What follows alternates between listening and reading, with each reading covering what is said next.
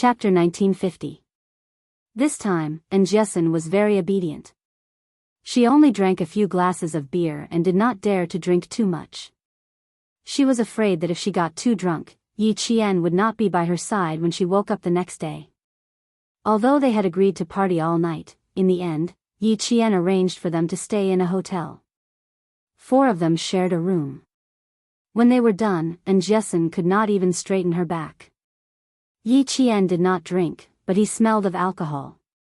When he came out of the shower, he saw Xianxia lying on the bed, looking at him with sparkling eyes. "What's with that look? I already said that I would chat with you tonight. You can't believe it. You guys are all so mysterious. You said that you would accompany me, but in the blink of an eye, you disappeared.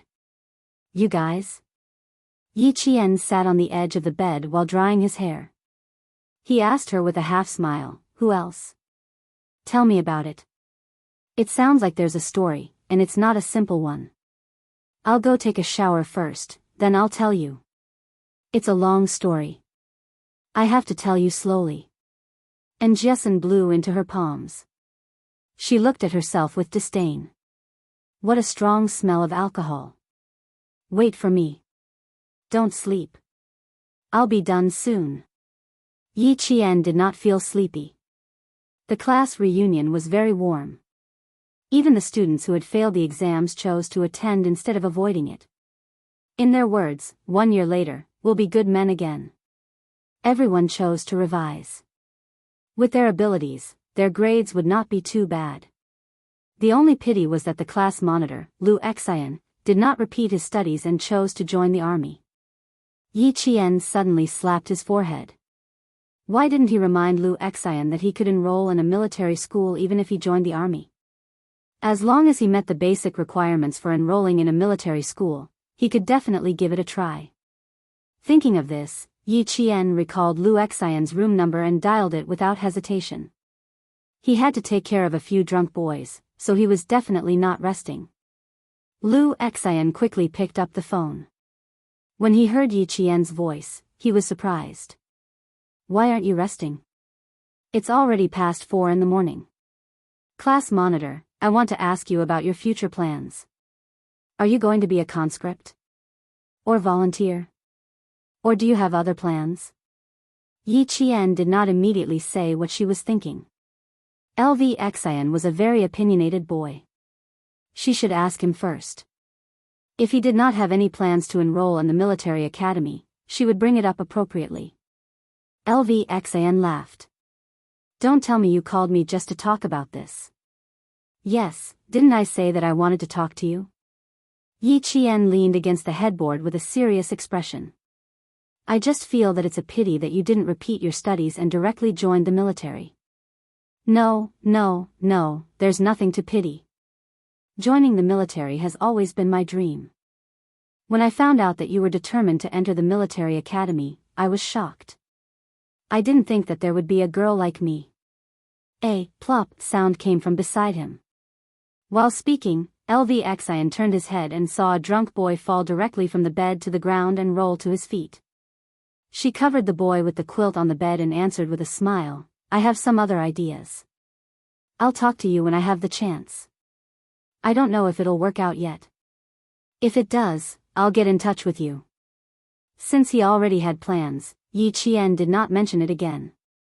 After exchanging a few words with him and saying, "Good night," Xianxia walked out of the room with wet hair and slippers. When she saw Qian hanging up the phone, she giggled and asked, "No way. You were on the phone with that person at your house?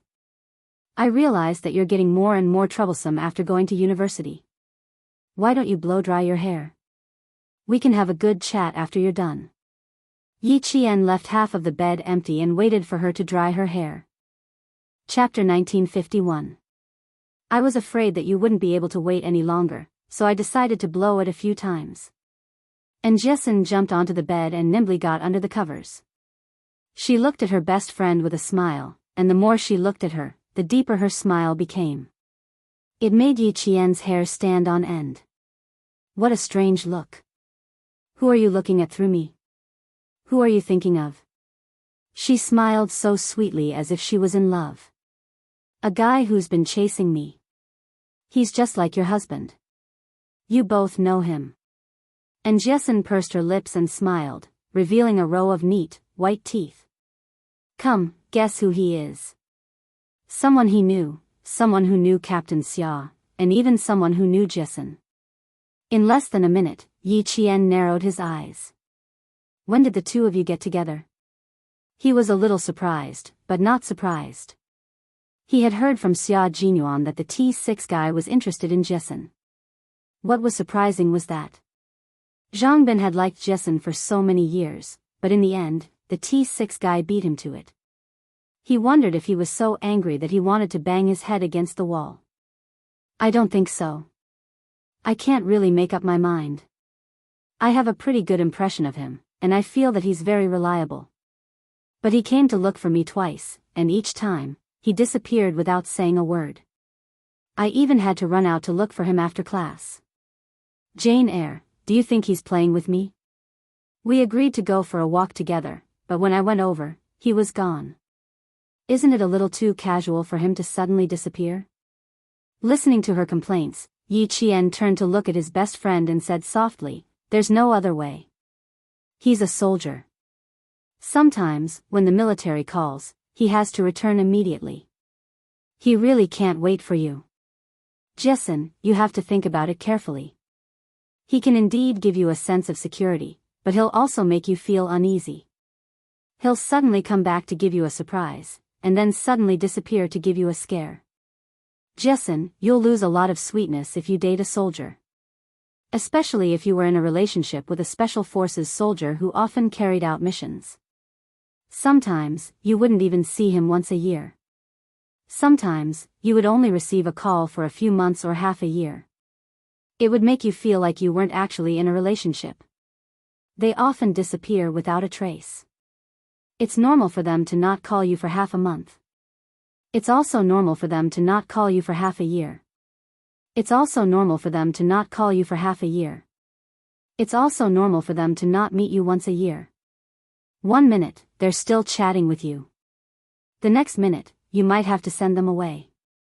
Yi Qian looked at the tears that flowed out of his good friend's eyes. He reached out and gently wiped away her tears. He did not stop because of this. She needed a reason not to make a choice, but she also needed a reason to make a choice. He would say what he should say and what he shouldn't say.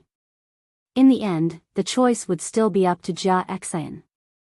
Jiasin, if you can accept that you don't have his company when you're sick, that you don't have his comfort when you're sad or crying, that you don't have his sharing when you're happy or laughing, that you can accept the fact that there are couples on the street while you're lonely even though you have a boyfriend, then you can accept him. I can guarantee you that there's absolutely no problem with his character. As long as he has time, he'll be willing to use this pitiful time to accompany you wholeheartedly. He'll pamper you like a princess and treat you like a treasure. However, this kind of time is too little.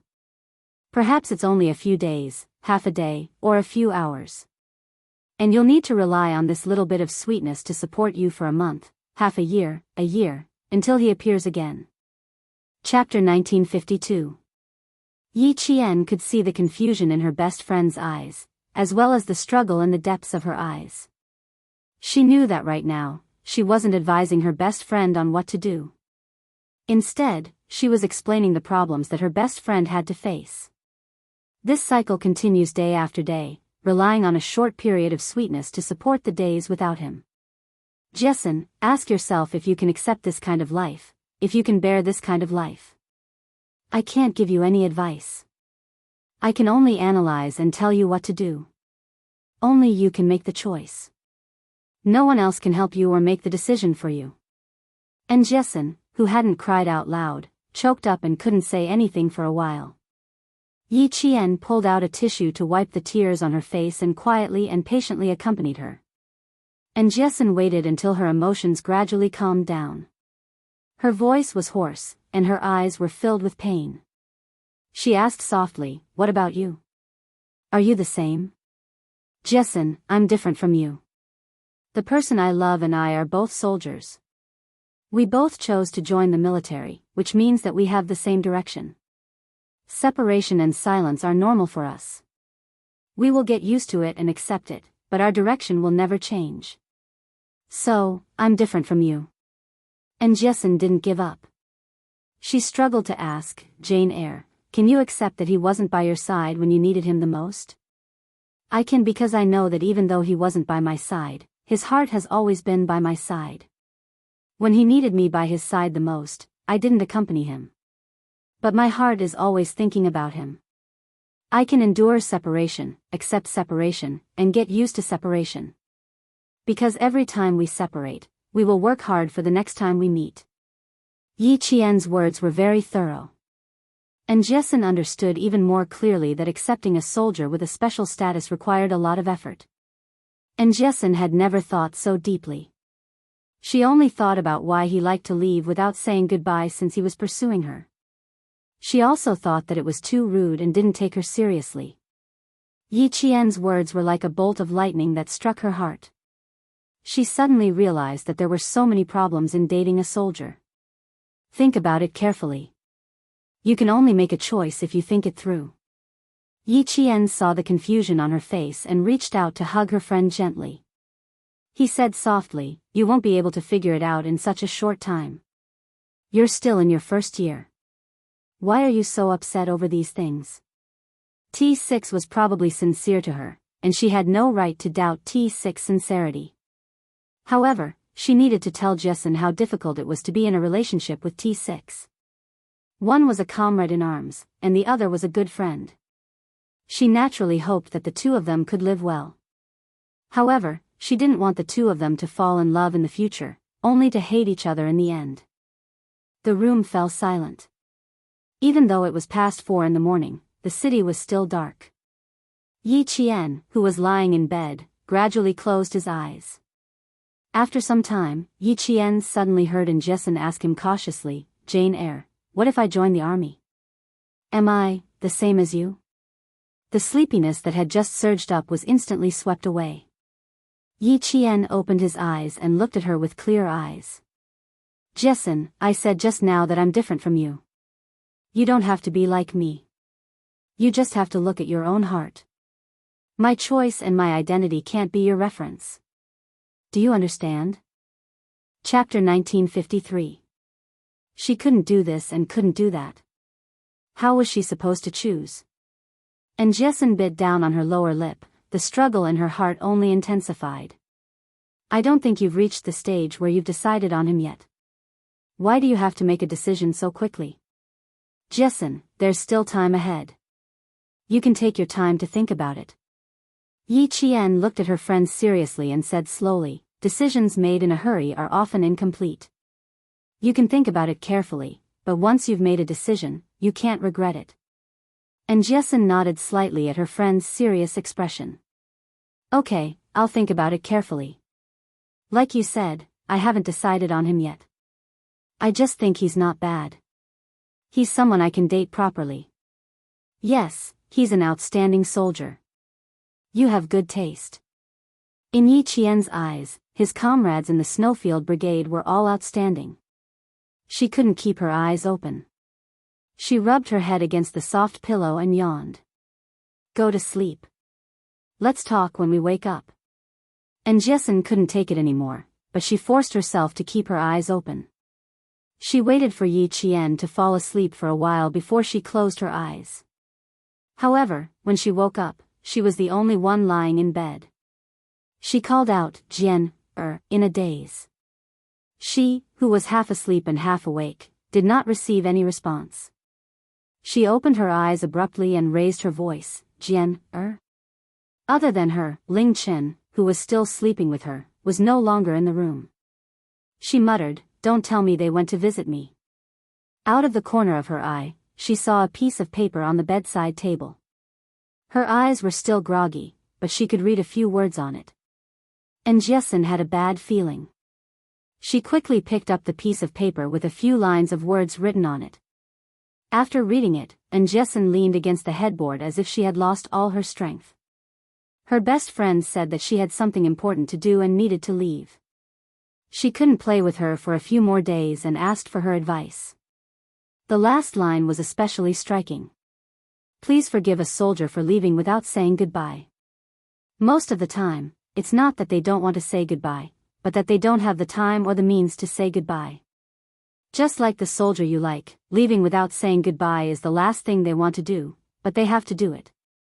And Jessin clenched the message and let out a long sigh. She muttered to herself, "Damn it, I made a wasted choice last night. I need to think about it carefully. Think about it carefully." It turned out that when Yi Qian had gone to bed in the wee hours of the morning, she hadn't gone to sleep because she was making a choice. In the end, Yi Qian's quiet departure made her decide to be with T6, waver again. When the students woke up one after another, they found out that Yi Qian had something to do and had left at the last minute. Zhang Yuan woke up with a hangover and looked at the gift in her hand that she hadn't given out yet. She cursed herself under her breath and took back the gift that she had prepared at home untouched. By the time the first class left the hotel, Yi Qian had already returned to her room on the 23rd floor of the Caesar Hotel. She sat next to the fax machine and stared at the fax papers. Her expression was terrifyingly cold. Chief Kai said that he would send over the test reports as soon as possible. He still needed to return the original copies. As soon as the first page was sent out, Yi Qian couldn't wait to pick it up. When his gaze fell on the blood type column, his pupils constricted slightly. The blood type matched. Before the second page was sent out, Yi Qian's eyes were already filled with hostility. There was even a murderous glint in his eyes. It was the same, the two reports were exactly the same. Chapter 1954. When the second page was sent over, Yi Qian compared the results of the two reports. The match was 99.9%.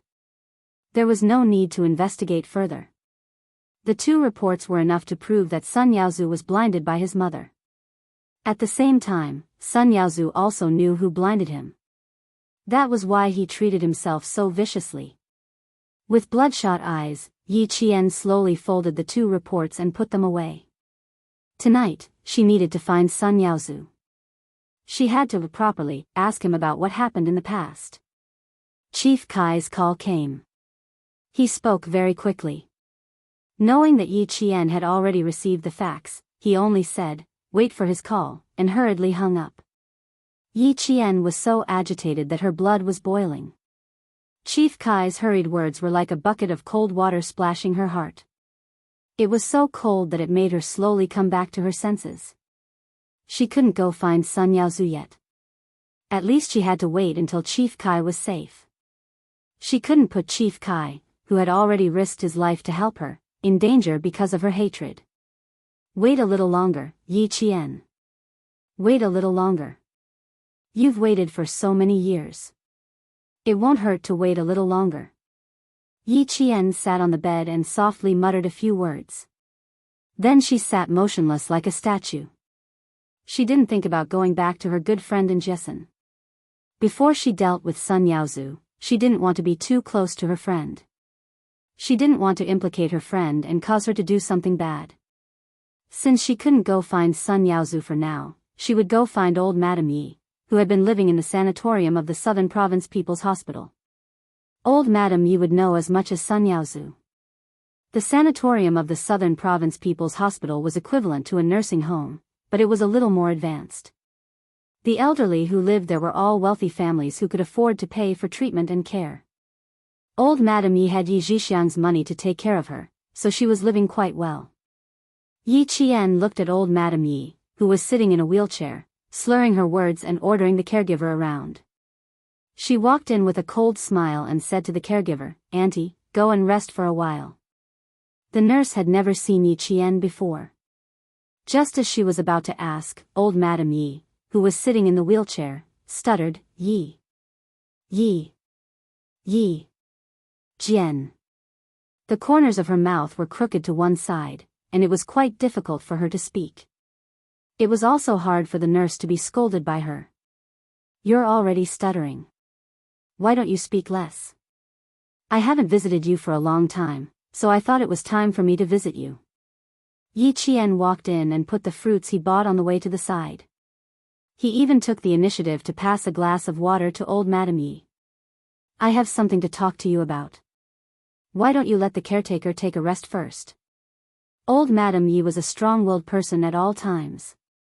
When she saw Yi Qian, she wanted to scold him, but she was powerless. A bunch of words were squeezed out of her throat, and she couldn't speak fluently. All she could say was strange, sounds. The caregiver didn't dare leave. She was afraid that something would happen to the patient she was in charge of. She hurriedly said to Yi Qian, "You can come back next time." "Look," old Madame Yi raised her head, trembling. She pointed at the door and yelled at the caregiver, "Get out, get out." At her command, the caregiver glanced at Yi Qian. After a moment of hesitation, she took the cleaning tools in her hands and left. All the caregivers, nurses, and doctors in the sanatorium knew how bad-tempered the elderly in room 606 was. None of them were willing to take care of her for a long time.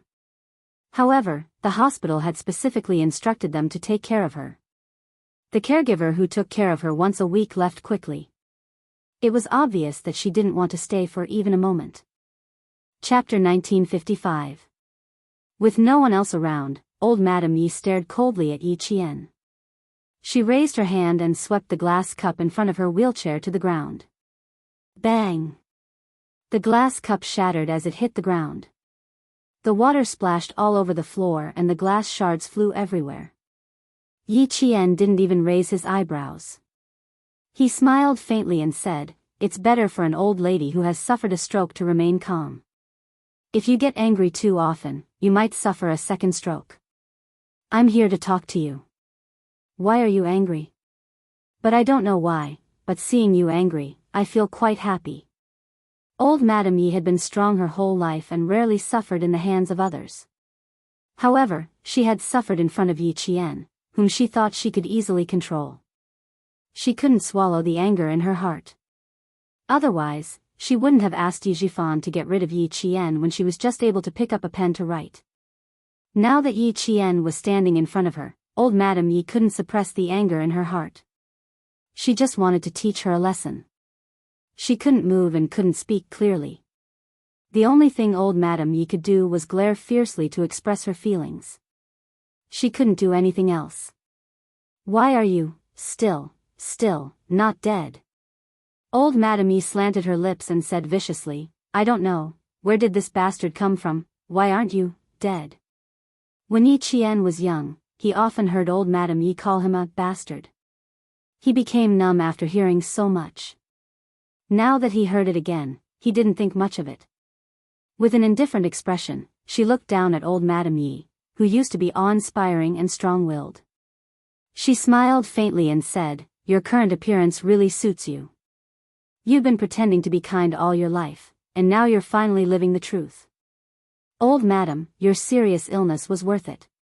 You did something wrong back then and didn't let Sun Yaozu kick me to death. It was your mistake.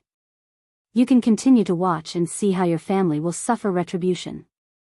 Old madam, although you can't walk, you're still living a good life and haven't been tortured.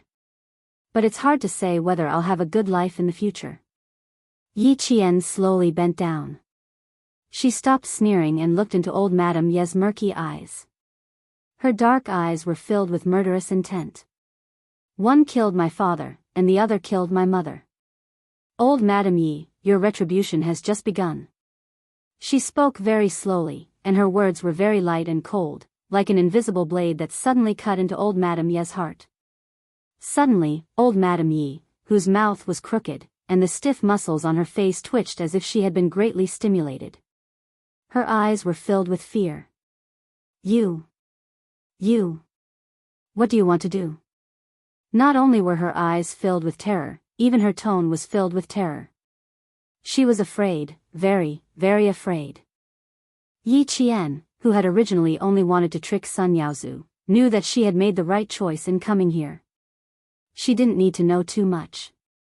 All she needed to know was that her mother's sacrifice had something to do with Sun Yaozu. He stood up and said softly, "What do you think I want to do?" "I just want to do something that your family once did to my parents and me. Whatever you and Sun Yaozu did, I will return it to you truthfully, one by one." Bastard, bastard. Bastard, you're not. Old Madame Yi, who had been holding on to her courage, let out a strange cry. She shouted anxiously and in shock, and her entire body began to twitch in the wheelchair. Chapter 1956. Old Madame Ye's expression made Yi Qian even more certain that she knew something about his mother's sacrifice. He was even more certain that she had something to do with his mother's sacrifice. Otherwise, she wouldn't be so scared. If he continued to question her, old Madame Yi would definitely suspect something. No matter how much he wanted to get something out of her, he had to hold it in for now. He had to take things slowly. Furthermore, what he said just now had successfully made her think that he knew something. Based on his understanding of this old woman, she would definitely take action next. Old Madame Ye's heart would be even more ruthless and hardened. In order to get rid of a future threat like her, she would either tell Sun Yaozu or Yi Zhifan about what happened today so that they could deal with her. She would tell Sun Yaozu as soon as possible. Sun Yaozu already hated her to the bone. If he knew that she had found out about what happened in the past, he would definitely take action. As long as Sun Yaozu took action against her, it would be her chance. In her previous life, she didn't have the ability to seek justice for herself. In this life, she would definitely take revenge for all the suffering she had suffered in both lives. She would laugh as she watched old Madame Ye's family and Yi Zhifan's family fall from the clouds into the mud. Looking at the old woman who had completely lost her ability to move, but her mouth was still unforgiving, Yi Qian's murderous eyes flashed with a cold light. His gaze became even more terrifying. Save your energy. I just told you that people who have suffered a stroke should be calmer. In your case, it's only a matter of time before you have a second stroke. If you have a second stroke, I hope you won't leave so soon. It's better for you to stay in bed for the rest of your life. Yi Qian spoke calmly, revealing a look of contempt that old Madame Yi couldn't stand. I'm sure you're willing to live a life where you can't move your hands, can't speak, and have someone feed you when you eat or drink. Old Madame Yi, who had always thought of herself as high and mighty, naturally couldn't stand Yi Qian's contempt. When she heard him curse her again, she was furious and her limbs twitched even more uncontrollably.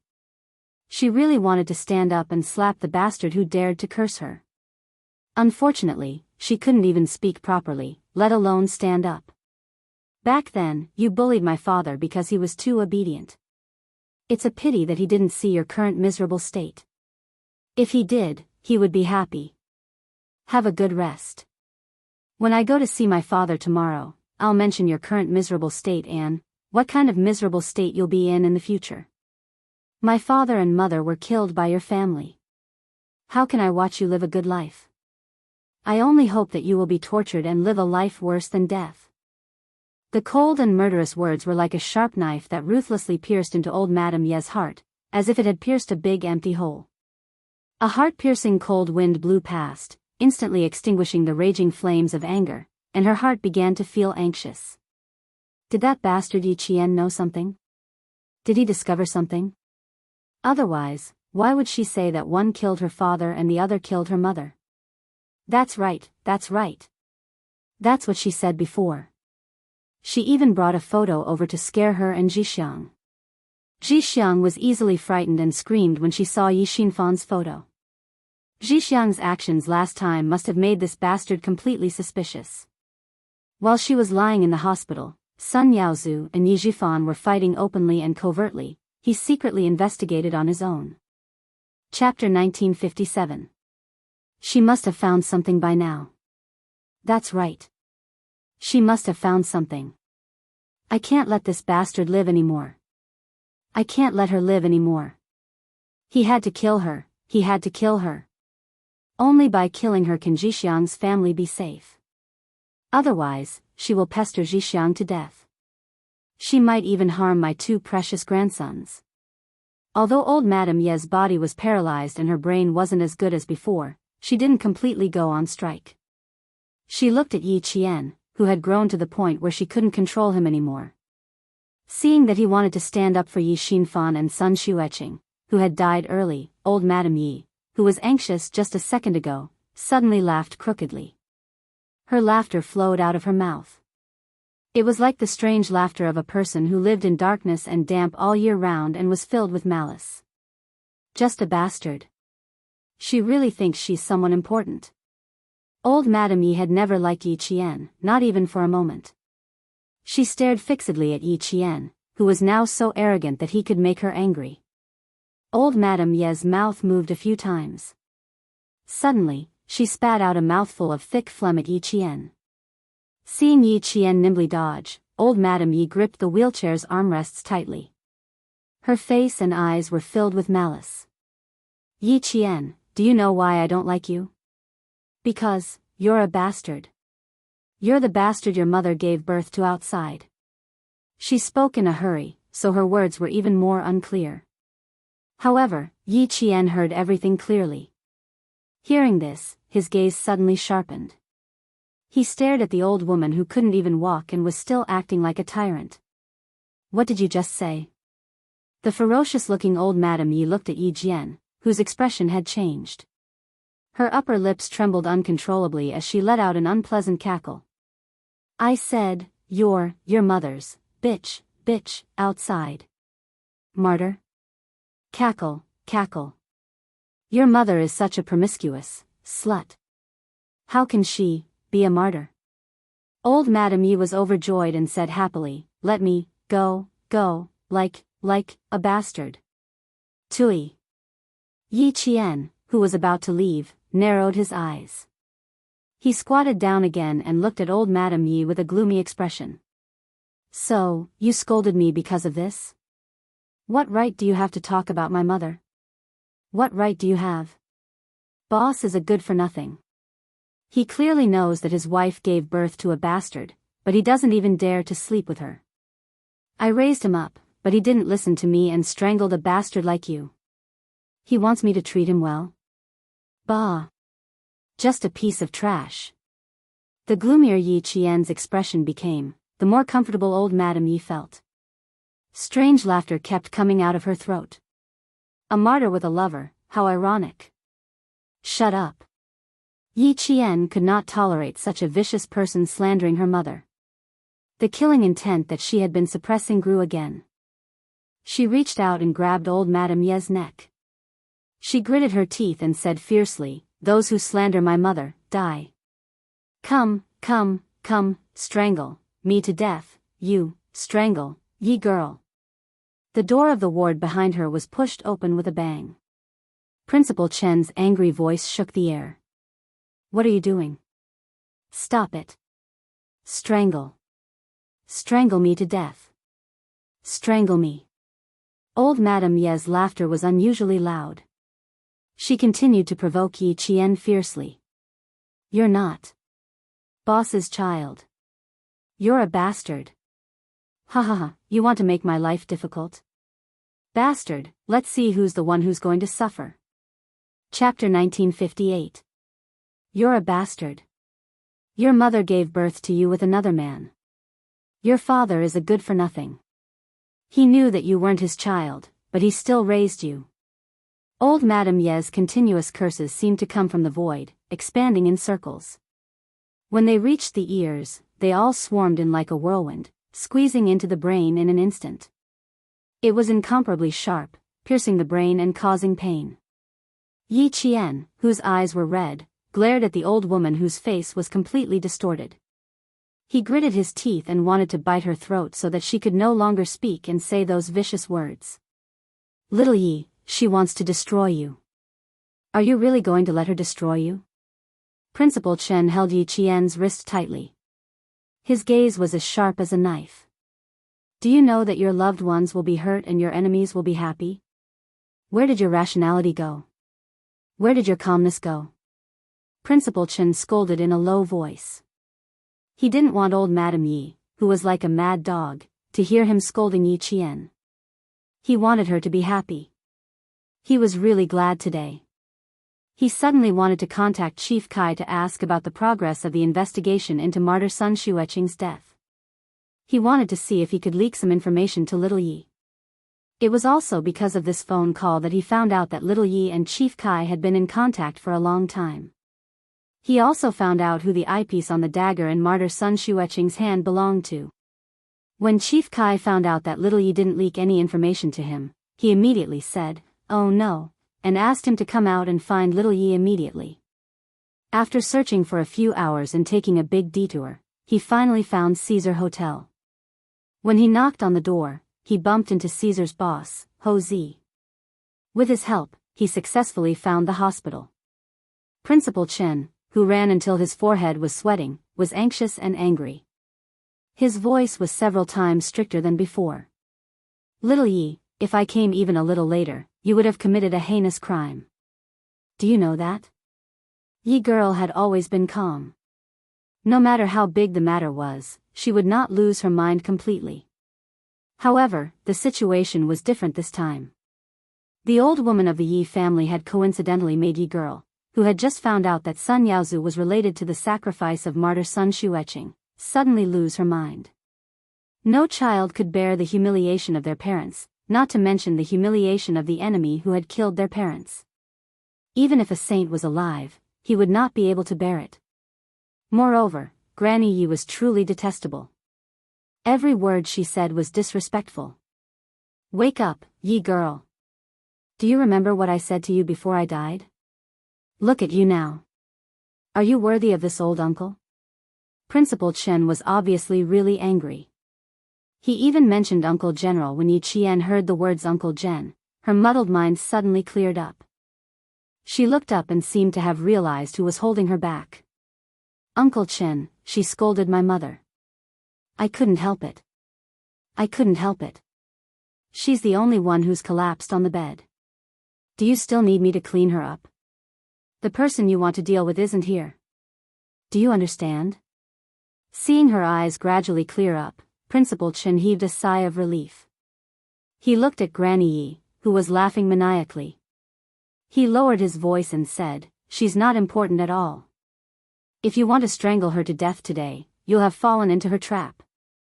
Granny Ye's expression just now clearly showed that she wanted to drag Yi girl down with her. She wanted to completely destroy Yi girl. Yi Qian gently closed her eyes and forced back the tears in her eyes.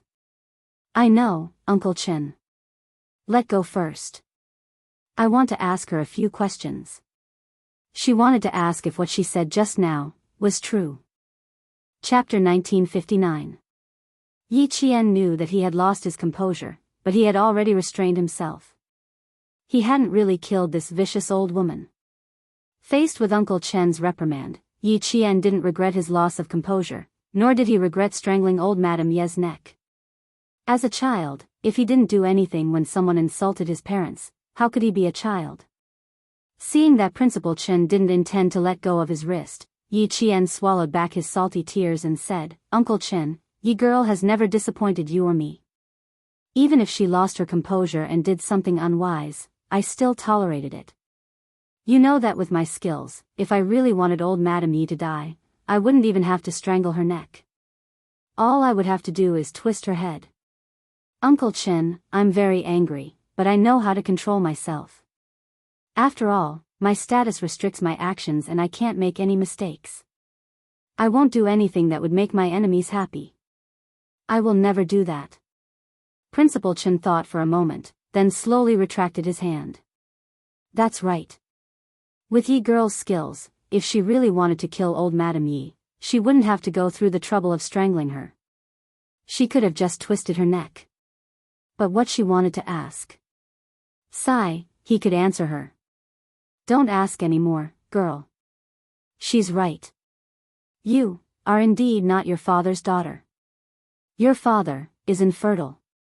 Back then, your mother chose to marry your father because she knew he was infertile. Girl, you really aren't Yi Xinfan's daughter.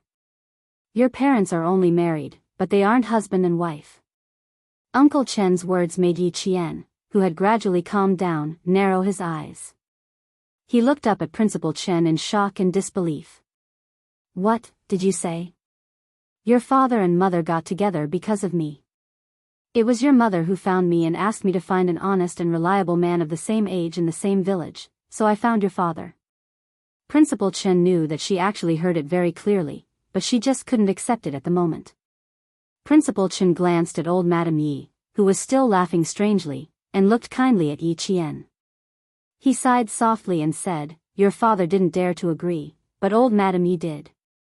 He secretly went to your mother and told her about his situation. He thought that your mother would refuse, but unexpectedly, your mother agreed. Even Uncle Chen doesn't know what happened between your parents. Uncle Chen only learned about it from your mother's diary. If you want to know, Uncle Chen can bring it to you when he returns to the village." This diary was personally delivered by Chief Kai.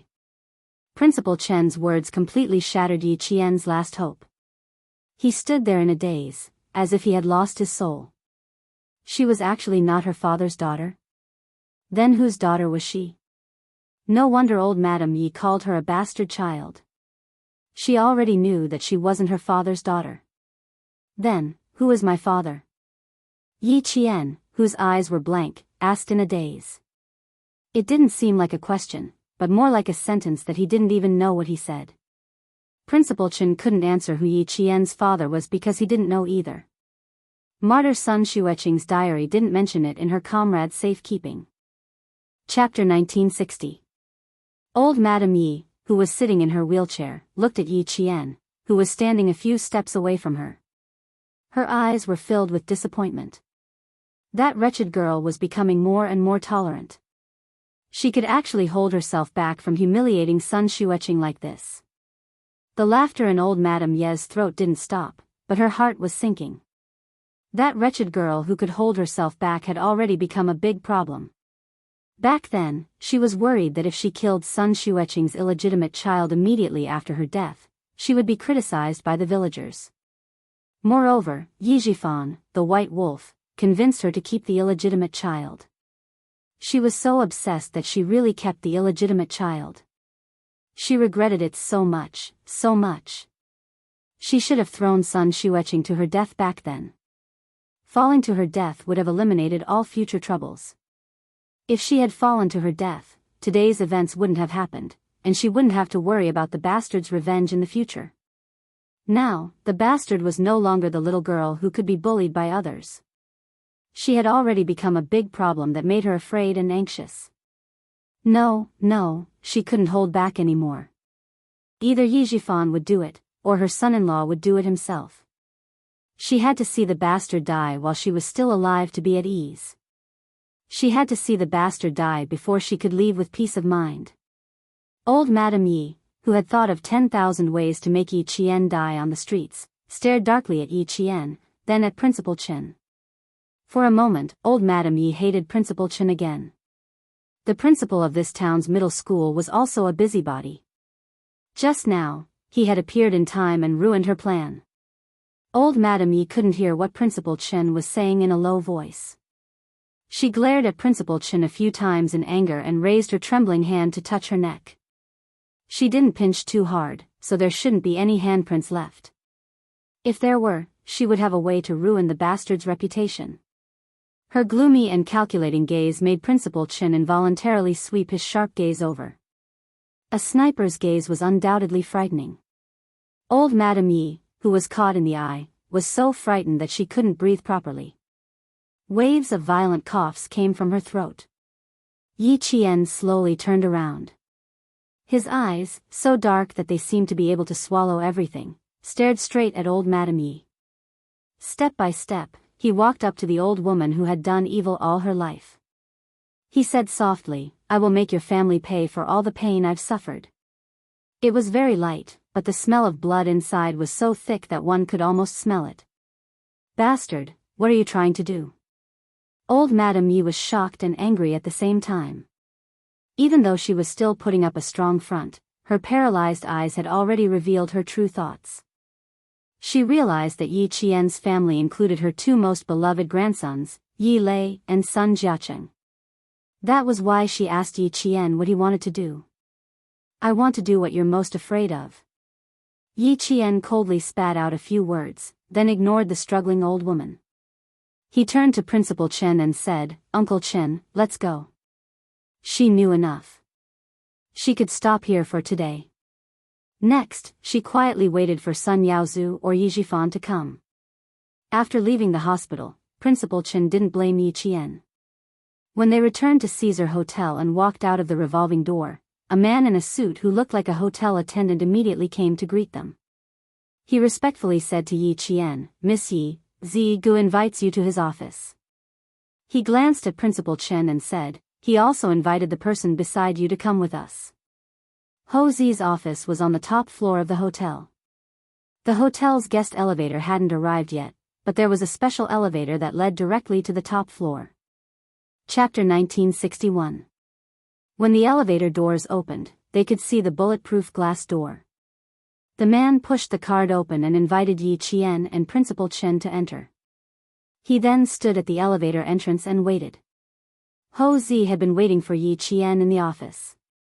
The moment Yi Qian stepped into the hotel, he received the news. He personally brewed tea and served it to Principal Chen. He smiled and said, "Please have some tea. I'll talk to Xiao Yi for a while. Please listen and see if there are any suggestions that need to be changed." Suggestions? Principal Chen glanced at Ho Zi calmly. Although he had never been in the underworld, he had heard of Ho Zi. He was a well-known underworld boss in the southern province and even in other countries. He was also a very law-abiding underworld boss. Both the white and the underworld would give him some face. He had heard of him, but when he saw him in person, he could only say that the real person did not show his true colors. Who would have thought that the underworld boss would be so gentle? Principal Chen took the tea from him and smiled. "You're too polite. If it's about little Yi, I'll have to be thick-skinned and listen to it." He really did not know that little Yi was in contact with Ho Zi.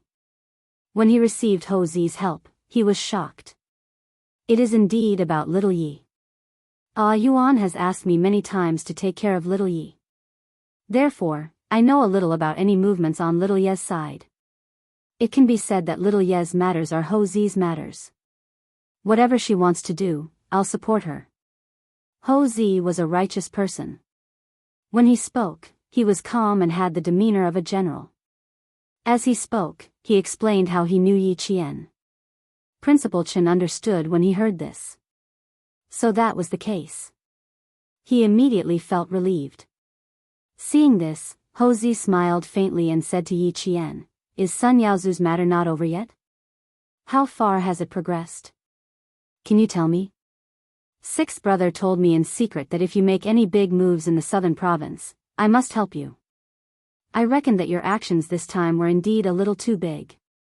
In addition, this old senior's expression changed a little. "I thought that your actions might not be as big as what I saw. It's very likely that there's an even bigger movement in the dark. You're Lalio's girlfriend, and I'm your brother Zi. With such a relationship, Xiao Yi, you can tell me what to do next. I need to say one more thing. With my status, it will be easier for me to do things." This sentence made Principal Chen, who was quietly drinking tea, raise his eyes slightly. That's right, it was indeed easier to do things with Ho Zi's identity than with little Ye's identity. However, dragging Ho Zi into this mess was a little unkind. Yi Qian thought so too. He smiled bitterly and said, "Brother Zi, you've helped me too much. If you continue to help me, you'll be in deep trouble. I'll be honest with Brother Zi. Sun Yaozu and I have a grudge against each other for murdering my mother. There are too many things that are related to this grudge. I'm afraid that if I'm not careful, a disaster will befall anyone who has anything to do with me." Chief Kai clearly told her that her mother's sacrifice had deep implications. Some things were still classified and couldn't be revealed. They could only be buried by time. And she needed to dig through the mud of time to find the truth behind her mother's sacrifice and the murderer behind it. She really didn't dare to involve too many people, even though many people were already involved. Chapter 1962. Ho Zi sneered. "If you want me to get involved in the military, I can tell you right now that I definitely won't. But if I want to deal with Sun Yaozu, it won't be a problem. If sixth brother was here, he would definitely think of me first. He wouldn't even bother with his childhood friends. Xiao Yi, just tell me your plan. If Gu Zi can help, he will. If he can't, he will tell you immediately." He then looked at Principal Chen, who had been silent all this time. "Senior, what do you think?" Xiao Yi didn't mind. This senior who cared about Xiao Yi from the bottom of his heart would know what to do. It was best for him to speak. Ho Zi wouldn't be wrong. Otherwise, he wouldn't have invited Principal Chen to his office. Little Yi, tell me your plan first.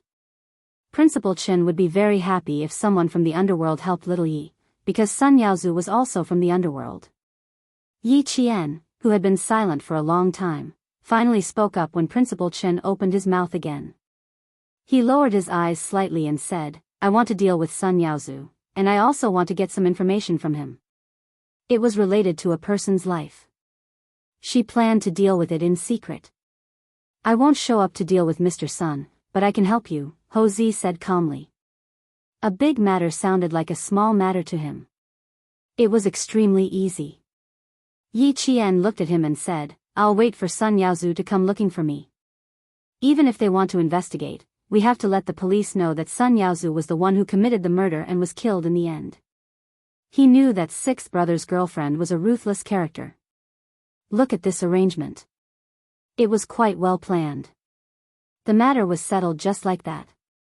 Principal Chen, who wanted to stay, was forcefully sent back to the military by Yi Qian.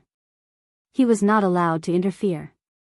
Ho Zi repeatedly assured him that there wouldn't be any problems, so Principal Chen had no choice but to return to the military. Even after returning to the army, he was still worried. He was afraid that something would happen to Yi Qian. Sun Yaozu found out that Yi Qian had gone to look for old Madame Yi 3 days ago, and it was from his wife, Yi Zhixiang. Sun Yaozu glanced at his clueless wife and immediately drove to the People's Hospital. When he came out of the People's Hospital, his eyes were stitched and bandaged, and there was a fierce look on his face. That damned girl still dared to come here? It just so happens that I'm looking for her too. You want to settle accounts, right? Fine, I'll settle accounts with you. If I don't kill you this time, my surname isn't Sun. How could old Madame Yi bear to let her daughter and son-in-law take the risk first? She thought of asking Yi Zhifan to step in, but Yi Zhifan hadn't come to the hospital recently, so there was no way to make this plan come true. Since his son-in-law, Sun Yaozu, had come over, he could only be the one to solve the problem. Yi Qian did not let Sun Yaozu search for too long. She had the intention of letting him find her, so how could she delay it? She wanted to meet Sun Yaozu more than anyone else. Miss Yi, someone is following you. Don't look back. Keep walking forward. Walking along the dimly lit street, Yi Qian knew that someone was following her before the people sent by Ho Zi. I know. Don't get too close to me. This was a street that led to a village in the city. The residential buildings hidden among the tall buildings were all low-rise buildings from the 1970s and 1980s. The electricity above their heads was dense like a spider's web. The streets on both sides were narrow, and only bicycles and motorcycles could pass through. Yi Qian had been in and out for 2 days. Finally, the people sent by Sun Yaozu arrived. Chapter 1963. In the depths of the alley, someone hurried past, as if there was a terrifying monster behind him. The footsteps became faster and faster, and in the blink of an eye, he turned into another alley. After confirming that he had not caused any trouble, the pedestrian pressed his back tightly against the cold wall. While gasping for breath, he hurriedly knocked on the rusty iron door outside his house. The lights in the house were turned on, and a woman answered, "Coming." She opened the inner door with a creak, and then opened the outer iron door. Before the door was fully opened, the frightened pedestrian squeezed in with a frightened face. "Come in, come in." His voice was soft and hurried, as if he was afraid of being seen. Seeing this, the female owner was also shocked. What happened? She conveniently turned off the lights. The male owner, who worked overtime until 11 o'clock, found his chair in the dark. When he sat down, he realized that even his legs were trembling. A group of hooligans blocked a little girl. I wanted to help with a stick, but when I saw that they even took out a knife, I was so scared that I almost peed my pants. I didn't dare to help and quickly came back. They were in a village in the city, the most chaotic place. 5 people lived together, and no one knew each other. Robberies and robberies were discovered at the end of the year. But it was the first time that he had encountered someone with a knife. The female owner, who was so scared that she kept gasping, was so nervous that she stuttered, You, are you okay? This is none of your business. Our family depends on you. If anything happens to you, who will we rely on? I don't care. I don't dare to care even if I wanted to. 5 or 6 of them all had knives. The male owner was so scared that he wiped his face and asked the female owner to pour him a glass of cold water to calm him down. After a while, he sighed, that little girl, sigh, probably. Seeing that he was still talking about it, the female owner scolded in a low voice, That's enough. Don't meddle in other people's business. If you saw it, just pretend that you didn't see it. Keep your mouth shut and don't cause trouble for the family, do you hear me? I know, I just feel, sigh. What's the use of you thinking? Can you beat them with knives by yourself? Don't worry about it, go take a shower. You have to catch the morning shift tomorrow. Next year, you have to pay tuition fees again. Your parents are still waiting for you to send money back for your brother to get married. Don't meddle in it. The female owner was afraid that she would cause trouble, and the voices in the house became quieter and quieter, until it was silent. On the other side of the alley, the footsteps were footsteps, the footsteps, the footsteps, the footsteps, the footsteps, and the footsteps, the footsteps, the footsteps, and the footsteps, the footsteps, the footsteps, the footsteps, the footsteps, and the footsteps. Of the footsteps, the footsteps, the footsteps, the footsteps, the footsteps, the sound. Brother Z, they took Miss Yi away. Someone looked in the direction of the van and spoke to Ho Zi with a phone glowing with a faint blue light. Head in the direction of Qingnan Middle Road. Ho Zi had already returned home and was making supper for Xia Yiwei, who had yet to return from work. He was wearing a blue and white checkered apron. He turned off the stove and walked out of the kitchen. Be careful. Call me if anything happens. Brother Z, can Miss Yi really do it alone? The assistant was a little worried and asked, Mr. Sun sent 6 people, all with knives. I'm afraid that Miss Yi will be at a disadvantage. Most importantly, if Miss Yi was at a disadvantage, how would Brother Z explain it to Sister Wei? How would he explain it to the crown prince of the family Xia? Chapter 1964. Ho Zi, who was now a good family man, sat down on the sofa with an apron on. He picked up the phone and made a call. The Miss Yi you mentioned is not simple. You can ask her for advice one day. Arrange the car. Pick her up immediately when she comes out. Clean up the scene. Don't leave any traces behind. Since he had promised, he naturally had to complete the task properly. It was never Ho Zi's style to leave any traces for others to catch. The doorbell rang. Ho Zi immediately got up. I'm hanging up first. Contact me if you need anything. Without waiting for his assistant to say anything, he quickly hung up the phone and walked a few steps away. Xia Yiwei, who was wearing a navy blue coat, walked over, braving the cold air. Before she could change her shoes, Ho Zi carried her to the living room where the air conditioner was turned on. It's been hard on you. How many days have you been working overtime? How cruel of you to leave your husband alone in the room every day. Master Ho San, who was awe-inspiring outside and could shake the entire southern province with a stomp of his feet, was a filial husband at home. For a successful man like him, his wife at home should be afraid of him messing around.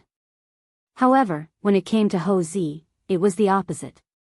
He was afraid that the cruel woman in his arms would abandon him again. Xia Yiwei lazily lay in her man's thick arms and said weakly, Haven't you always been clamoring to go back to Family Eve with me? Let's go back together on New Year's Eve. I don't want to leave you alone to celebrate the new year. She spoke weakly, but Ho Zi's mood was like a roller coaster that suddenly rushed to the clouds and then fell back to the ground. He asked her uncertainly, Baby, you're not talking nonsense, right? What? You don't want to go home with me for the new year? Xia Yiwei, who seemed to be weak just a moment ago, suddenly sat up in his arms. She glanced at him from the corner of her eyes. Suddenly, her aura was released and she had the demeanor of a queen. Forget it. Pretend I didn't say anything. Then she was telling the truth. Ho Zi, who was pleasantly surprised, hid his expression and said in a deep voice, "You have to keep your word. How can you be so casual? Then I have to make some preparations. The old man likes to drink tea, so I have to prepare some good tea leaves. Old madam likes small ornaments such as embroidery, so we have to find some good ones. It would be best if they were old. Uncles, aunts, brothers, and sisters-in-law, you have to give me a list of what they like. It's my first time visiting, so I have to be polite. Where are your brothers? Is there anything you like? Apart from you, I only have a younger sister from my aunt's side. I'll have to spend some effort on this younger sister." When it came to marriage, Ho Zi was just like any other man. He was afraid that he would leave a bad impression on his first visit, so he tried his best to be perfect. Xia Yiwei looked at him with a serious expression, and the smile in her eyes had long been overflowing. She and the man in front of her had been going around in circles for almost 20 years. They had been on and off, but in the end, they were still together. Looking at the young man who used to be so handsome that the delinquents in Chang and went crazy and the socialites threw themselves at him, he became a mature and steady middle-aged man in front of her. Time was kind to him. He didn't become uglier, but more handsome. He was full of charm that could make women fall in love with him. Especially his peach blossom eyes, which were deep and reserved. Looking at them for a long time would make her heart beat faster. Although his appearance was handsome, what made her even more fascinated was his feelings for her. For nearly 20 years, he had never had another woman, not even a scandal. He had always kept himself clean and honest. Once, he said to the young her, "You will be my one and only. My one and only will never change." Chapter 1965. For nearly 20 years, she was indeed his one and only. She was in the past and still was now. He had always kept the promise he made when he pursued her. She was his one and only. A gentleman's promise was engraved in his heart. Xia Yiwei raised her slender arm and hooked it around Ho Zi's neck.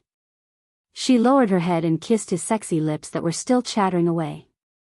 "Master Ho-san, did you plan to come home with me a long time ago? Otherwise, how could you know so much about my family's hobbies? You even know that the old madam likes embroidery. Everyone thinks that the old madam likes reading." Ho Zi was the most vulnerable to Xia Yiwei's teasing. His sexy Adam's apple moved slightly as she nibbled on his lips. Even his breathing became heavier. "Of course I have to find out. Otherwise, who will I ask for help if there's a fire at home? Darling, you're a big family, and I'm alone. I need the Yu family's support. Only with the Yu family's support can I." He turned around and pressed the bewitching woman in his arms onto his body.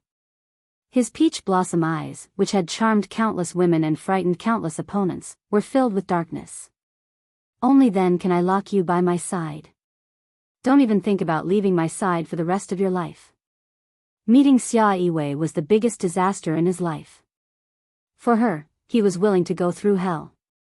Xia Yiwei smiled coquettishly. Her eyes were filled with deep affection as she stared at the man who moved her heart and wanted to spend the rest of her life with him.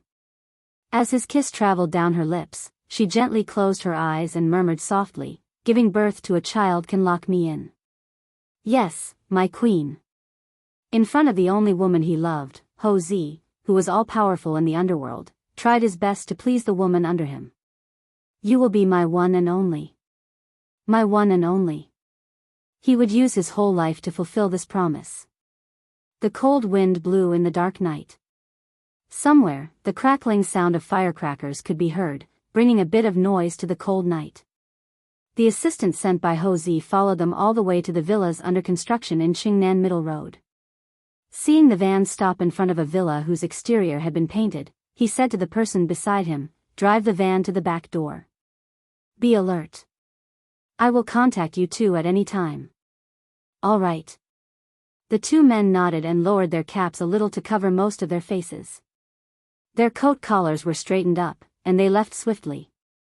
The door of the van opened and two men pushed Yi Qian out of the car.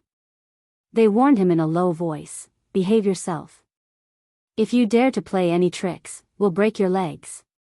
Yi Qian, who had a bag over her head, did not know where she was being taken. She shook her shoulders violently as if trying to shake off the two pairs of hands that were pressing on her shoulders. The two men who were holding her down looked even more ferocious. The man who jumped down first and walked to the front quickly walked into the villa. Soon, Yi Qian was also brought in. There was the smell of paint and damp cement in the air. It smelled like a construction site. Yi Qian, whose hands were tied, estimated where she was the moment she was pushed in. Then, someone said, "Why are you only here now? The boss has been waiting for half an hour. He even lost his temper just now. Hurry up and bring her in. This chick is very fierce. Our brothers only became obedient after we showed them our knives. One of our brothers even got bitten twice by her. Damn it, we'll deal with her later." The man in charge of capturing Yi Qian scolded and urged the people behind him, "Hurry up and bring her in. The boss is not in a good mood." Chapter 1966. After the leader finished cursing, he ordered the other three men, "The three of you stay outside and don't let anyone come near. Keep your eyes open. If the boss is unhappy, we'll all be in trouble." A total of 6 people went to surround Yi Qian. 3 of them stayed outside and the other 3 went in together. Yi Qian secretly moved her tied hands. As she walked through the dark corridor, her right hand suddenly twisted strangely. Her hands, which were originally tied to her wrists, were released in a minute. She secretly tugged at the rope with her freed hands. Not bad, it was indeed very sturdy. She would use it to deal with Sun Yaozu later. Yi Qian didn't move immediately. She only wanted to deal with Sun Yaozu. These people weren't in her area of concern, so there was no need to take more lives. With her head still tied up, Yi Qian felt that she had entered a very spacious room. Perhaps it was a new house. The air was damp and dusty. She was then pushed down the cement stairs. The stairs were uneven and filled with cement dust. After walking down one floor, she could clearly feel that the air was somewhat stagnant. It was as if she had entered an enclosed space. A basement? Was she being brought to a basement? When the tip of her foot touched a hard object, Yi Qian deliberately lost her balance to confirm her guess. She staggered forward and kicked the object with her foot. After a series of echoing, clang sounds, Yi Qian knew that her guess was right. They were indeed in a basement. The man walking in front heard the commotion and turned his head to glare at Yi Qian, who was being dragged all the way. His 2 companions said unhappily, "Hold her steady. If she falls to her death, we'll be in trouble too." It was obvious that they were quite afraid of Sun Yaozu. However, Yi Qian slightly curled her lips. This kind of fear wasn't a fear of reverence, but a very simple fear of stopping a monetary transaction. It was also the most unreliable kind of fear. Then she wasn't afraid that these people would really sacrifice their lives for Sun Yaozu. They were only doing it for the money. They wouldn't really sacrifice their lives. Brother Zi reminded her to be careful of the 4 bodyguards around Sun Yaozu. 2 of them were foreign bodyguards from South Asia. These bodyguards usually had their hands stained with blood. She was wary of these 2. The good thing about foreign bodyguards was that they could shift the blame to others. After the man in front finished speaking, Yi Qian vaguely heard the echoes of roars coming from the basement. She couldn't hear it clearly, but it made Yi Qian realize that this basement probably had more than 1 floor. There were at least 2 floors. The roar came from Sun Yaozu. He had never had much patience. After becoming a boss, he restrained himself a little. But when it came to Yi Qian, he had absolutely no patience. Not long after his men went out, he began to ask questions. When Yi Qian didn't show up after 9 o'clock, he was already very irritable. When Yi Qian didn't show up after they caught her, he flew into a rage. The only 2 chairs in the room were smashed into pieces by him. When he heard the guards say that Yi Qian had arrived, he picked up a broken table leg and spat viciously, drag her in. Damned girl, she had finally fallen into his hands today. Tonight was the time to end her life. No, he couldn't cripple her in one go. Back then, that bitch Sun Xueqing blinded herself in one eye. No matter what, he had to blind both of her daughter's eyes first. He had to slowly torture that damned girl. Sun Yaozu, whose only eye flashed viciously, let out a few sinister laughs. His already ferocious face suddenly became as ferocious as a man-eating monster.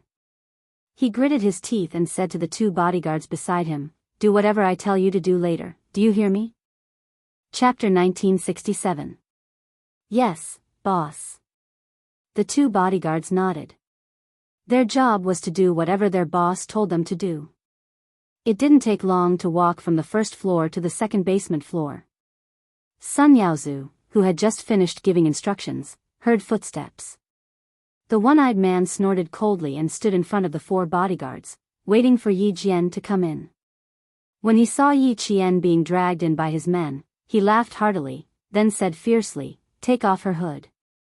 There were lights in the basement, and under the white light, Yi Qian, who had been in the dark for more than an hour, still hadn't gotten used to the light. Sun Yaozu stared at her and said sarcastically, "TSK, TSK, TSK, and you call yourself a military school student? Look at you, ha ha ha, are there any military school students as cowardly as you?" Two foreign bodyguards stood beside him, and the other two bodyguards guarded one of the exits to the first floor and the other to the garage on the second floor. Yi Jian narrowed his eyes and looked around.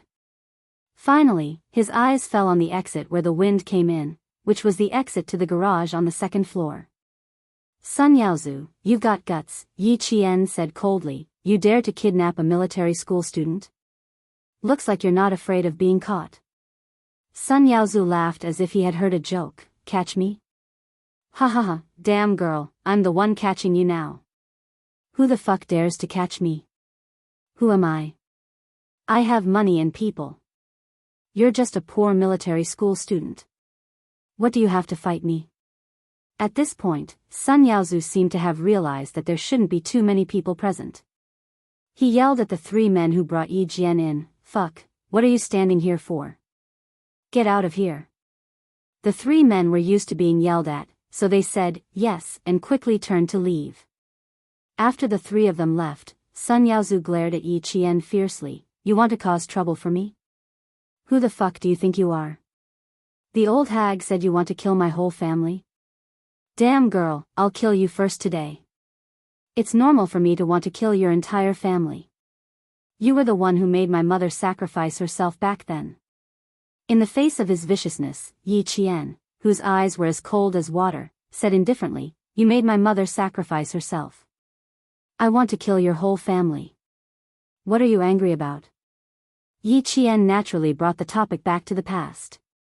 Now that Sun Yaozu thought that victory was within his grasp, based on his understanding of Sun Yaozu, he could not help but say a few more words to show that he was the victor. The fact that he had chased the person who had captured her away and only kept the bodyguards by her side showed that he knew that she might say something, but he didn't want too many people to know. As long as he led the topic back to the past, he would always bring up the past. Although Sun Yaozu did not have much patience, he had not told Yi Qian about what had happened in the past all these years. It was obvious that he was a tight-lipped person. When Yi Qian mentioned what had happened in the past, his laughter grew louder. "What can you do even if you find something? My eyes were blinded by your mother back then. I can only take revenge on you." He took out a small knife from his pocket and gave his bodyguards a look. He said fiercely, "Hold her down." Yi Qian pretended to be afraid and retreated. He said angrily, "My mother should have blinded both of your eyes back then. She trusted you so much back then, but you betrayed her." Chapter 1968. "Ha ha ha, wretched girl, your mother called me little brother back then. Who else could she trust if not me? Betrayal? Pfft.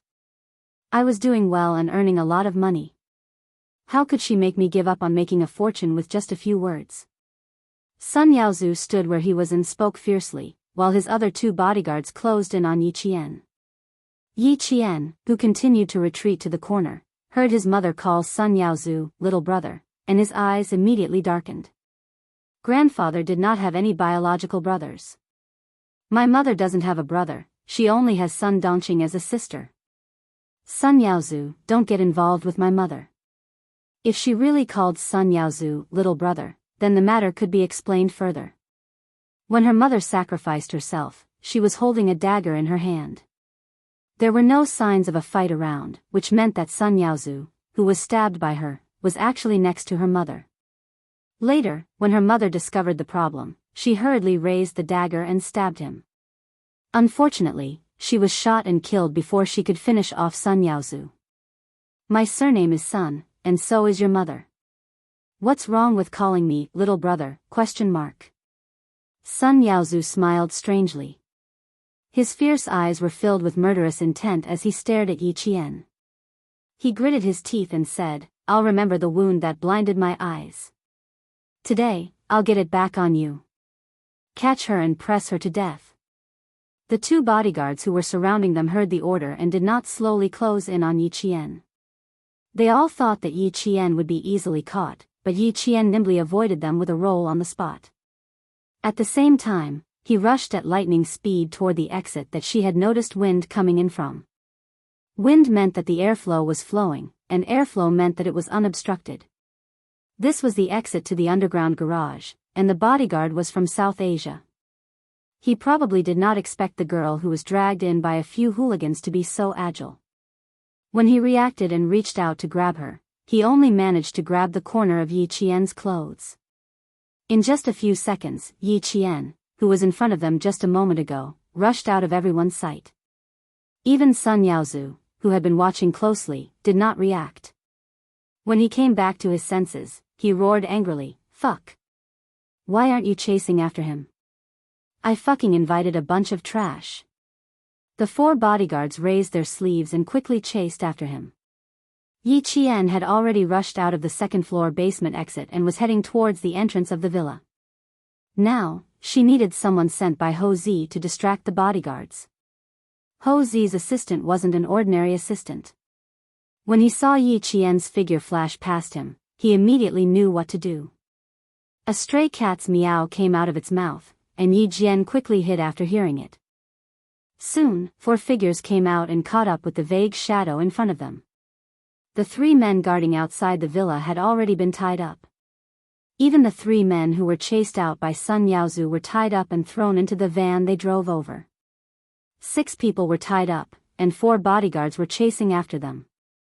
Sun Yaozu was the only one left in the huge villa.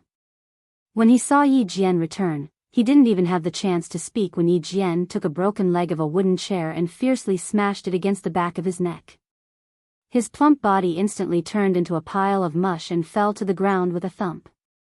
When the 2 men who came in with Yi Qian saw this, they carried Sun Yaozu away without saying a word. Chapter 1969. The people who came to help Yi Qian were Ho Zi's most trustworthy subordinates. After receiving Ho Zi's orders, they only did what Yi Qian needed them to do and did not ask questions. Sun Yaozu was wide and fat, so it was quite strenuous for the 2 men to lift him up. By the time they got into the car, his face was flushed red and he was sweating profusely. Miss Yi, Brother Z has instructed you to go to Mount Dalong. There are still men waiting for you there. After putting him in the car, the driver jumped out and handed the car keys to Yi Qian. Leave this to us. They still needed to get the 2 foreign bodyguards into the car and bring them to Mount Dalong. They also needed to leave behind a series of disguises so that Brother Z could take care of Miss Yi safely. Just as Principal Chen thought, Ho Zi's help would save Yi Qian a lot of trouble. With his ability, he could protect Yi Qian. This was also why Xia Jinyuan asked Ho Zi for help. Although Ho Zi, who had a large influence in southern province, had retired from the underworld, it did not affect his ability to do things. Thank you for your hard work. The 2 bodyguards are South Asians. They might have retired from the government army. Be careful. At this point, Yi Qian did not stand on ceremony anymore. He took the car keys and drove away quickly under the gazes of the men. Mount Dalong was the largest natural forest park in southern province. Many places were listed as protected areas and prohibited from being developed. It was indeed a simple matter to get rid of 1 or 2 people in the depths of the forest. Sun Yaozu was woken up by the cold. The pain in his neck made him shiver violently. He opened his only eye in a daze and soon realized that something was wrong with his surroundings. A gust of cold wind blew past, and the pitch-black surroundings made him jump to his feet. Damn it, what is this place? Before he could stand firm, Sun Yaozu suddenly remembered that he was knocked out by Yi Qian. After that, he did not know anything. He was in the mountains. Sun Yaozu, who had completely sobered up, roared, "Damn girl, you actually fucking left me in the mountains." He had been careless and ended up being tricked by the wretched girl. Sun Yaozu clenched his teeth and leaned against the cold tree.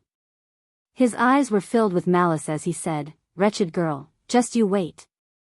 At this time, he was still unaware of the danger. Some wild animals were drilling through the frozen bushes. The sudden rustling sound startled Sun Yaozu. He then lifted his foot and kicked the tree he was leaning against. He cursed, "Damn it. Here." Before he could finish his sentence, his raised left leg was pulled back, and his entire body crashed into a tree. Sun Yaozu, who was seeing stars, realized that his legs were tied up. When he tried to kick the tree, he tripped over himself. Yi Qian, who had been looking at him nonchalantly, said coldly, "You didn't really think that I would just leave you on the mountain, did you? Did they go all the way just to bring him to the mountains?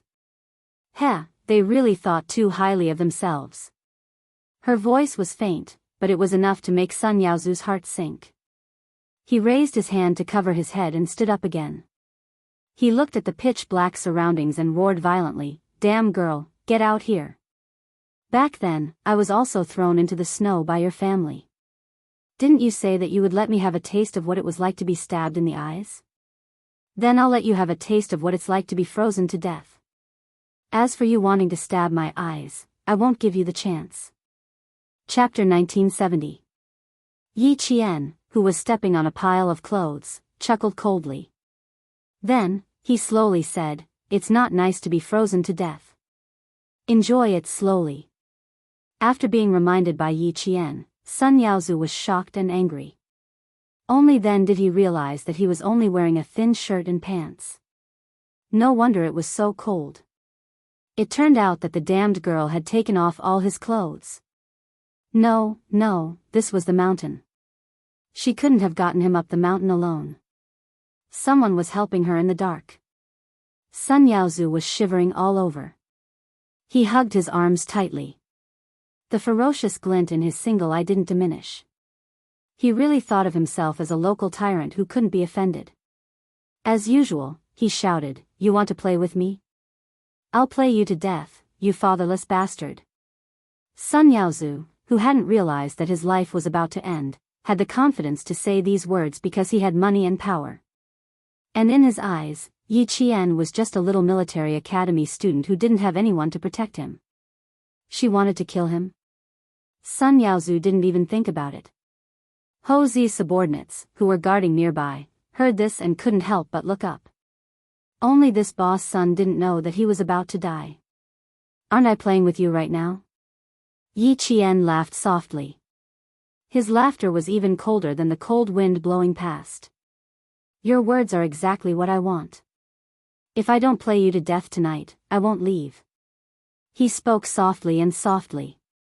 His words were wrapped in the cold wind and drifted into everyone's ears. Instantly, the sound of a bloody massacre was heard. Sun Yaozu didn't feel anything. Instead, he raised his head and laughed loudly. "Play me to death? Ha ha ha, an orphan like you wants to play me to death? Ha ha ha, are you fucking kidding me? I have money in the southern province. I have people above and below me. You, a little military academy student, dare to go against me? Damned girl. I can pinch you to death with a single finger. Let go of me first, then kowtow to me 10 times. I'll consider letting you go tonight." "Ha ha ha, you want to play with me? Ha ha ha, what do you have to play with me? Money? People? Do you have any? Ha ha ha. Ha ha ha." He laughed maniacally. He was absolutely certain that Yi Qian would not dare to do anything to him. That was what he thought. Yi Qian smirked. You don't believe me? All right, let's begin then. The more you don't believe it, the more scared you will be in the end. If you are complacent, there will be a time when you beg for mercy. She didn't open her mouth to respond, and the surroundings quieted down. The cold wind blew through the pine needles that had even frozen the leaves, bringing a bone-chilling cold that could freeze the blood in one's body. After laughing maniacally, Sun Yaozu was still waiting for Yi Qian to kowtow and admit his mistake. When the surroundings were so quiet that he could only hear his own breathing, he began to look left and right. It was too quiet, so quiet that it was as if he was the only one here. It was too cold, so cold that his joints were about to stiffen. He couldn't help but panic in his heart. Even his confidence gradually began to falter. Damn girl, get the hell out here. Get the fuck out here. Sun Yaozu roared loudly, but in return, there was still a deathly silence. There was not a single sound. He roared a few more times, but there was still no response. Sun Yaozu, who was so cold that he couldn't stop trembling, began to realize that he was in danger. He stopped roaring and squatted down, trying to untie the rope that bound his legs. No matter how hard he tried, he couldn't untie it. It was getting colder and colder, and his fingers were getting stiffer and stiffer. It was getting harder and harder to untie the rope. Chapter 1971. He was so anxious that he didn't dare to untie the rope anymore. He clenched his teeth and roared, "Get out here.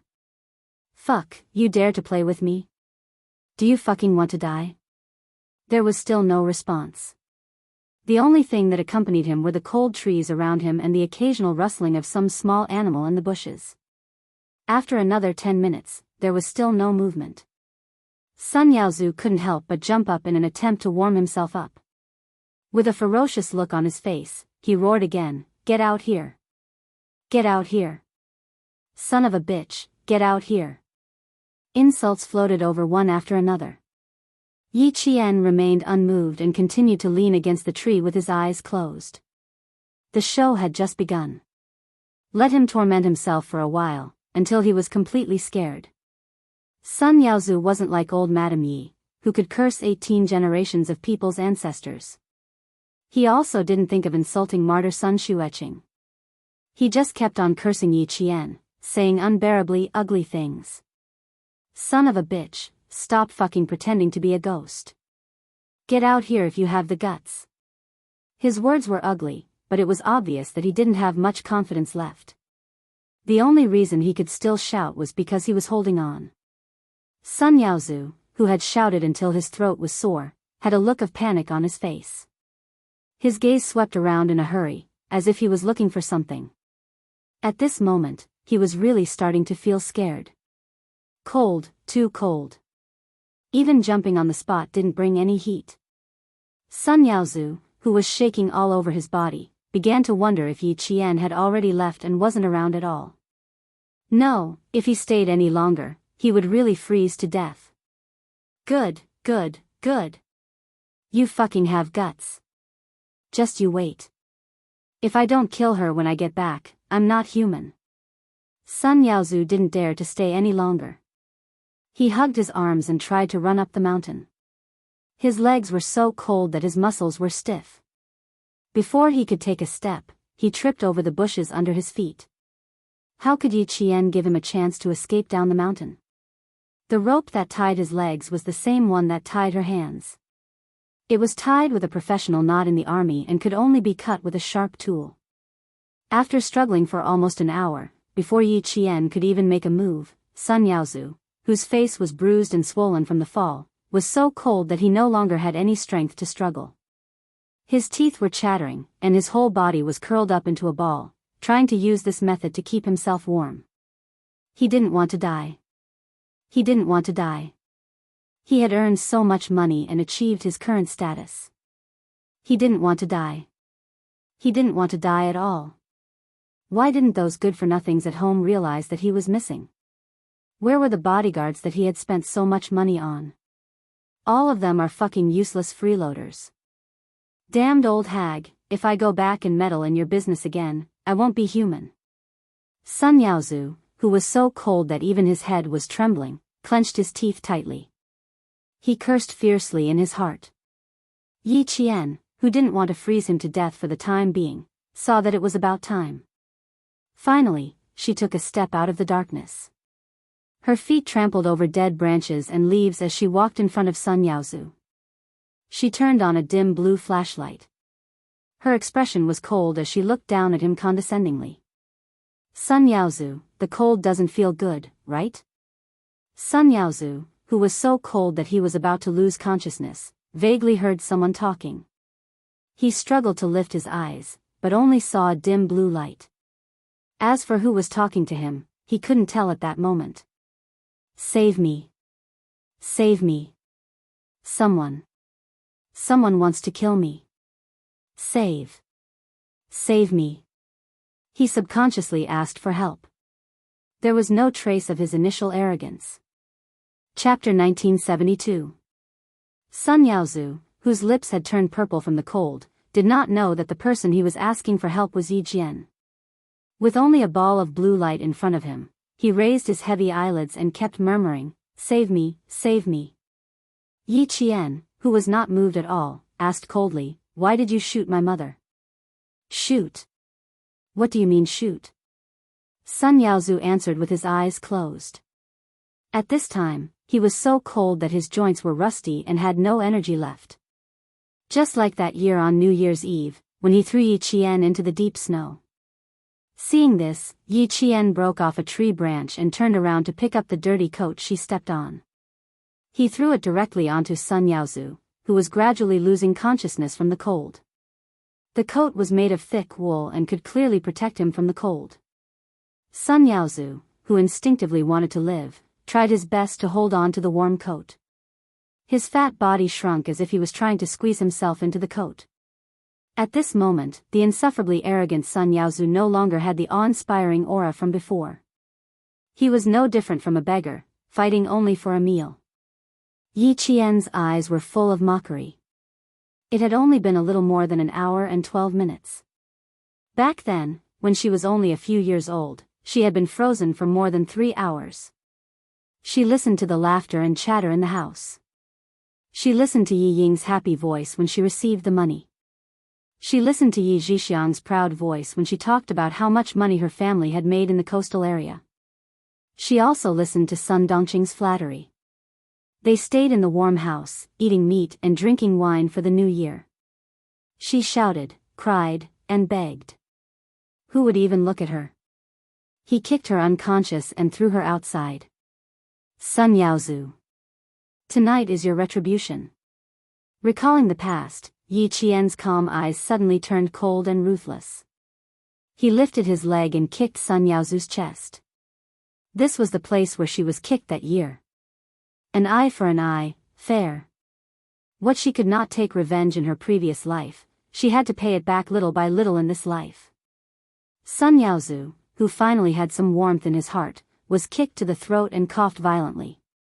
It also kicked him back to his senses. The kick was not light. If it were not for his fat, his ribs would have been broken.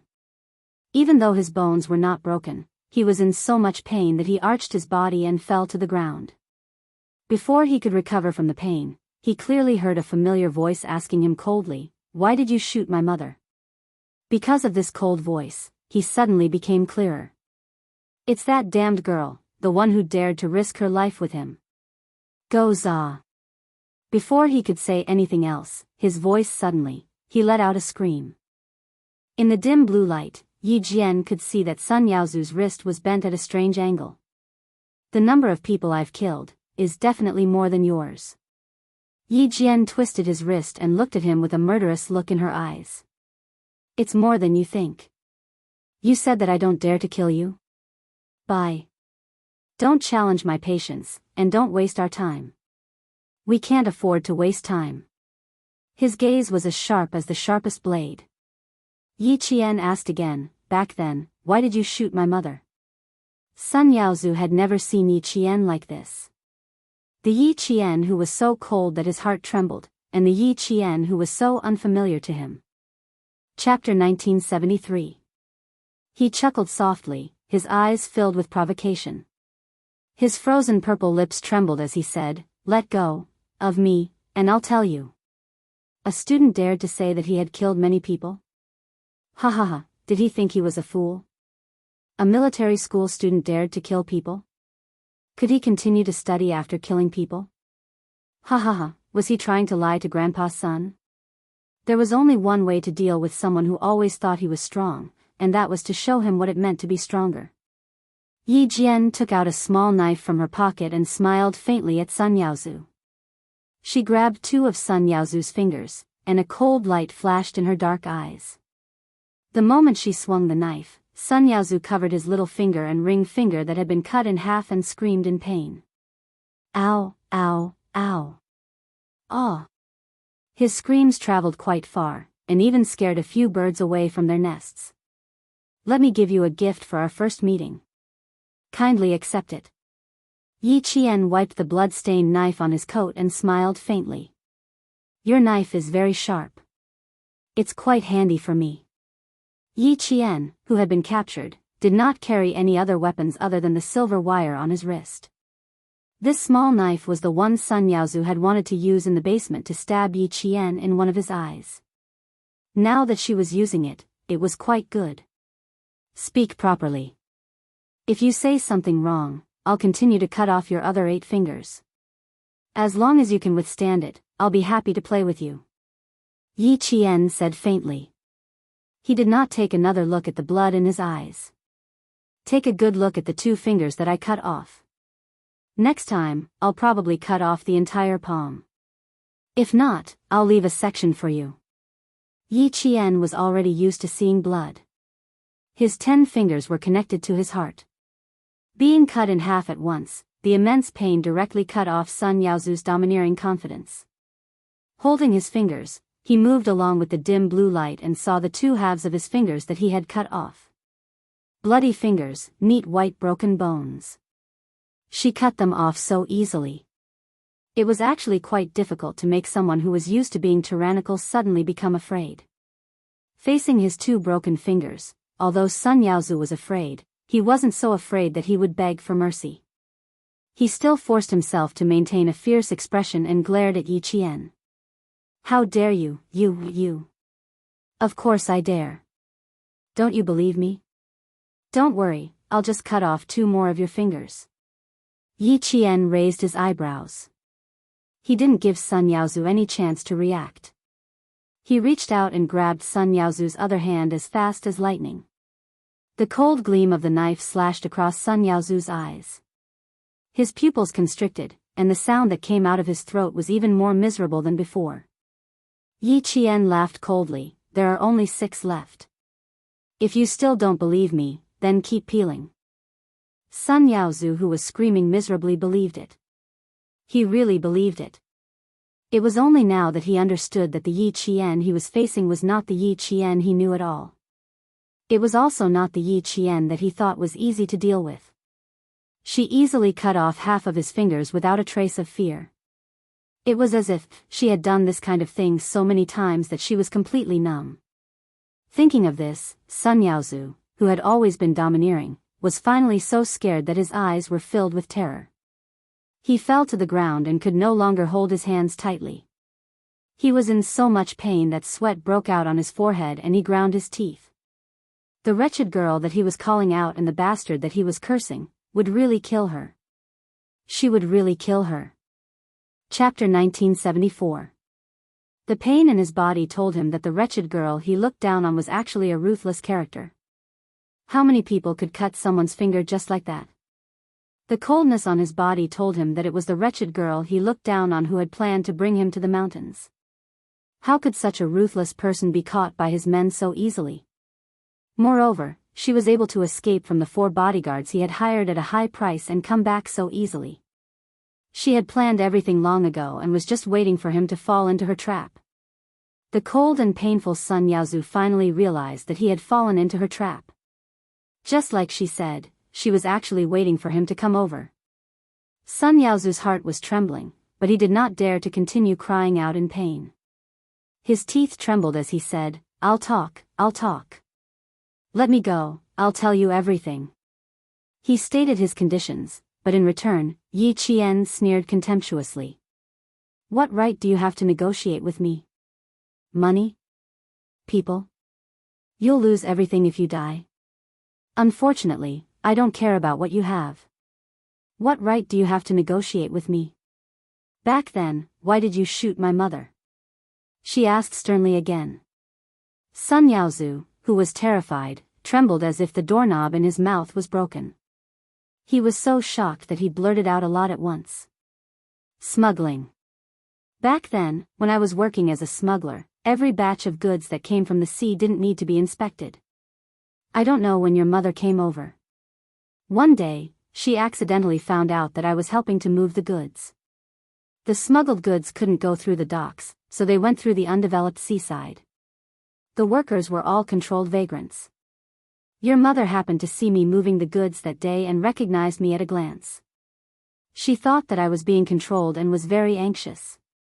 She found me when I was moving the second batch of goods. At that time, I didn't think that there was anything wrong with her. I thought that she was sent by the people in the army to cooperate with us. Fortunately, your mother spoke first. Although your mother didn't say why she came over, the people in the army greeted us and said that there might be someone who had mixed in with our route and that we should be careful. Your mother asked me, how long have you been here? Then I understood that your mother was sent to find out about the smuggling route and not to help us. Your mother left a few days later. Before she left, she said that she was going to save me. Your mother is from Sunjiawan, and I'm also from Sunjiawan. My grandfather and your grandfather have the same grandfather, and we're relatives. In addition, my mother helped your grandfather's family before, and your mother has always remembered this favor. She wants to save me. I didn't want your mother's life. It was your mother who was stubborn and wanted to blow things up. I can't coax your mother and deliberately let her continue to misunderstand that I'm being controlled while quickly telling the news to the person convenient for us. I don't know who that person is. I only know that he is from the army. I received a message from that person saying that your mother cannot be left alive. He will plan to get rid of your mother. A month later, the army sent a special force to encircle us. Your mother was one of them. That night, the mountain was filled with gunshots. I was so scared that I didn't dare to move, but I didn't expect your mother to find me. I was so scared that my legs went weak. I thought your mother was coming to kill me, so I shouted, "She's here." Your mother reacted really quickly and immediately realized that there was something wrong with me. She was shocked and angry. She shouted my name in her native language and even pulled out a knife to stab me. Chapter 1975. My eyes were blinded by your mother, but I wasn't the one who shot her. I didn't have a gun. The one who shot her was someone wearing the same clothes as your mother. It was your mother's men who shot her. It had nothing to do with me. He spoke very quickly, afraid that he would make Yi Qian angry if he spoke too slowly. But because he spoke too quickly, Yi Qian began to doubt the veracity of his words. Yi Qian, who was getting closer to the truth, didn't want to waste any more time. "You're telling too many lies," she said darkly. She pressed the knife against his right thumb with the back of the knife and said, "The diary my mother left behind is very different from yours. Do you really want me to cut off 2 more of your fingers?" Sun Yaozu screamed in fear again. He looked at the young man's ruthless face and shouted, I'll talk, take the knife, away. Sun Yaozu didn't suspect that he was being tricked. He really thought that Yi Qian had the diary. Otherwise, why would she come looking for him? Someone found me, told me to let your mother see it on purpose. I don't know who it was. I took a sum of money and listened to his arrangements. I let your mother see it on purpose. Someone wanted your mother's life. They took someone else's money and worked for someone else. Ouch. I'm telling the truth. It's all the truth. Knife, take the knife away, take it away. Yi Qian didn't doubt the veracity of his words. Chief Kai told him that his mother seemed to have realized that she might not be able to return safely, so she secretly asked her comrades to help her and handed the diary to Chief Kai, whom she trusted the most. In other words, his mother had already guessed that someone wanted to kill her. Yi Qian, whose heart felt like a huge rock, asked in a hoarse voice, "Who are they? Did you see the person who shot my mother clearly?" The person who shot her mother was wearing the same clothes. The truth was so cruel that she couldn't believe it was the truth. How could they shoot their own comrades? She couldn't believe it. There must be something wrong. There must be something wrong. I don't know. I really don't know. I've told you everything I know. I didn't shoot your mother. I didn't do it.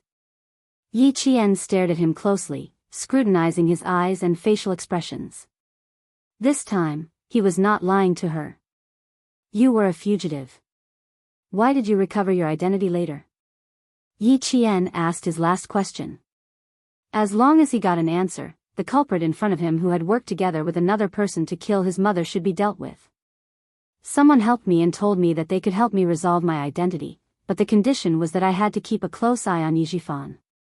But I couldn't go and cause trouble for Yi Jifan. His voice was processed, so I couldn't tell who he was. I'm not lying to you. I really don't know who this person is. Sun Yaozu didn't hide anything at this point. He told her everything he needed to know in order to save his own life. I know about your father's death too. The old woman didn't like your father. All he did was ask about where he could earn the most money, but the work was dangerous. Your father was forced to leave home by the old woman. The work he found was also forced by the old woman.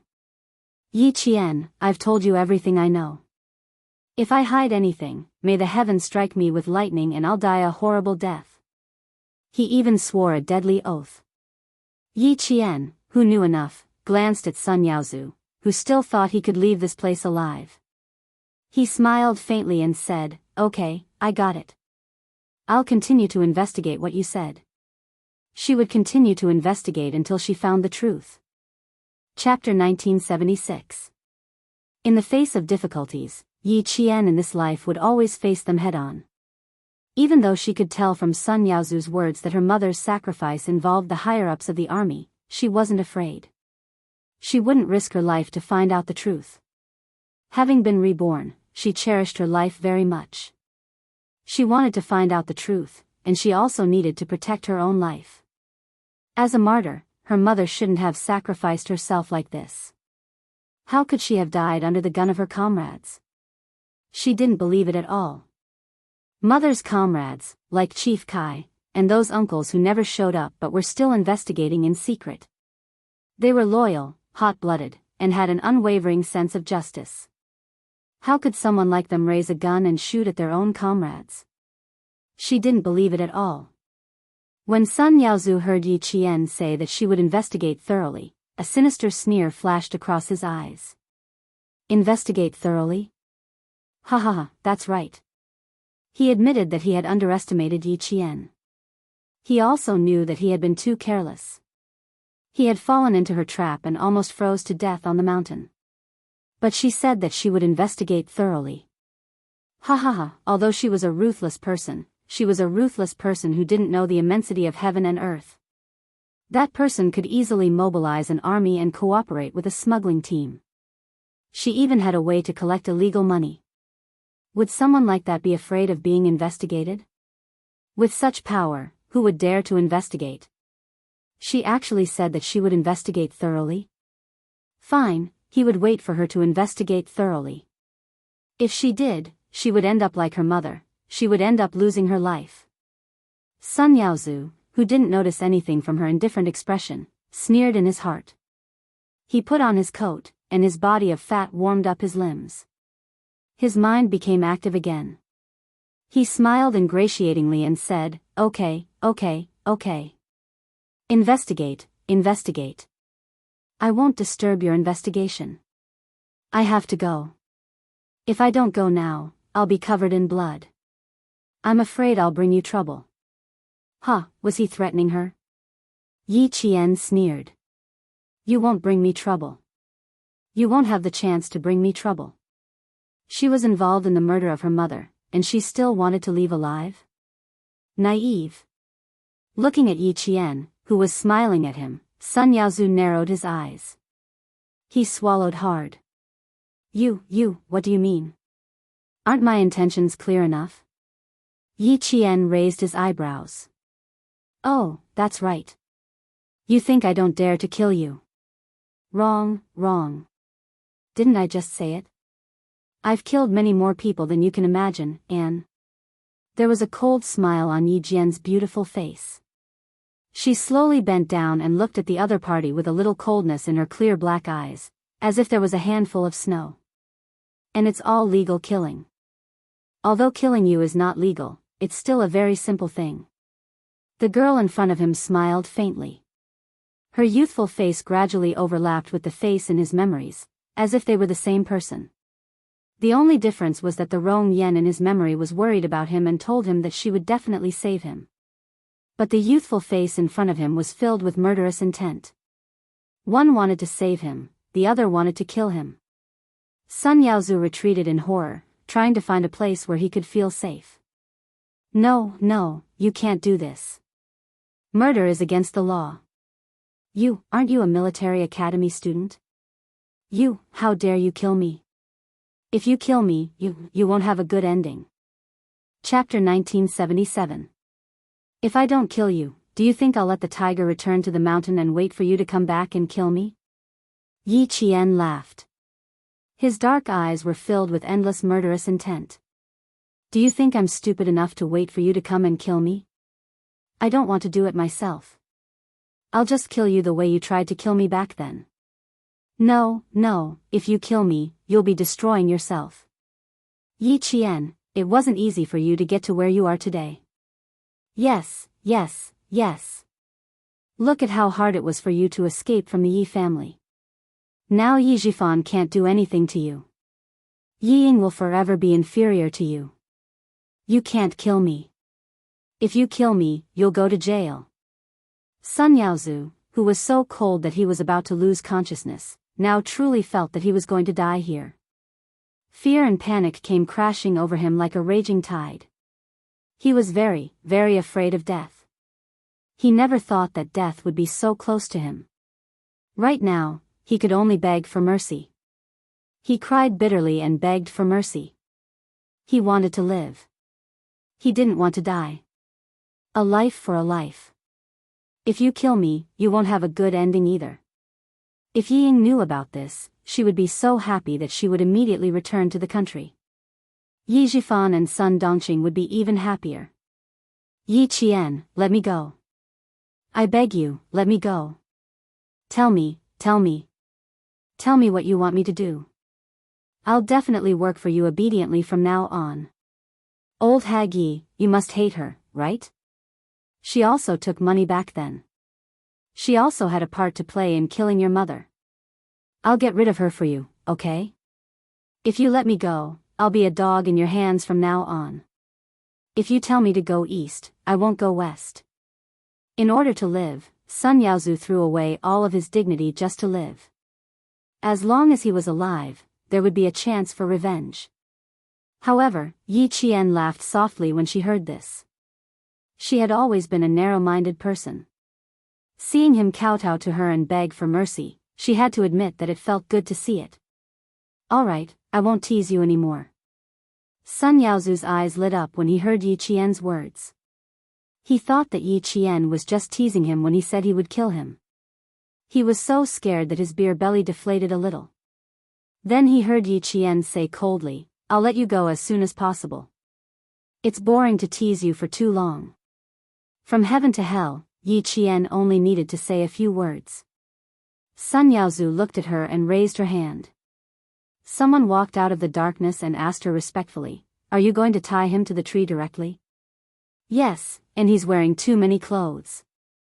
Let's take them off. Yi Qian's casual words made Sun Yaozu completely despair. His fat legs twitched violently a few times, and a strong smell of urine drifted over with the cold wind. The man standing in front of Yi Qian glanced down and said to Yi Qian without changing his expression, The car is parked at the foot of the mountain. We still need to walk some distance before we can get there. We'll take care of the rest. The 2 foreign bodyguards have also been taken care of. As long as we clean up this place, we'll be done. The subordinates that Hou Zi sent to Yi Qian were all his trusted aides. They were all quite capable and always did things cleanly. Not even a fingerprint would be left behind at the scene. Before he finished listening, Sun Yaozu's eyes rolled back a few times and he actually fainted from fear. Yi Qian didn't stay. Hou Zi said at the time that it would be better for him to take care of the rest of the matters. Just as Sun Yaozu said, it wasn't worth it to ruin her own future for him. Looking back at Sun Yaozu, who was tied to the tree like a dead pig, Yi Qian narrowed his eyes slightly. He hid his deep sharpness and left the scene with a calm and fearless aura. After taking care of Sun Yaozu, what awaited her next was an even bigger storm. And she was already prepared. Chapter 1978. After Yi Qian left for a while, the man in charge of handling the aftermath gave Hou Zi a call. At that time, it was almost 3 in the morning. Hou Zi was anxious to go to the Yu family for the new year. After coaxing Xia Yiwei to sleep, he sneaked out of bed and dealt with the important matters at hand. He had to rush back to the capital with his beloved woman to reunite with her family on New Year's Eve. While working at his desk, he heard his phone ring. He looked at the caller ID and suddenly remembered that he had a big matter to deal with outside.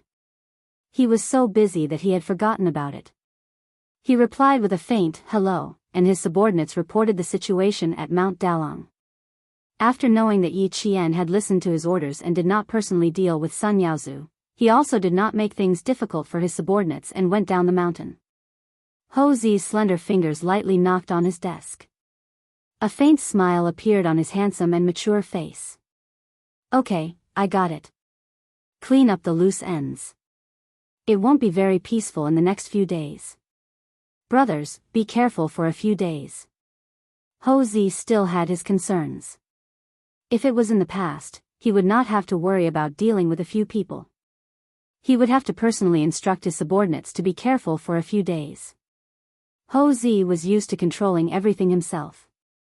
Therefore, Yi Qian could only participate in the first half.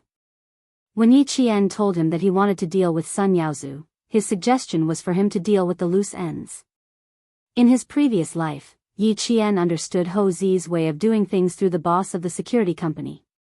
In this life, he had interacted with him many times. He knew that this was a gang leader who was used to controlling the entire situation. In the end, no matter what he said, she nodded. He did not want trouble after the incident. She did not want to trouble him at all. However, in the end, he was still the one who troubled her. Naturally, she had to listen to his arrangements. Otherwise, she would be seen as someone who did not know what was good for her. Yi Qian's cooperation made Hou Zi feel a little surprised. This decisive girl did not refute him directly. After the incident, she would definitely do something to reassure him. This was her personality. Hou Zi also had this bad habit. However, she did not. She completely followed his instructions and cooperated. This made him a little surprised. She actually trusted him so much. She was not worried that he would not clean up the loose ends. In the end, she would lose everything. That's interesting. Hou Zi glanced at the phone on the desk. He stood up and stretched with a smile on his face. Tonight's work was over. Since she trusted him so much, he couldn't let her down. Yes, she also knew her limits and knew how to get along with him. Or it could be said that she was very clear about his style of doing things and understood his personality. If it was someone else who knew him so well, they would have said that he wouldn't live long, but she was the daughter-in-law that old Six had chosen, anyway also admired her very much. For the sake of their relationship as a family in the future, he was very willing to help this girl who had relied on her own efforts to get to where she was today. Old Six, your wife is not simple. You are really lucky. At that time, a clan with 3 generals will be recorded in the annals of history. After saying that softly, Hou Zi turned off the lights and left the study. She returned to the bedroom and fell asleep with her warm and fragrant jade in her arms. After returning to the hotel, Yi Qian took a shower and laid on the bed. However, he did not feel sleepy at all. He was still thinking about every word that Sun Yaozu said. He was trying to find the most useful clues from it. The initial confusion gradually turned into a clue. Yi Qian suddenly sat up from the bed. He picked up the pencil that the hotel had prepared and started to write and draw on a piece of paper. Chapter 1979. Soon, a relationship chart appeared on the paper. In the end, Yi Qian focused on the someone who helped Sun Yaozu recover his identity and asked him to keep an eye on Yi Jifan, but didn't allow him to cause trouble for Yi Jifan. In the end, Yi Qian drew a thick line around that someone. Could she assume that this person was the person she was looking for? Yi Jifan took her mother's jade pendant and rose through the ranks.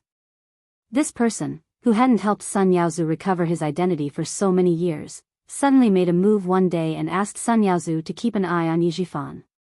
Could she assume that this person was afraid that he wouldn't be able to control Yi Jifan in the future, so he asked Sun Yaozu to keep an eye on him? That didn't seem right. How could he not be able to control Yi Jifan?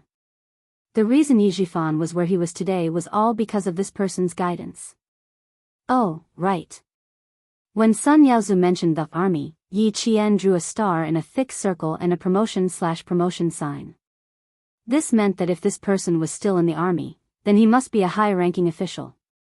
There was another question. If he was a high-ranking official in the army, how could he reach out to political power?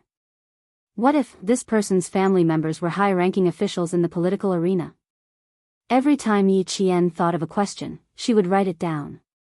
Every time she thought of a possibility, she would write it down. Yi Qian, who had a strong sense of logic, circled one question after another based on what Sun Yaozu said. She then analyzed the various possibilities. She sorted out the messy situation bit by bit and slowly organized it. In the end, Yi Qian confirmed that this person was a high-ranking official in the army, and his family members were high-ranking officials in the political arena. Only the coexistence of these two could explain her current predicament. It looked like she would have to trouble Captain Xia again. She needed to ask him which high-ranking military officers had powerful connections in the political arena. This way, she could narrow down the scope of her investigation. Yi Qian didn't know that the Military Commission for Discipline Inspection had already begun investigating martyr Sun Xueqing. She also didn't know that Chief Kai was secretly invited to the capital. On New Year's Eve, news of a real estate tycoon being kidnapped and killed by his 2 foreign bodyguards suddenly spread in southern province. For a time, the headlines of all the major newspapers were dominated by the real estate tycoon's death. According to the relevant investigation, the origins of the 2 foreign bodyguards are unknown. They did not go through the normal immigration process. The police suspect that the 2 foreigners may have criminal records. The police later investigated the 2 foreigners for repeatedly molesting women in entertainment venues and obtained relevant evidence. After Yi Qian finished reading this short paragraph, he stuffed the 2 yuan newspaper into the trash can. The police were suspicious of the 2 missing foreign bodyguards. They even took 2 blurry fingerprints from the crime scene and compared them with the fingerprints of the 2 missing foreign bodyguards. It had to be said that Yi Zhixiang had played a big role in this. Otherwise, the police wouldn't have only suspected the 2 foreign bodyguards. She told the police that she had heard 2 foreign bodyguards asking her husband, Sun Yaozu, for a higher commission, but they were rejected. Therefore, she suspected that the 2 foreign bodyguards must be holding a grudge. If he had a wife who lowered his IQ, such as Yi Jifan and Sun Yaozu, she would only drag him down at critical moments. When old Madame Yi found out that her son-in-law, Sun Yaozu, had died from a nurse, her heart sank. When old Madame Yi thought of her son-in-law's murderer, the first person she thought of was Yi Qian. After being paralyzed for so long, although she had food, water, and taken care of, she had still lost weight.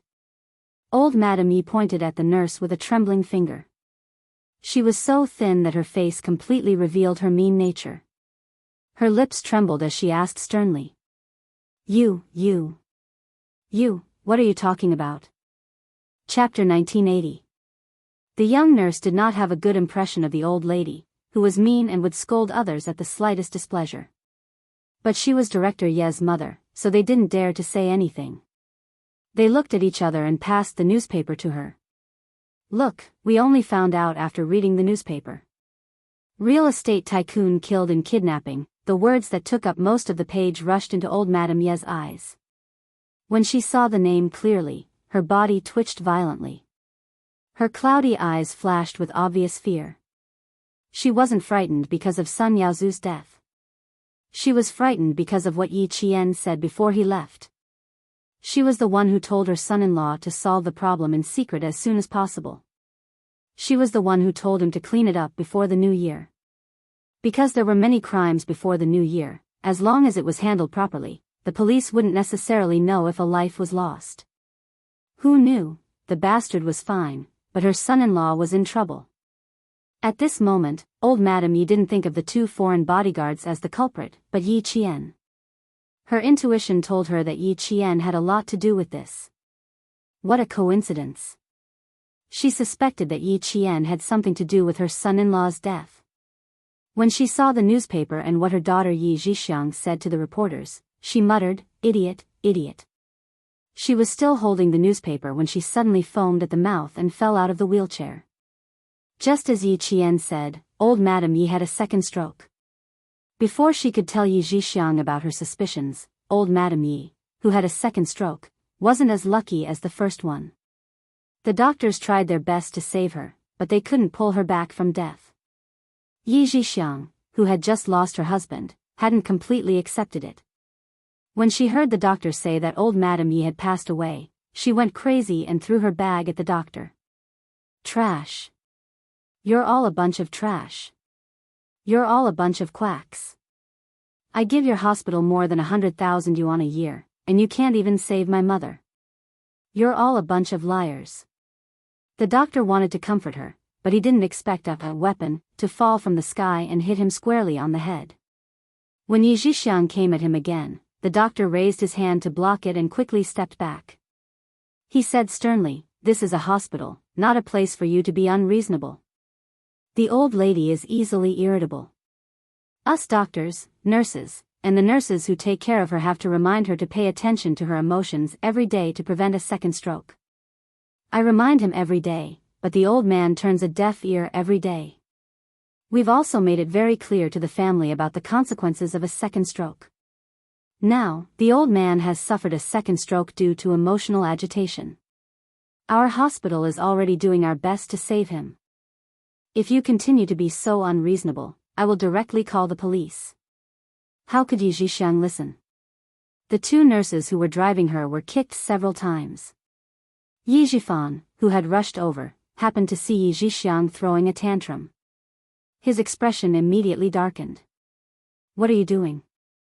Don't you think things are messy enough? Sun Dongqing, who came later, took a look and gloated, "She's never worried about messy things. The messier, the better." Shut up. Yi Zhifan, who had been in a bad mood all day, glared at his wife and hurried over.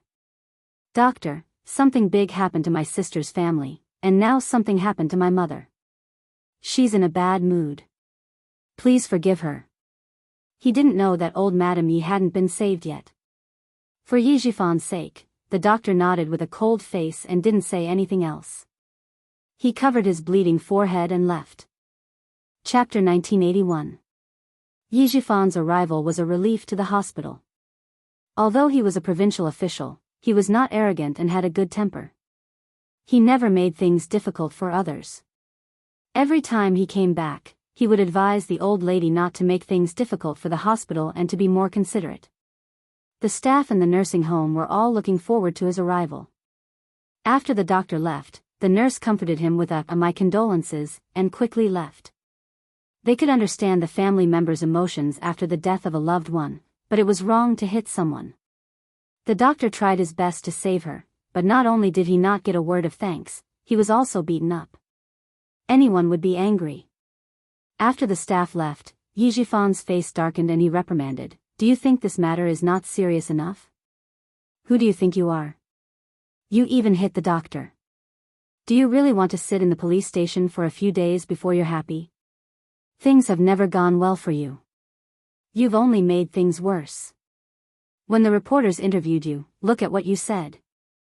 You said it was definitely the work of the 2 foreign bodyguards. Are you sure?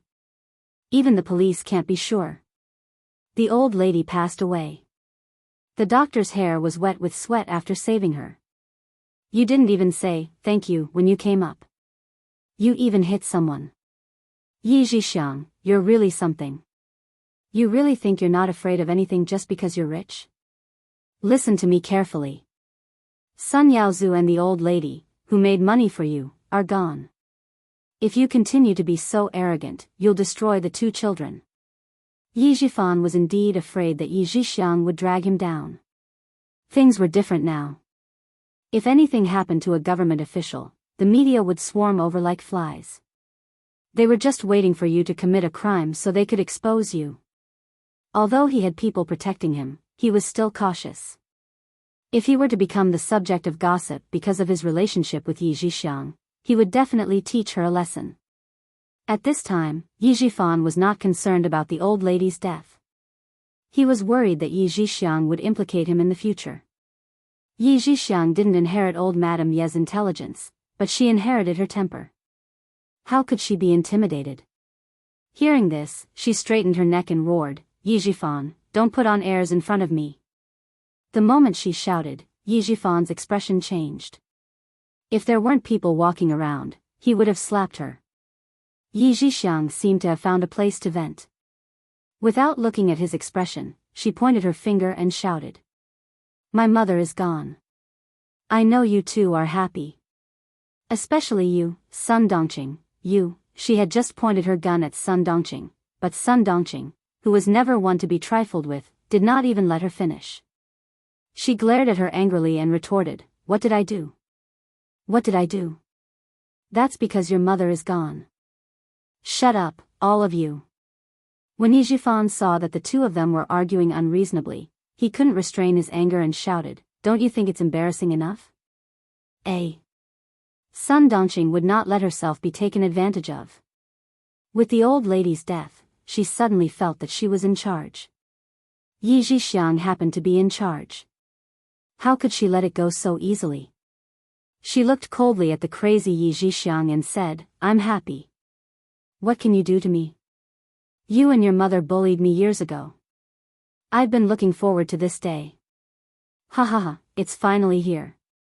Why can't I be happy? Yi Zhixiang was infuriated by Sun Dongqing's words. She roared and swung her bag at Sun Dongqing's head, bitch, bitch. I'll kill you, bitch. Chapter 1982. A fight between 2 women was much fiercer than a fight between a woman and a man. No matter how fast Yi Zhifan's reaction was, he couldn't stop both of them at the same time. More and more onlookers gathered, and more people were pointing at them. The doctors and nurses who heard the commotion had no choice but to join in. In the end, the security guards came out and evacuated the onlookers. Then, they dragged the 2 shrews back to the doctor's office. Only then did the quarrel stop. The doctor couldn't stay. For Yi Zhifan's sake, he said a few words like, we all understand, to save some face for him. He left the office to the 3 of them and left with the excuse that he needed to check on the ward. Yi Zhifan, who had lost all his face, was so angry that his face was ashen. He swept his gaze over the 2 of them with raging anger. He didn't have the habit of hitting women, otherwise, he would have hit them with a chair. You 2 are really something. One is the wife of a real estate tycoon, and the other is the wife of a provincial official. Do you think that not many people in Nan province know you? Do you want to make a name for yourselves today? Only then will you feel happy when people point at you on the streets. Every word was said through gritted teeth. Every word was cold and ruthless. Now you got what you wanted. I dare say that only the 2 of you showed up today. No one doesn't know you 2 shrews. At this point, Yi Zhifan's anger flared up. He slapped the doctor's desk. Bam! Sun Dongqing and Yi Zhixiang's hearts skipped a beat. They saw Yi Zhifan pointing at his face and roaring with a ferocious expression, My face has become the laughing stock of the entire Nan province. His ancestors' faces have been disgraced by you two idiots. Yi Zhixiang, who was a little scared, sat down. She covered her face and cried loudly. Second brother, what should I do? What should the company do? Lei Lei and Xianxia are so young. What should we do in the future? Oh, now you're calling me second brother? Weren't you very impressive when the dead old woman was still alive? Sun Dongqing wasn't afraid of drama. Looking at Yi Zhixiang's current appearance, she was very happy. What should we do? How would we know? It's just a salad. Yi Zhifan saw that she only knew how to target others and was not worried about her own situation at all. He scolded angrily, do you think it's easy to deal with? At that time, those people who flatter you will be gloating behind your back. I'm sure you'll feel very comfortable in your heart. How dare they? Sun Dongqing shouted coldly. Whoever dares to gossip about my family, I'll teach her whole family a lesson.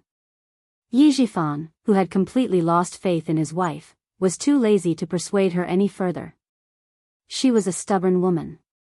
No matter how good or bad you were, she would only think that she was right. Get lost. Yi Zhifan took a few deep breaths. Unable to suppress the anger in his heart, he pointed at the door and shouted, did you hear that? Scram. He still needed to ask about Sun Yaozu. Keeping Sun Dongqing here would only add to his troubles. Sun Dongqing didn't want to stay. She rolled her eyes and said sarcastically, who wants to stay? What bad luck. She walked to the door and turned around. She glanced at Yi Zhixiang with disdain. What bad luck. Give me a call before you go home. I'll use mugwort to smoke you. Yi Zhixiang, who was covering her face and crying, immediately raised her head. She glared at the person who dared to go against her. She gritted her teeth and said, Sun Dongqing, don't be so smug. How dare you curse my mother? You will also suffer retribution. Chapter 1983. Sun Dongqing snorted in disdain and said, I think it's your family that's going to get retribution. Then she walked away smugly. Yi Zhixiang was so angry that she almost fainted. Brother, look at her. Look at her. She didn't even shed a tear when Mom passed away, and she's still making sarcastic remarks. Now, the only person Yi Zhixiang could think of was Yi Zhifan. However, Yi Zhifan wasn't sad. Sun Dongqing had suffered a lot in the hands of old Madame Yi when she first married him, so it was only right for her to vent her anger. Thinking about business, Yi Zhifan calmed down a lot and said, birth, old age, illness, and death are natural laws.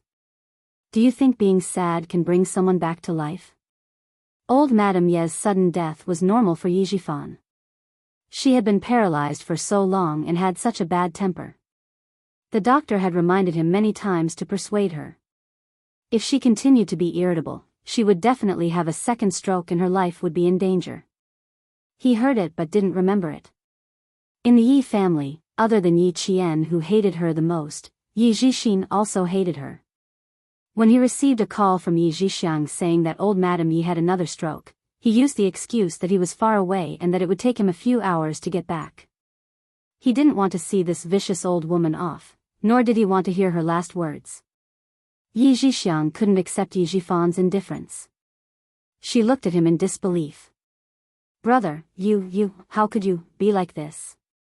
Mom treated you so much better than Big Brother. Treated him so much better than Yi Xinfan? Yi Zhifan sneered. I know how to avoid your mother's anger. I'm just a little smarter than Yi Xinfan. Otherwise, I would be your mother's punching bag. Yi Zhifan didn't want to talk about history anymore. His expression was cold as he said in a businesslike tone, I don't have much time to arrange your mother's funeral. I plan to let the company handle it. Today is New Year's Eve. You still have to go back to the Sun family for the new year. Your mother's funeral will be handled after the new year. I'll take care of it myself. You don't have to worry about it. Although the tea had cooled down after the person left, he had pretended for so long that he did not mind pretending to be a filial son for a few more days. Hearing this, Yi Zhixiang felt a little better. Then, she heard him ask, "Now, tell me about Sun Yaozu. Tell me everything you know so I can talk to the police and have them investigate more carefully. Tell me, how did he recover his identity?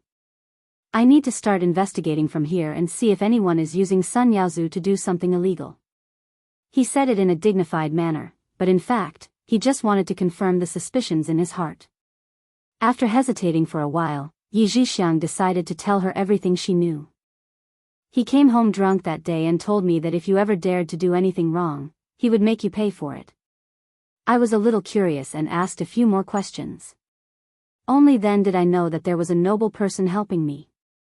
The condition was to let Yaozu keep an eye on you. But then I saw that damned girl, Yi Qian, appear on top of the city gate tower with the country's leaders. Then, your good daughter hit me and sent me to the hospital. I forgot about it."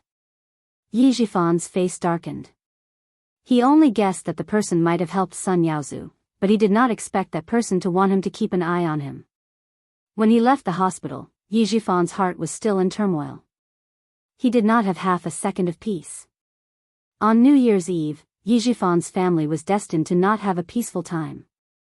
Yi Qian, who had returned to the sniper base, made dumplings with the soldiers and happily celebrated the new year. Chapter 1984.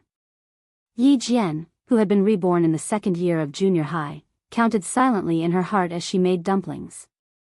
She realized that she didn't seem to have spent Chinese New Year in the army. She was either on the way to training or on the way to training.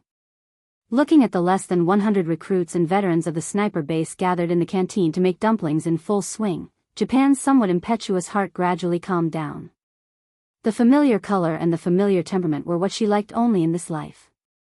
Take it easy. Although there's still space in your stomachs, if each of you makes 100 dumplings, you'll have to make more than 1,000 dumplings tonight. If you can't finish them, you'll have to go back to the dormitory. A middle-aged man in the middle joked. His fingers moved nimbly, and in just a few words, he made a perfectly shaped dumpling. It was obvious that it was made by a master chef. The middle-aged man's surname was Deng. He was a captain and a company commander. He was the commander of the sniper base. He was also a soldier with outstanding military achievements. He was 34 years old this year. The soldiers all laughed. Someone replied, "I'm not afraid of being full. I'll run 3 kilometers after eating a few. 100 dumplings won't be a problem." "That's a good idea. Comrades, what do you think?" There was a collective objection. The laughter was joyous and harmonious. Yi Qian didn't have much contact with Commander Deng. Firstly, she had only been here for a short time. Secondly, when she was here, Commander Deng went out on a business trip and didn't come back until yesterday. Today, it was Principal Chen who introduced her to the sniper base that she spoke a few words with Commander Deng. Commander Deng, who came from the northeast, was a famous Chinese New Year holdout in the sniper base. He had been in the army for 8 Chinese New Years and hadn't come home. Including this year, it had been 9 years. He had planned to go home to visit his wife and children this year. An instructor who was supposed to be on duty during the Chinese New Year had a seriously ill father. Commander Deng took over his duty without hesitation and asked the instructor to go home early in the morning to visit his family. Principal Chen looked at Company Commander Deng, who was talking and laughing with the soldiers, and said to Yi Qian, "He bought the tickets a long time ago.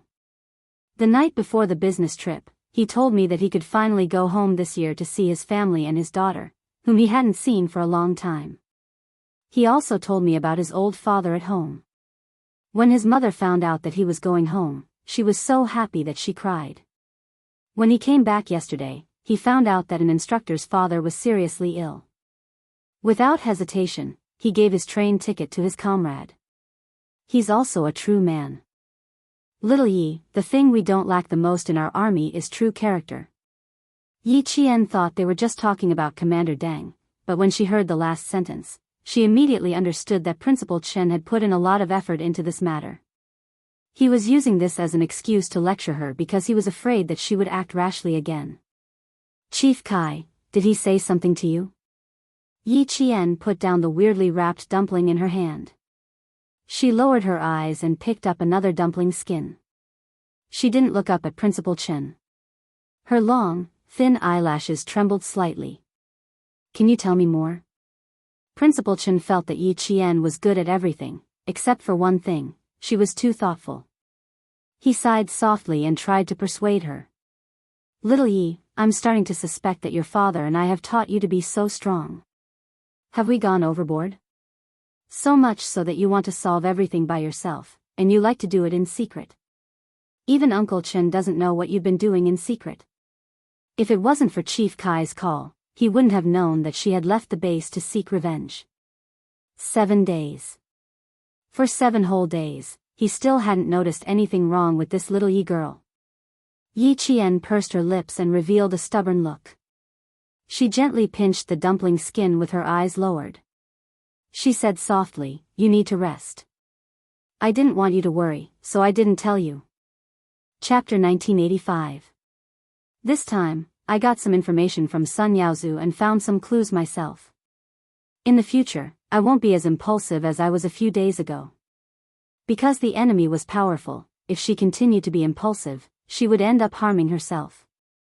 It had not been easy for her to get to where she was today.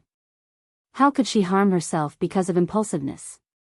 After putting away the weirdly wrapped dumplings, Yi Qian, who knew she was wrong, finally raised her eyes and dared to look into Principal Chen's eyes. Uncle Chen, what else did Chief Kai say to you? Can you tell me about it? The cafeteria was very lively. Company Commander Deng even asked the soldiers to move the large color TV, which was usually used for news broadcasts, into the cafeteria and put it on 2 stacked steel tables. Festive songs were played on the TV, adding to the Chinese New Year atmosphere in the cafeteria. Principal Chen looked around and picked up a towel to wipe the flour off his hands.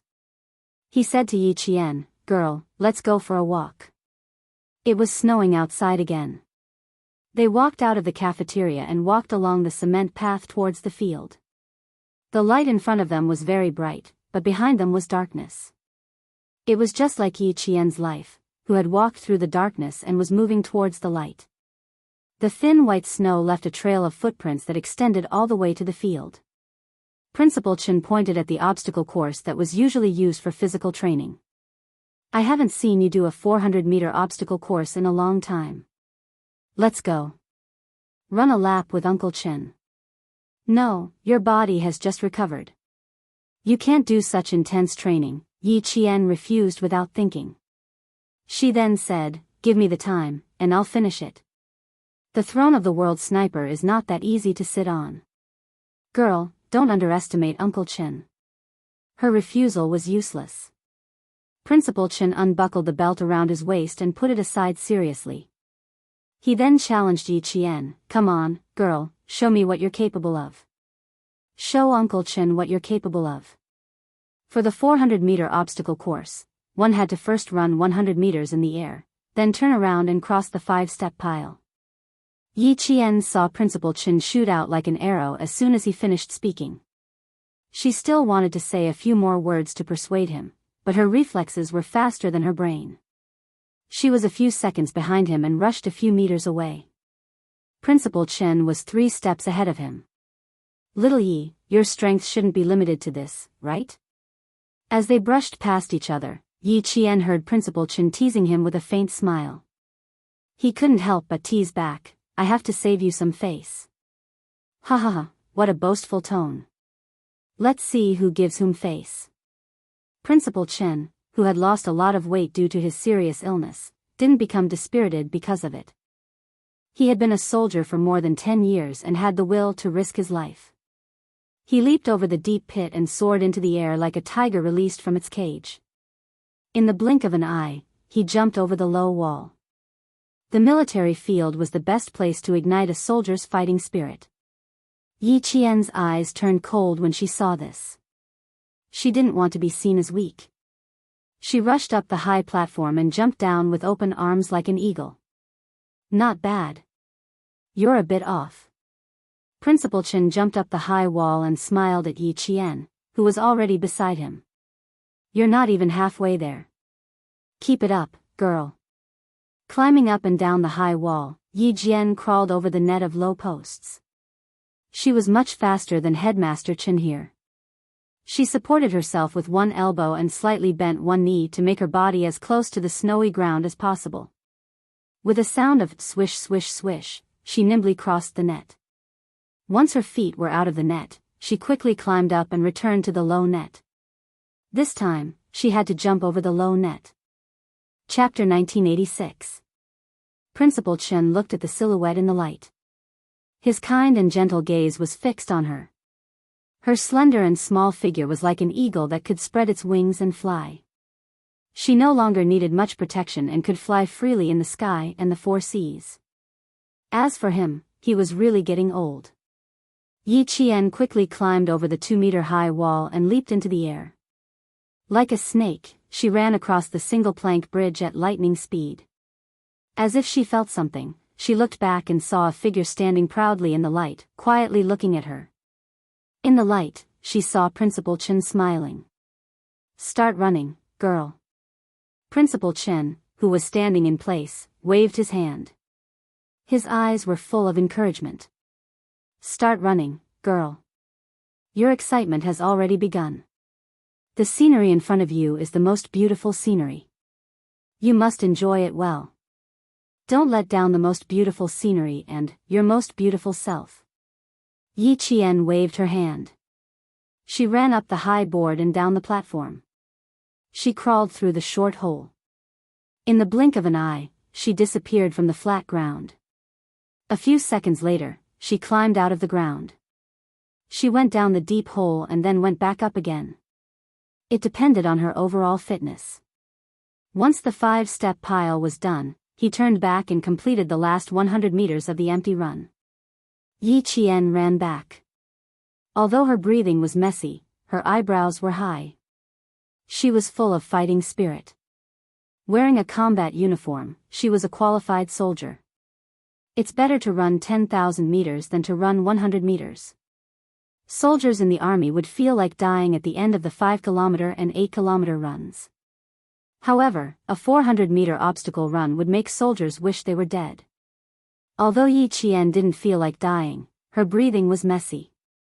She had to run, jump, grab, climb, and roll. She had to use all kinds of martial arts to pass the 400-meter obstacle run. Not bad, 1 minute and 54 seconds. Principal Chen nodded with satisfaction. Although it's not a record, it's still possible to break it under 1 minute and 40 seconds if you train harder. Yi Qian smiled. I heard that at the main entrance of a 400-meter obstacle course in the Linnan military region, there is a stone with the words, "Elite Soldier," written on it. On the back of the stone, there is a general who personally carved the name of a soldier who completed the obstacle in 1 minute and 22 seconds. Uncle Chen, my current record is 1 minute and 54 seconds. I'm far from that record. Every army had an outstanding soldier who was admired and surpassed.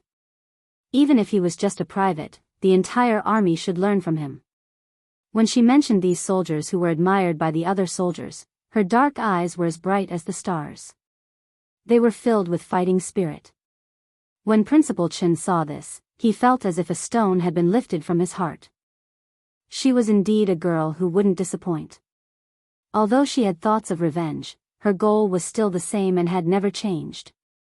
Uncle Chen believes that in the future, you will also become an outstanding soldier who will be admired and surpassed, just like your mother. Even though she sacrificed for so many years, she still lives so vividly in the hearts of Chief Kai and the others. Principal Chen was gratified. He slowly changed the topic to martyr Sun Xueqing.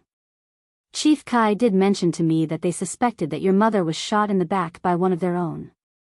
However, they later thought that it was impossible. How could comrades who had gone through fire and water with each other point their guns at their own comrades? But since it was someone who was wearing the same color uniform, it was indeed possible that it was someone from the army, just not their comrades. Also, your mother herself had a premonition. She guessed that she might be sacrificed, which means that she actually guessed who wanted her to be sacrificed. However, this person's identity made her somewhat apprehensive, so she had to avoid it. Chapter 1987. Principal Chen didn't know any more than Yi Qian did. After listening quietly, Yi Qian's hands swept across the parallel bars. His fingers lightly grasped the snow that had fallen into his palms as he gazed into the distance. In front of the sniper base were towering mountains and precipitous ridges. As far as the eye could see, there were only rolling mountains. On the other side of the mountain, there might be another mountain, or it might be a flat road. Just like her journey today, there might be mountains blocking her way, or there might be a flat road. She didn't know what the future would hold. Now, she only knew to take every step steadily and not leave behind any regrets. Just like when she took action to get rid of Sun Yaozu, she didn't regret it at all, nor did she leave behind any regrets. Grasping the present was the foundation of a person's standing. Uncle Chen, this person is very likely still in the army. He might even have become a powerful general. His family members are also involved in politics, so their power isn't low either, Yi Qian said in a low voice, his gaze resolute as he gazed into the distance. His tone was very calm, without the slightest ripple. Hearing this, Principal Chen's expression changed drastically.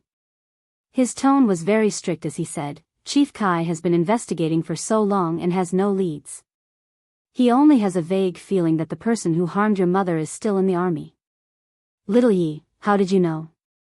Are you hiding something from Uncle Chen? His strict tone was filled with deep worry. Yi Qian tilted his head and smiled slightly at this concerned relative. My stubbornness has caused you to worry during this period of time. He was afraid that she would do something extreme that would destroy him.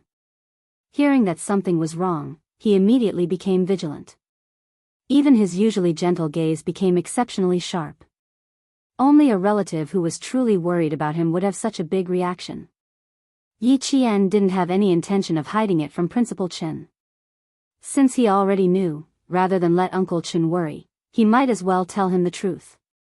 He told him all his guesses that night. The reason why I said that this person has military power and his family is involved in politics wasn't without reason. He helped Sun Yaozu go from being a fugitive to a normal citizen. He also helped Yijifan rise to the top. Uncle Chen, from these two things, we can see that his identity is not simple. Since his identity isn't simple, logically speaking, small fries like us shouldn't be able to hinder him. However, everything he has done is inconceivable. They all deliberately revealed to Chief Kai that I had fallen into the water and died prematurely, but at the same time spared my life. Uncle Chen, what do you think he wants? My mother let him go through so many twists and turns to take her life. I can still think that my mother might have discovered something about him and brought a certain threat to him. What about me? What threat could I possibly pose to him? Yi Jifan, Sun Dongqing, and old Madame Yi treated me like that. I wonder if he was the one who instigated me to live in the past. He secretly spared my life, and also instructed Yi Jifan's family to raise me until I'm useless. Uncle Chen, am I worth him setting up such a big trap? I don't think so. I don't think I'm worth him spending so much effort to deal with me. But then I thought, since he plotted against my family, can't we say that as long as my family lives, we'll be a threat to him? Speaking of threats, my father passed away early, my mother sacrificed herself, and the adults are no longer alive. What else can threaten him?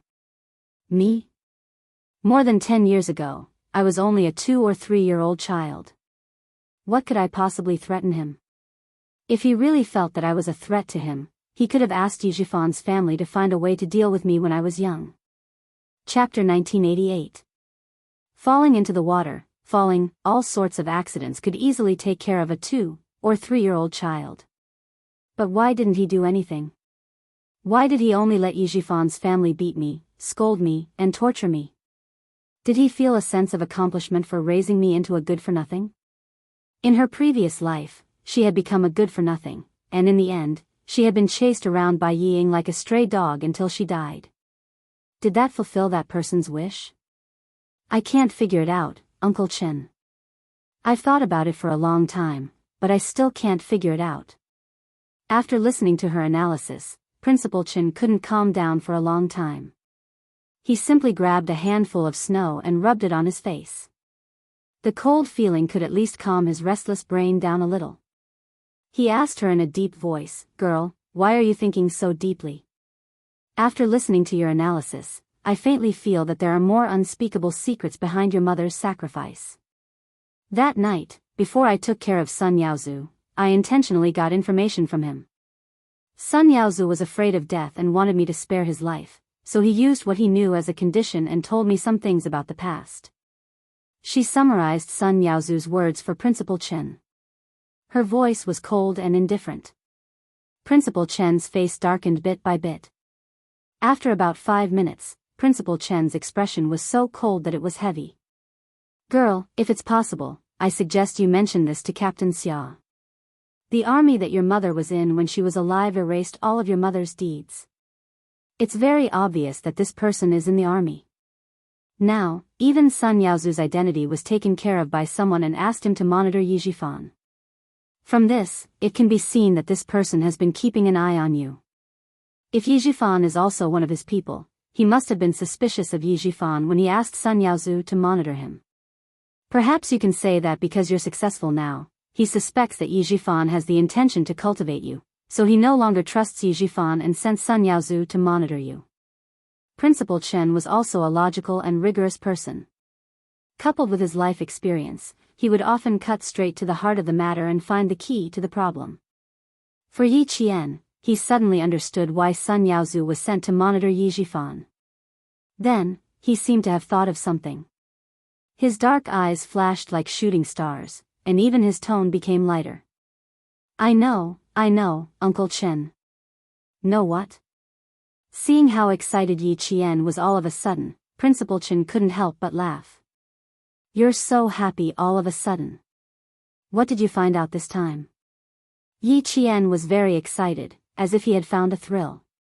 "As long as we know why you only want to waste me but don't dare to kill me, then we have nothing to be afraid of.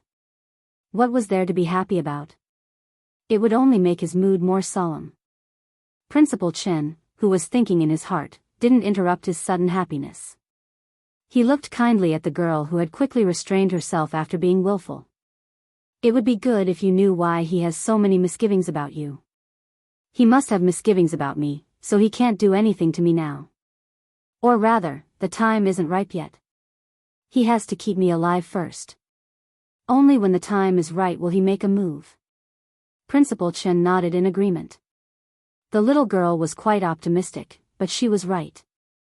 It must be because he had misgivings about Yi Jifan that he didn't dare to make a move. Chapter 1989. However, if he could plot to make Sun Xueqing sacrifice herself, then, he could also plot to make Yi Yada sacrifice herself. Principal Chen's heart sank, and he pursed his lips. No, he had to tell Captain Xia about this. He didn't know if his special forces had undergone strict screening. "Yi Yadu, Uncle Chen will give you a suggestion. You can confess to Captain Xia about this. Revenge is important, but we need to act according to our abilities. Since the other party has a high position and power, you and I are not strong enough to fight him head-on.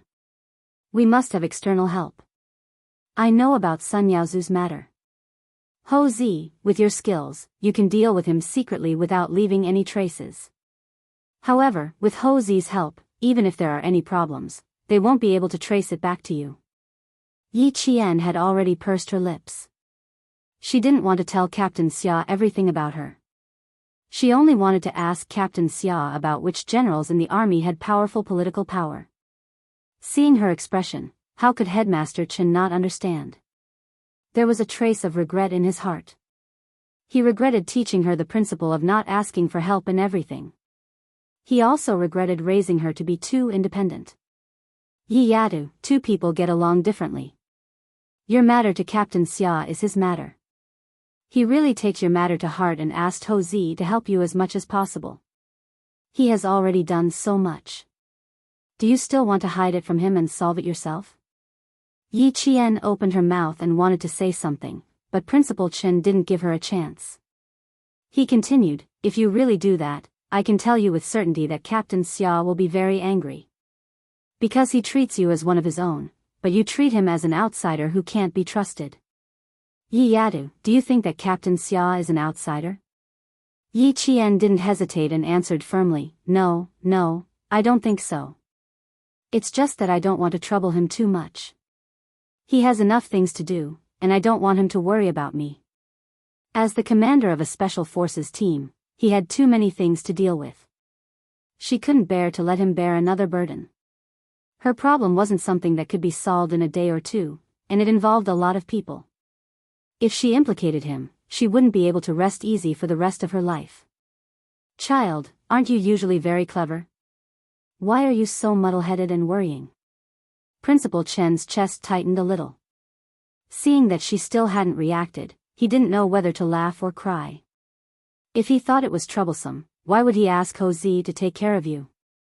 He's definitely not afraid of trouble, and he doesn't think that you're trouble. In Captain Xia's heart, your problem was his problem. It was something that he had to solve personally. He placed you in his heart and only wished to share your burdens and relieve your worries. He only wished that you would be happy in the future. Since Uncle Chen has said so, you should understand. She knew that the two of them needed to be honest with each other and not deceive each other.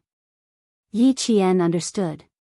However, she treated the matter of avenging her mother as her own problem, so she didn't see the big picture and walked into a dead end. With Uncle Chen's advice, the quick-witted Yi Qian instantly understood. She bit her lower lip and softly said, "Okay, I understand, Uncle Chen. I'll tell him when he comes back." Chapter 1990. That's right. You can talk to Captain Xia about all your matters, especially big ones. He can even make the decision for you. Principal Chen paused after he finished speaking. He deliberated for a while before he continued, "Of course, you can't rely on him to make decisions for you. You have to have your own judgment and personality. After all, you don't have to rely on him completely." After all was said and done, Principal Chen still didn't want Yi Qian to always rely on others and lose his own personality. Yi Qian was already smiling. "Uncle Chen, you're really making things difficult for me. You're too contradictory. You want me to tell Captain Xia everything, and you also say that I have to make my own judgment. Then what should I do? Then you have to rely on yourself to figure it out. Uncle Chen only knows this much." Principal Chen also knew that his words were a little contradictory, but sometimes there was no logic to the interactions between men and women. It all depended on personal exploration. Then they talked about Chief Kai. After receiving the inspection report, she didn't contact Chief Kai again. Principal Chen said, when she contacted me, she had just returned to Tongzhou. She should be celebrating the new year at home now. Tomorrow is the first day of the new year. I'll call Chief Kai early to wish him a happy new year. A soldier came over. Before he even got close, he said happily, "Chief Instructor, the dumplings are cooked. Sergeant Deng invites you over to eat the dumplings and say a few words to us at the same time." Military leaders usually didn't just say a few words, but Yi Qian knew that Principal Chen really only said a few words. Hearing that, he laughed. "Don't really say a few words. You should at least say 10. What's the point of saying so much nonsense? I'll try my best to say 10 sentences." Principal Chen didn't think much of it. He walked over to the soldier who came over and asked about the situation in the cafeteria. Hearing the soldier laugh, the three of them returned to the cafeteria. It was very lively at the sniper base. Every face was overflowing with a happy smile. Around 9 o'clock, the 4 landlines set up in the base began to be busy. The soldiers who had finished eating the dumplings lined up to call home. There were too few landlines. Principal Chen even took out his own cell phone and gave it to the soldiers. Yi Qian dialed Chief Kai's number to wish him a happy new year in advance. He called 3 times in a row, but no one picked up. Yi Qian frowned slightly. Just as he was about to call a 4th time, Chief Kai called. Chief Kai, who took the phone, listened to the beeping sound from the receiver. He looked indifferently at the soldier who brought his phone over. "Then I'll just tell you where I am now." "Yes, if the leader says so, she can know." The guard from the military commission nodded with a serious expression. "Try to get her to come over tomorrow." Tomorrow was the first day of the Chinese New Year. Within 10 seconds of picking up the phone, Yi Qian's face darkened. He immediately said, "Okay, I'll immediately rush to the earliest flight." "Chief Kai, don't make things difficult for yourself. The military commission is famous for being strict. Just be realistic and don't take the blame for me. You're treating the military commission as a tiger's den." "Ha ha ha, not only am I fine, but I think it's a good thing. You don't have to worry too much. It won't be too late to come over when you wake up naturally." Chief Kai laughed heartily at Yi Qian's words. This kid was really loyal. The earliest flight was 5:10 in the morning. Principal Chen personally drove Yi Qian to the airport. "Don't panic when you arrive at the military commission. They won't be able to trace the Sun Yaozu incident back to you. After you arrive, you have to think carefully about what they ask, but you can't let them know. You have to react quickly. You can't leave any clues for them to find out. Do you understand?" Chapter 1991. The Military Commission for Discipline Inspection was not an ordinary organization. Even if the highest-ranking officer made a mistake, the Military Commission for Discipline Inspection could still handle it.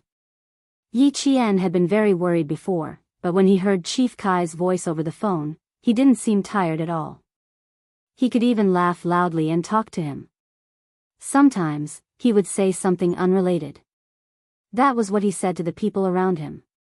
It was also an indirect way of telling him that he was fine, just that his personal freedom was restricted. "Uncle Chen, as long as my mother's matter is not resolved, you'll be worried for me.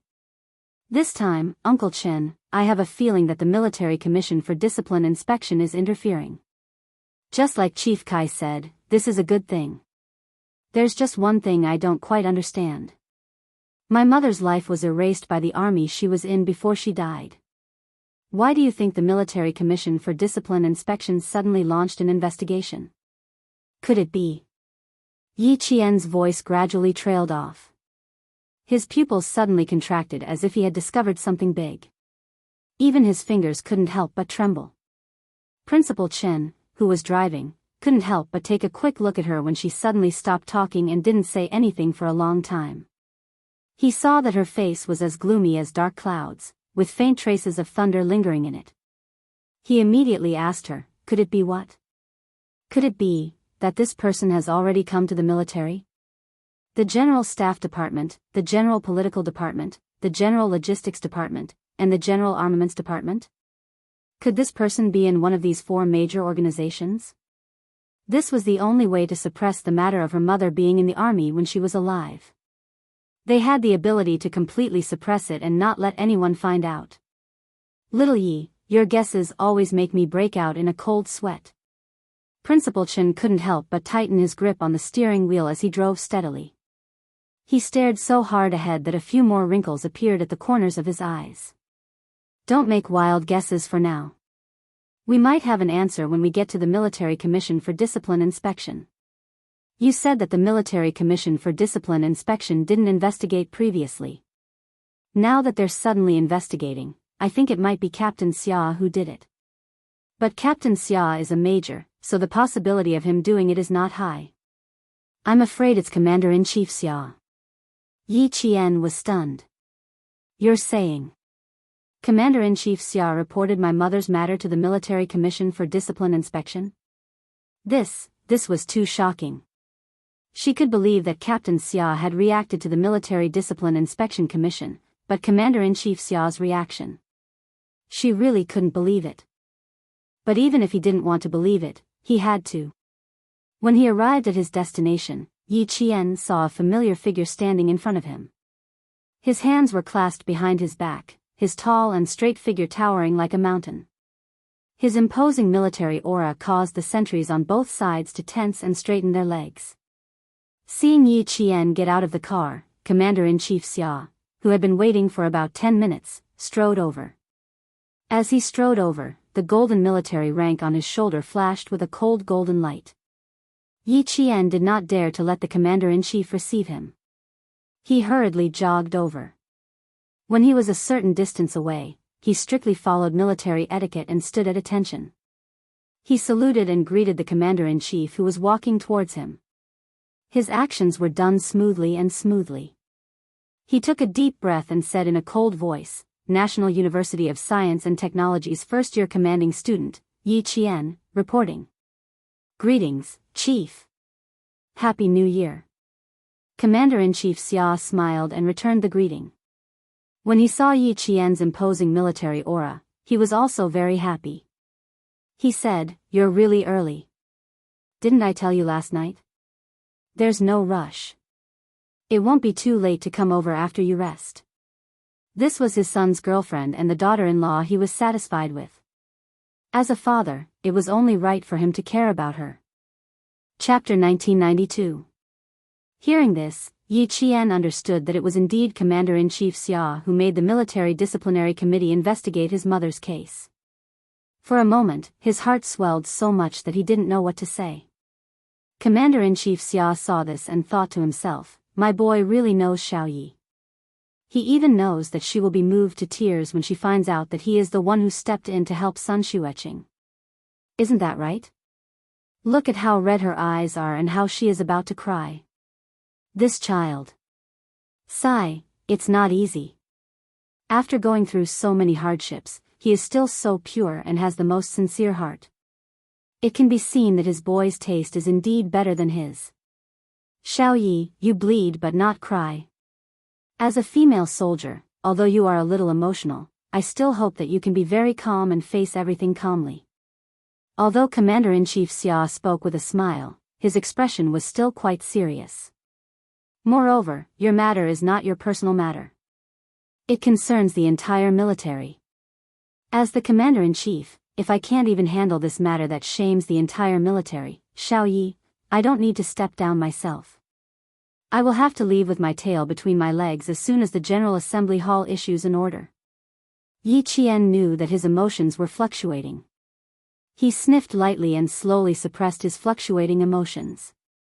If my mother knew about this in the netherworld, she would definitely be very gratified. She knew that the country she was loyal to had never forgotten her. How can our country forget the martyrs who sacrificed themselves for the country? Do you see the standing heroes monument? Our country will never forget the martyrs who sacrificed themselves for the country. Commander-in-Chief Xia's expression changed. From his stern tone, it could be seen how angry he was about this matter. An angry Commander-in-Chief Xia made people even more fearful. A few officers on duty passed by and when they saluted him, their faces were very tense. Not only were the passing officers' faces very tense, but Yi Qian, who had been following him, was also very tense. When he was angry just now, his heart skipped a beat in fear.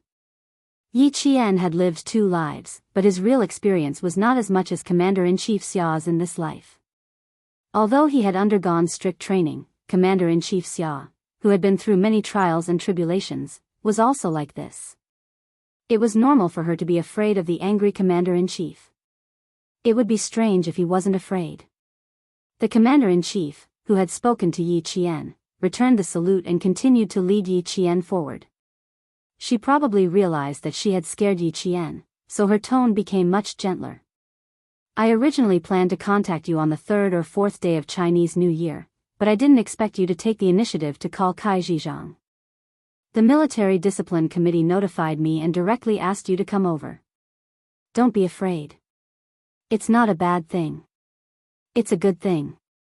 Don't be nervous. Relax and have a good chat with the comrades from the Military Commission for Discipline Inspection. As long as I'm here, you can say whatever you want to say. Just say it from the bottom of your heart. She reminded him that everyone in Yi Qian was trustworthy and that there was no need to hold back. Yi Qian, who understood, nodded gently. She did not show any signs of fear even when she saw the leader of the Military Commission for Discipline Inspection. Commander-in-Chief Xia had specially rushed over to calm Yi Qian down. When Yi Qian was brought in, he directly sat in front of the surveillance camera, turned on the microphone, and said, "Just say whatever you want to say. There is nothing to hold back." The leader of the Military Commission for Discipline Inspection, who was in charge of recording the conversation, glanced at the Commander-in-Chief and laughed. "Old Xia, are you afraid that we will bend the law for personal gain? I feel very assured with you all in charge. A military academy student facing a group of leaders will definitely feel a little pressured. I will counsel her a little. Commander-in-Chief Xia, who had turned off the microphone, sat down calmly. His calm words made the leader of the Military Commission for Discipline Inspection fall silent. Chapter 1993. Yi Qian's mental fortitude was excellent. She wasn't afraid of the Military Disciplinary Committee leader. Especially when she heard that Commander-in-Chief Xia could talk to her, she became calmer. Please sit, classmate. The military rank of the leader who came in was not low. He was a colonel with 2 bars and 4 stars. He was the highest rank in the military and had a certain amount of power. He didn't walk in with a straight face. Instead, he smiled and introduced himself. I am Tan Bin, the person in charge of asking your mother some questions. I was also the political commissar of your mother's company before she entered the military. Now, I work in the political department and am also one of the committee members of the Military Disciplinary Committee. Yi Qian didn't sit down. She saluted first and said, Greetings, Chief. Then, she waited for Colonel Tan to sit down before she sat down.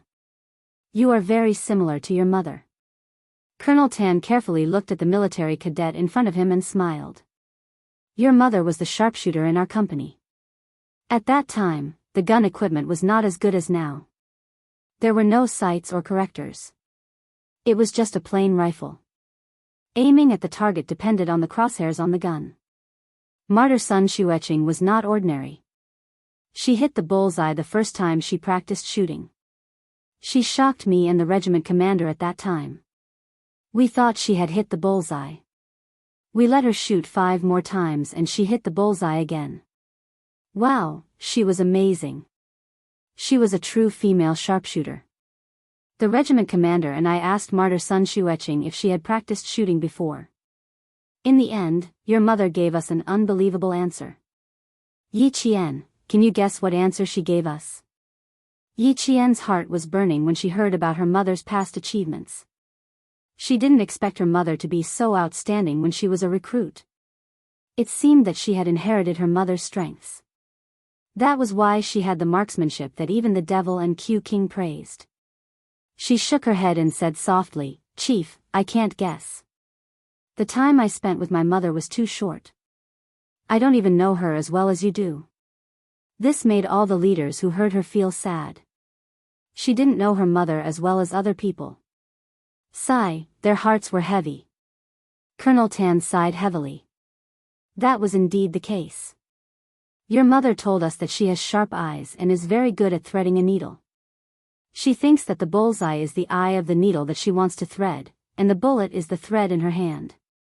Combined with the key points of target shooting that the instructor said, it's easy for her to hit the target. It was indeed an unbelievable answer. Yi Qian was flabbergasted when he heard it. Using target practice as a go-between, his mother was indeed a talent. Her expression made Colonel Tan laugh out loud. That's right, that's right. At that time, the regiment commander and I had the same expression as you. I've been in the military for so many years, and your mother was the only one who told me about it. The conversation between the two could be heard in the monitoring room.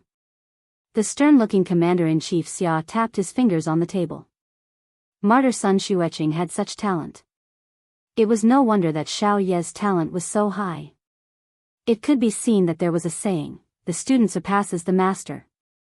Originally, he thought that Martyr Sun Xueqing had sacrificed herself in battle. But after the army erased her life story, he suspected that there was something else behind her sacrifice.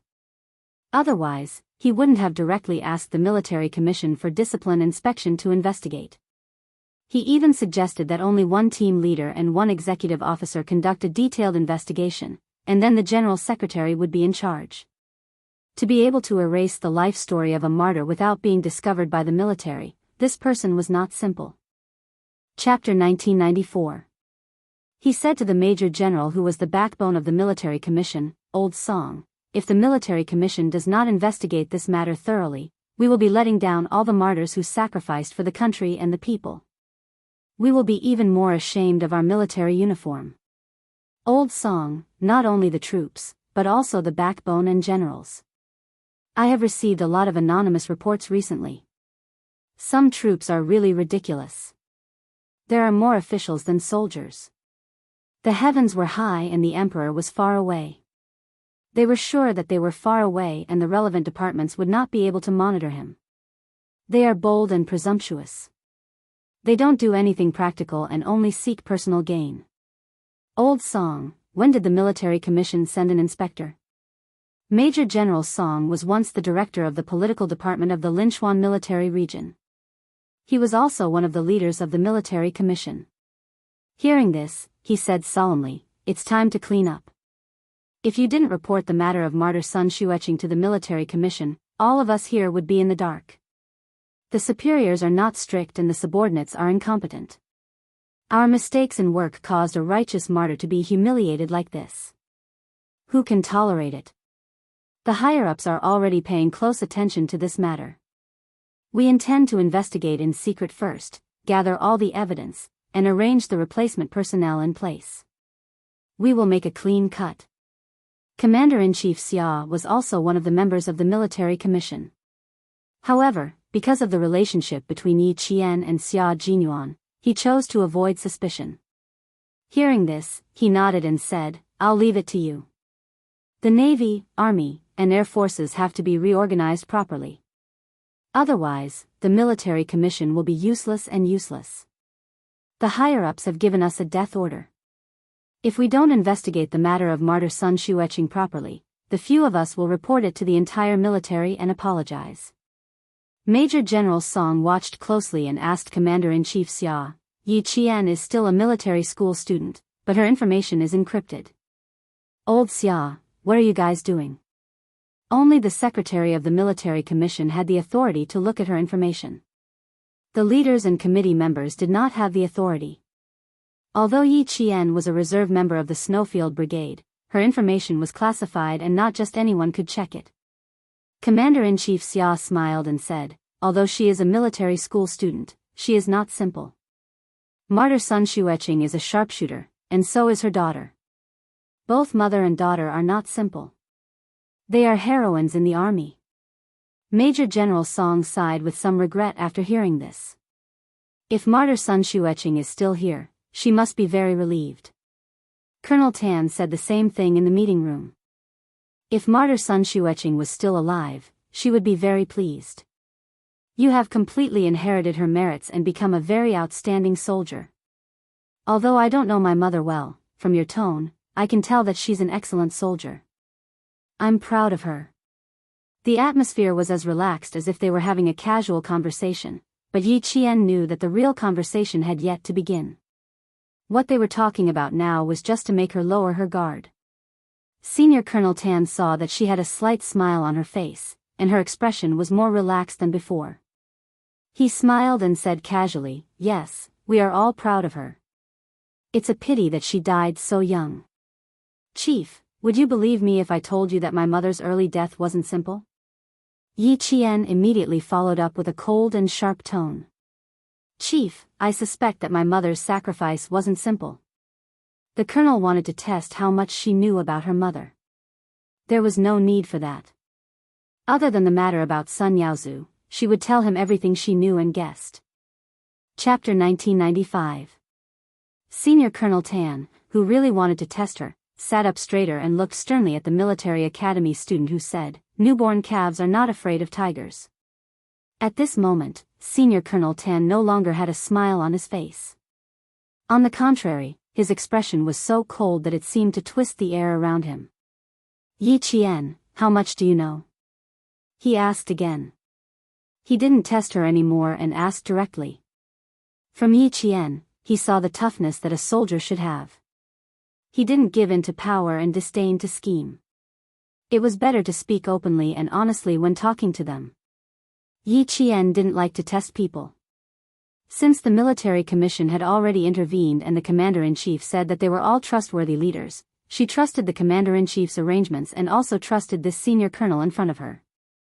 She looked at the senior colonel with her clear black eyes and replied calmly, "Chief Kai said a lot. In addition to the guesses I had in the past, I know a lot.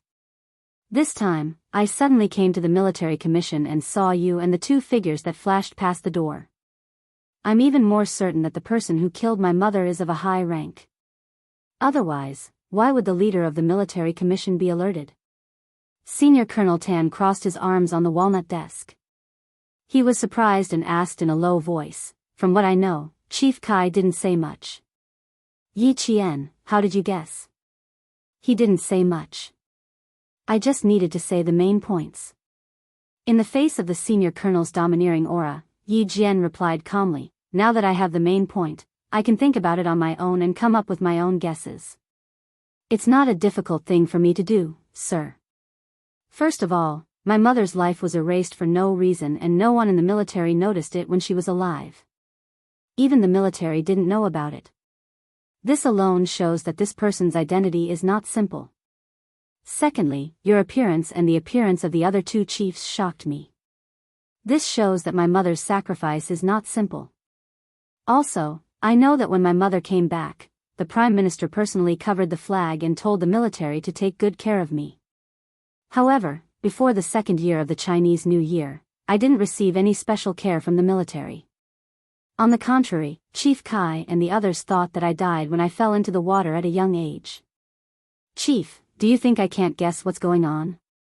I've guessed many things, but I still can't believe it." He had guessed many things, but he still couldn't believe it. It was a few simple and calm words, but they made all the senior officials who heard it feel extremely heavy in their hearts. Even so, she still believed in the army and her country. Therefore, although she had guessed many things, she still did not dare to believe it.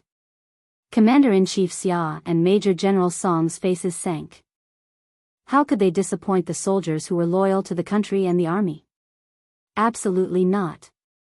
"Old Xia, no matter how big the scope of this matter is, let's work together and get to the bottom of it." Major General Song clenched his fists and slammed the table angrily. He said sternly, "I don't believe that we can't find the truth after a strict investigation." He was the leader of the investigation team. The highest leader had given him full authority to investigate this matter in order to give martyr Sun Xueqing justice. In the meeting room, Yi Qian gave his own guesses. They were all based on what Chief Kai had said before. It was so reasonable that Senior Colonel Tan nodded his head repeatedly. Occasionally, when he raised a question, Yi Qian would immediately answer it. He would also use his own careful reasoning to rationalize the situation. Chapter 1996. He was eloquent and unhurried. His reasoning was so meticulous that it made people gasp in amazement.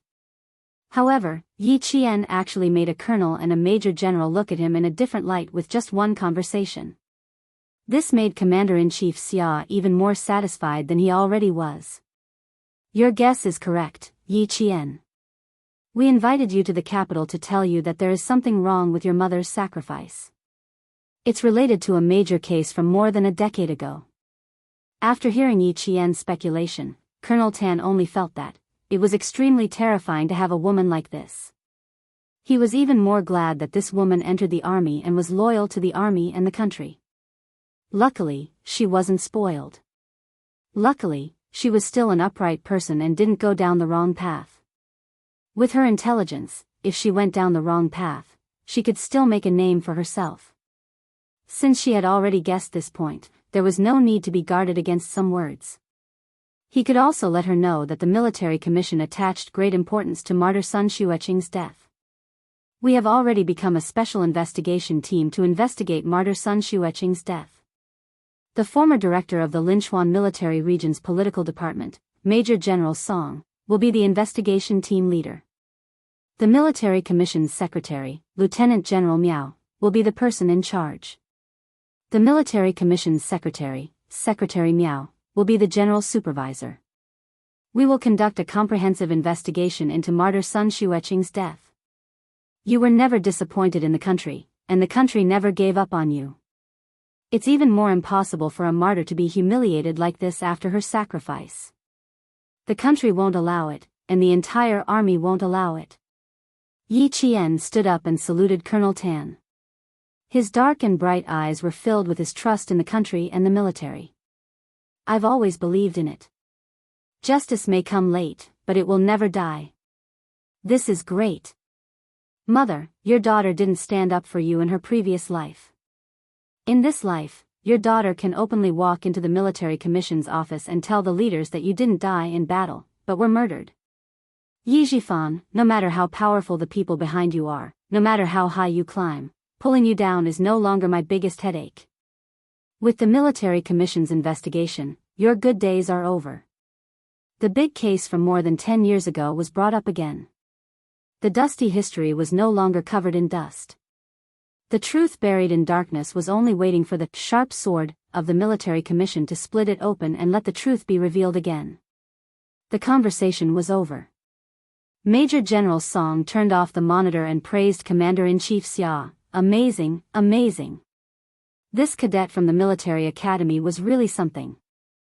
I'm really glad that she's a military school student with the right values. If she had chosen the wrong path, she would definitely have caused trouble everywhere. He was too smart, so smart that it was terrifying. There was no shortage of smart people in the military, but Yi Qian's intelligence was not the intelligence of a flexible mind, but the intelligence of his ability to do things. She had meticulously dissected and slowly sorted out the clues, and in the end, she had actually gotten close to the truth. Listening to her analysis and her guesses made people break out in cold sweat for no reason. Commander-in-Chief Xia didn't like the last sentence. What did she mean by able to choose the wrong path and cause trouble everywhere? Even if Xiao Yi didn't join the military, she wouldn't be a bad person. Even if she didn't join the military, she's still an honest child. Just now, when she said, "I've guessed a lot, but I still can't believe it," it's enough to tell that she's an honest and righteous child. Commander-in-Chief Xia definitely had to protect his future daughter-in-law. Major General Song still didn't know about the relationship between Yi Qian and family Xia. When he heard this, he nodded in agreement. She's indeed an honest child. He suddenly changed the topic and said with great interest, "Old Xia, this is a good seedling. Your side even covered up her information. You're going to train her to be the sharp knife of the army." Chapter 1997. After the conversation with Yi Qian ended, Commander-in-Chief Xia also planned to leave. When Major General Song asked about Yi Qian's future plans, he pondered for a moment and said, "I have such a plan. But before that, we have to investigate the case of martyr Sun Xueqing. I don't want anyone to use their power again and cause the country to lose another outstanding soldier. Yi Qian has an uncle who is now the director of the Southern Province Construction Bureau. Back then, she was fostered in his house. Yi Qian just said that the mastermind behind the scenes didn't dare to kill Yi Qian directly. They might have instructed Yi Jifan to raise her into a useless person. Old song, although beating the grass won't startle the snake, you can still startle the snake this time. Investigate Yi Jifan's history and let the Central Committee for Discipline Inspection get involved in the investigation. First, remove his official position. Then, pay attention to who in the military will care about Yi Jifan's fall. Then, we should be able to lock onto the target. Then, with this target as a coordinate, we'll start an investigation on the target's connections. At the same time, we'll be able to find out which big tiger is responsible for harming the country and the people of the army that Sun Xueqing was in." Major General Song thought about it for a while and nodded. "What you said is a good idea. Okay, I will have a small meeting with them and plan out the follow-up step by step. It won't be difficult for the Central Committee for Discipline Inspection to get involved." The Legal News newspaper started to publish reports about officials' corruption and bribery last year. Let them go to the southern province to investigate. Yi Qian didn't know that Commander-in-Chief Xia's words had caused Yi Jifan's career to come to an end. She walked out of the meeting room and pursed her lips. She seemed to have made up her mind and asked Senior Colonel Tan, who had ordered the guards to come over, "Chief, can I ask you something?" "Yes, why not? Ask away." Senior Colonel Tan, who had a good impression of Yi Qian, smiled and said, "I've already told you everything about your mother. If you ask again, it won't be easy to answer." Yi Qian shook her head. "No, it's not that. I'd like to ask Chief Kai. Is he doing well?" They had been talking about her mother just now, so she didn't dare to interrupt. Kai Zhizhang, he's doing well. Don't worry, he'll be fine. He just needs to stay for a few more days. There are also a few comrades who have a good relationship with your mother and are investigating together with Kai Zhizhang. They haven't come yet. When they come, we can ask them some questions and then let them leave. With Colonel Tan's words, Yi Qian was relieved. Just then, a guard came over, and he followed the guard out of the military discipline inspection building. She always walked fast. Commander-in-Chief Xia only chatted with Major General Song for 2 minutes before she saw Colonel Tan walking over alone. Where's Xiaoyi? Gone. Colonel Tan saluted before replying, she just left. I asked the guards to send her away. Is there anything else you need from her, Commander-in-Chief? Yes, I have something to ask her. Go look for old Song. He's still waiting for you. When Commander-in-Chief Xia heard that Yi Qian had left alone, he quickened his pace and led the guards outside. It was the new year and he hadn't given her a red packet yet. As for the old mansion, he wouldn't make things difficult for her for the time being.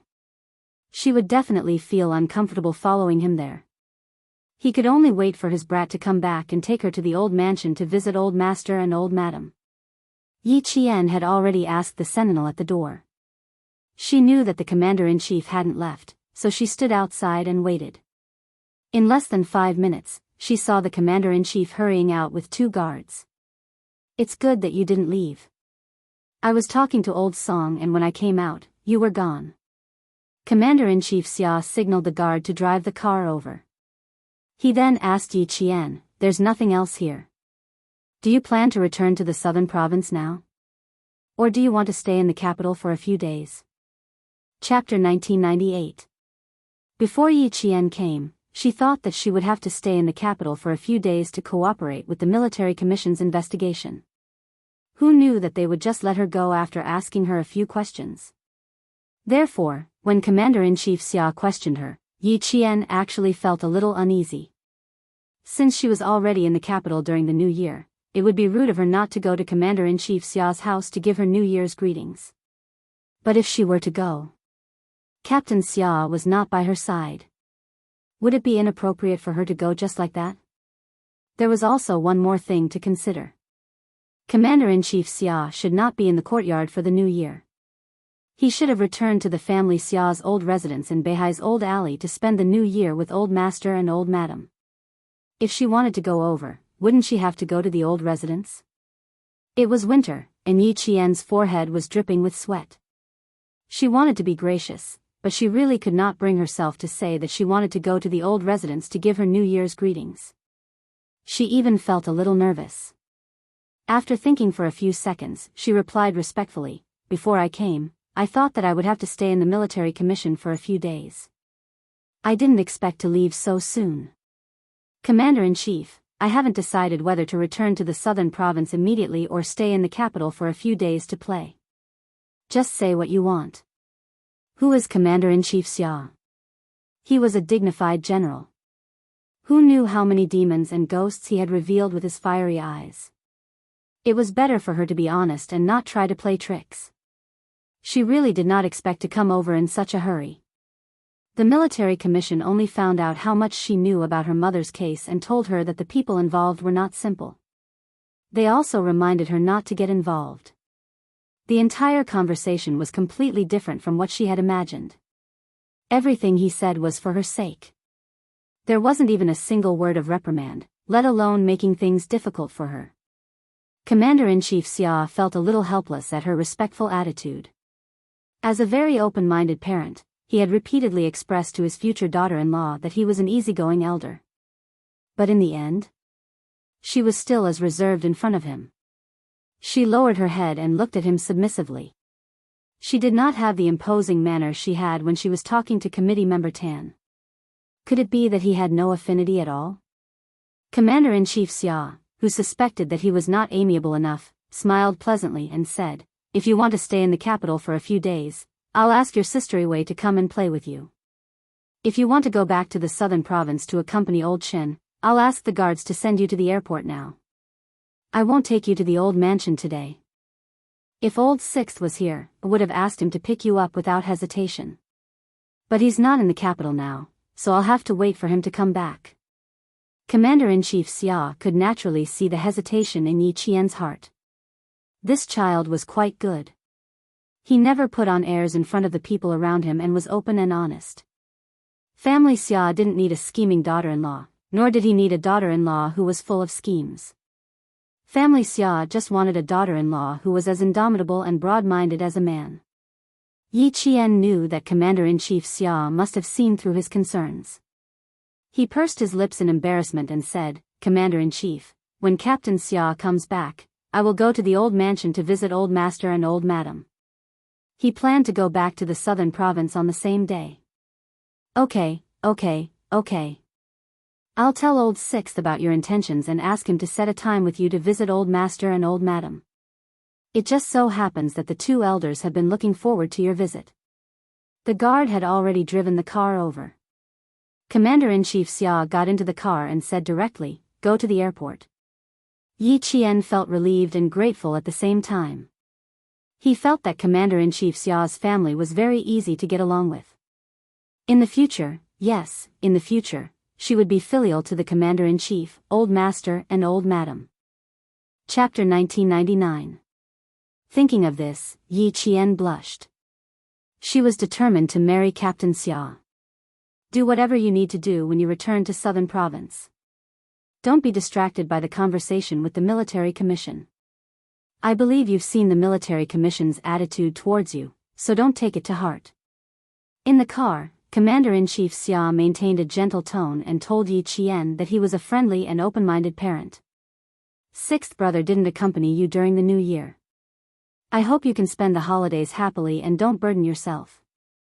Dad, Yi Qian, who was still blushing, almost choked on her own saliva. She thought uneasily, did the Commander-in-Chief see through my thoughts just now? The thin-skinned Yi Qian felt her face heat up even more.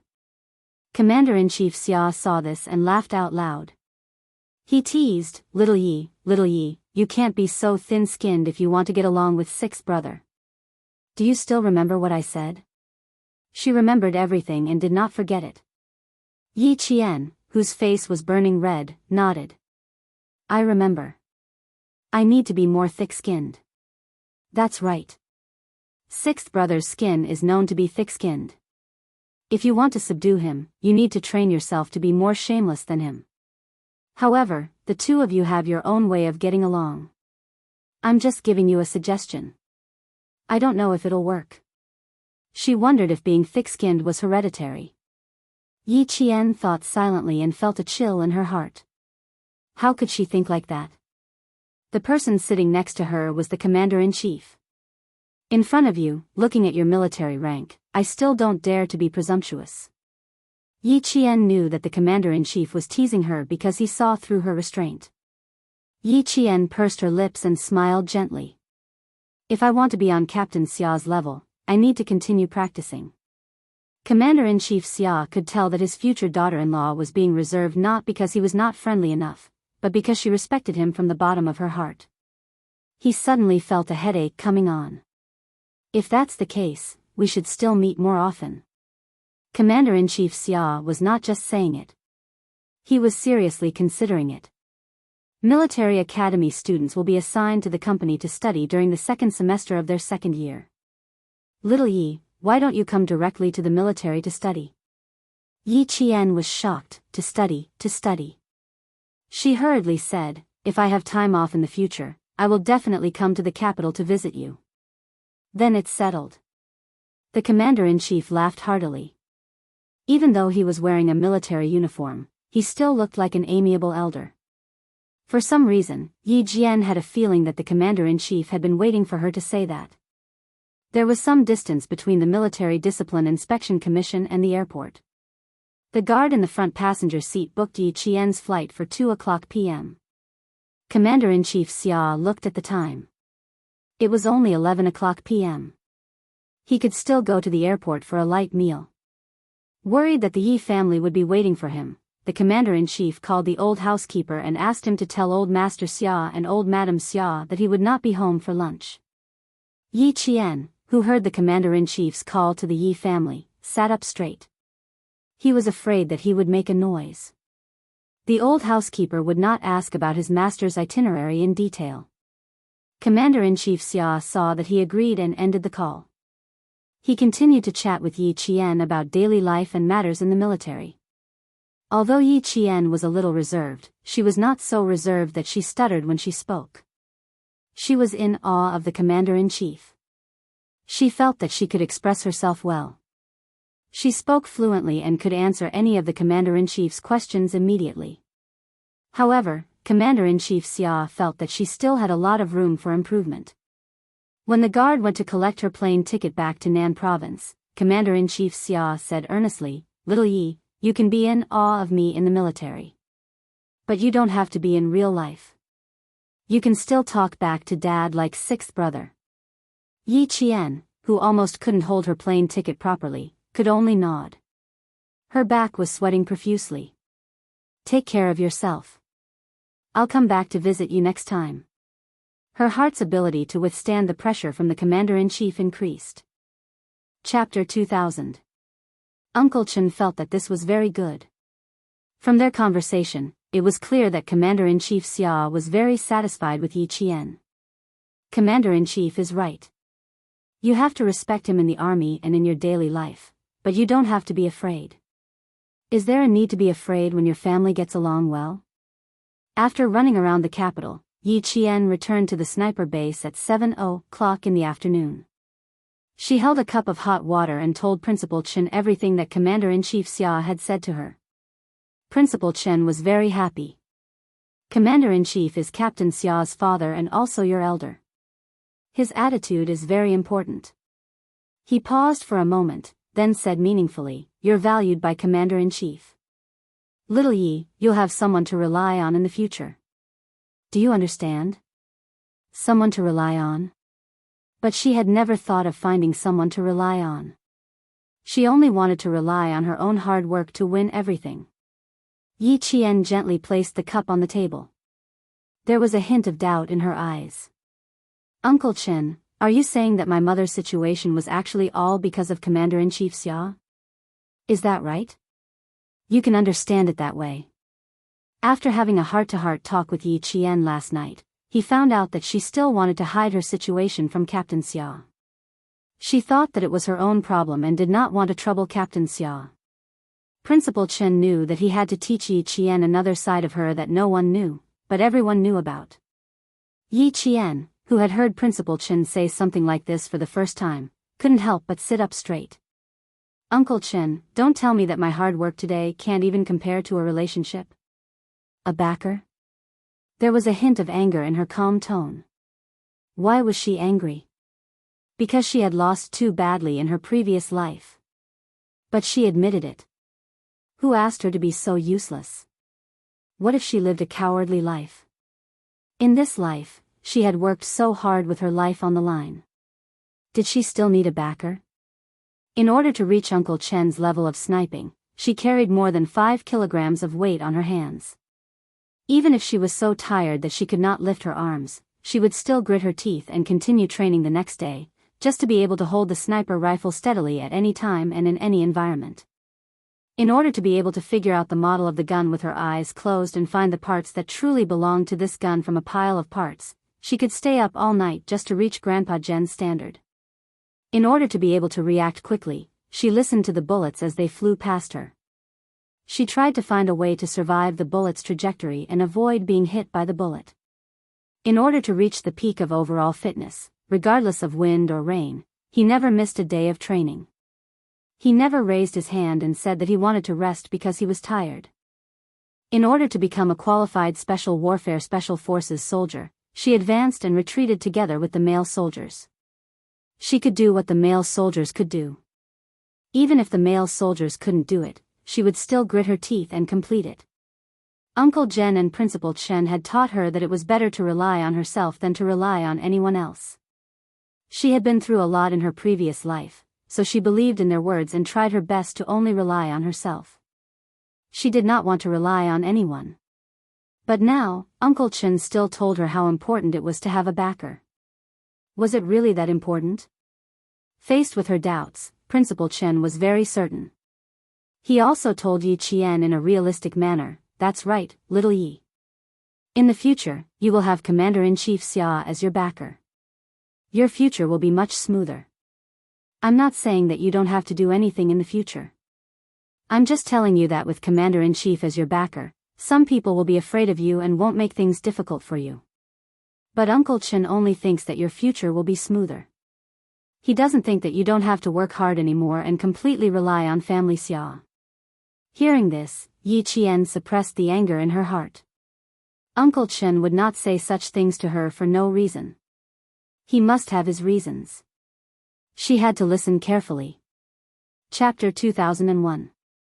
She had to listen attentively. Otherwise, she would think that all her efforts were in vain. It would be easier to find a strong backer. Principal Chen saw that Yi Qian was unworthy, but he quickly controlled his anger and nodded in satisfaction. As a soldier, emotional fluctuations were the most taboo. After training for so long, if he got angry over a small matter, he would be severely punished. "I know why you are angry. You are angry because you don't understand why you work so hard, but it's not as good as having a reliable backer. What I want to tell you is that the reason Commander-in-Chief Xia values you and hopes that you and Captain Xia can become husband and wife is because he first saw your ability, and your potential. Uncle Chen is telling you the truth. You don't have ability, potential, or a certain level of charisma. First of all, Major Xia will not be attracted to you. What kind of person is Captain Xia? His family has power and influence, and he is outstanding and capable. He is worthy of being a young talent. Why would someone like him like a girl who came from the mountains? Why does Commander-in-Chief Xia value you? Uncle Chen said just now, it is also because of your ability, and potential. Why are you angry? And why are you angry? Girl, don't deny your hard work. You should think of it this way. It is because of your hard work that you are where you are today. It is because of Captain Xia that you have such an outstanding boyfriend, and it is because of Commander-in-Chief Xia that you have such an amiable elder. If you are a useless person with a smart brain but no clear goal, Uncle Chen is telling you, you will never be able to get the attention of Captain Xia, let alone Commander-in-Chief Xia. If you don't work hard enough and don't have the ability to be appreciated and praised, how can you get the attention of others? Principal Chen said with a very serious expression. He clearly told Yi Qian that there was no need for her to be angry. The reason why she found Commander-in-Chief Xia as her backer was not because of anything else, but because she worked hard enough and was outstanding enough. Yi Qian, who was listening intently, gradually understood. Just like today, when she walked out of the military commission building, she couldn't quite believe that the military commission had such a good attitude towards her. It didn't seem like they had come to the capital to investigate, but more like they wanted to chat with her. He also understood that Commander-in-Chief Xia was the reason why the Military Discipline Committee treated him so kindly. She had always wanted to rely on herself to find the truth, but the closer she got to the truth, the more she realized how realistic Uncle Zhen's words were. Without enough foundation, how could they enter Captain Xia's world? How could he gain the favor of Commander-in-Chief Xia? How could he shake a tree with deep roots and lush leaves? She was glad that she had the chance to be reborn. She was glad that she had listened to Uncle Zhen and Uncle Chen's arrangement and put her hatred aside. She would only talk about revenge after she had gained a foothold. She was even more glad that she had met Uncle Zhen, Uncle Chen, Lu Tuan, Political Commissar Yan. They had allowed her to not be blinded by hatred, and she had not been blinded by her past life. I understand what you mean.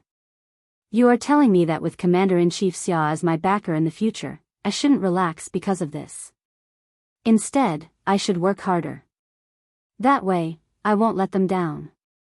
The clear-minded Yi Qian didn't give Principal Chen a headache. He quickly understood his painstaking efforts. Yi Qian gazed at the elder who cared about and cherished him. He said softly, I won't embarrass the Commander-in-Chief. Chapter 2002. How could she disgrace the Commander-in-Chief? How could she disappoint the Commander-in-Chief? How could she disappoint her loved ones who cared about her? She lived for herself, but she also had to live for the people who cared about her and loved her. Living in this world, wasn't it all about fighting for one's dignity? She had lost so badly in her previous life, so she had to fight for her dignity in this life. She had to fight for all the dignity she had lost in her previous life.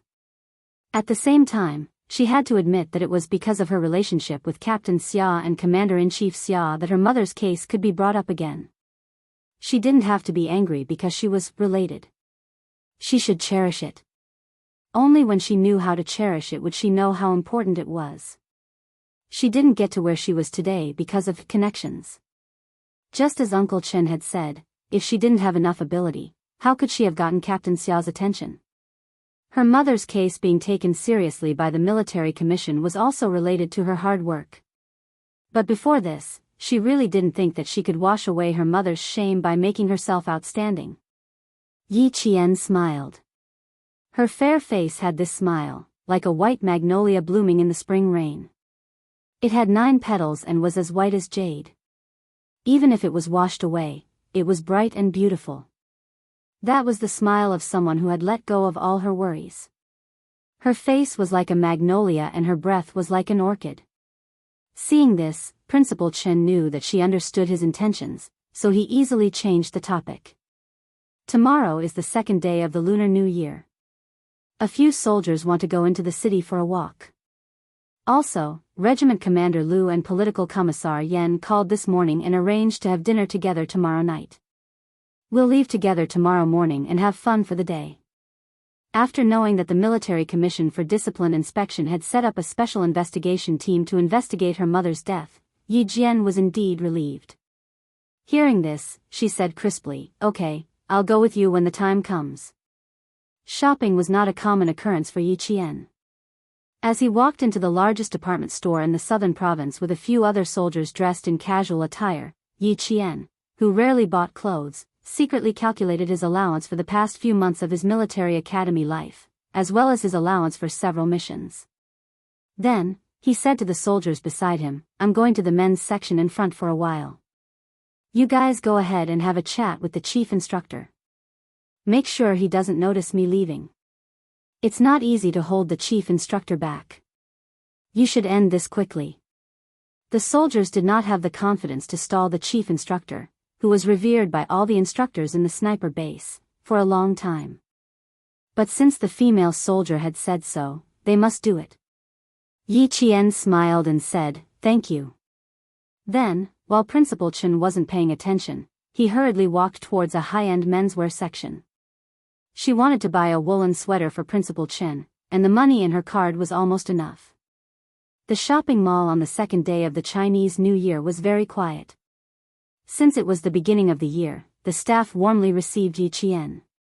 Judging from Yi Qian's clothing and purchasing ability, the staff recommended a thin woolen sweater that cost about 800 yuan. Yi Qian took a fancy to a very thick, navy blue woolen sweater that cost double the price. After looking at the size, he immediately took a larger size and said, "This one will do. Help me check the bill." A woolen sweater that cost about 1,600 yuan was considered expensive. Yi Qian himself did not have such an expensive piece of clothing. The military provided clothing for all seasons of the year, so there was really no need to buy such expensive clothing. The staff was naturally very happy and immediately brought Yi Qian to the cashier to settle the bill. When they returned, Yi Qian heard a gentle but overbearing familiar voice. "I really like this one. Since you only have a larger size, give it to me first, and I can immediately pay you in cash. As for the customer who went to settle the bill, you can just explain that you found a flaw in the clothing. Wouldn't that be enough?" It was really familiar. So he had bumped into Yi Ying, whom he had not seen in a long time. Chapter 2003. It had only been half a year since the end of the college entrance exam. Perhaps it had been too long since he last saw her, so it felt like a long time had passed. Yi Qian didn't want to make things difficult for himself during the new year, so he said to the attendant who accompanied him, "Can you help me take out the clothes?" "Thank you." The attendant heard the commotion inside and said awkwardly, Okay. I'll take it out right away."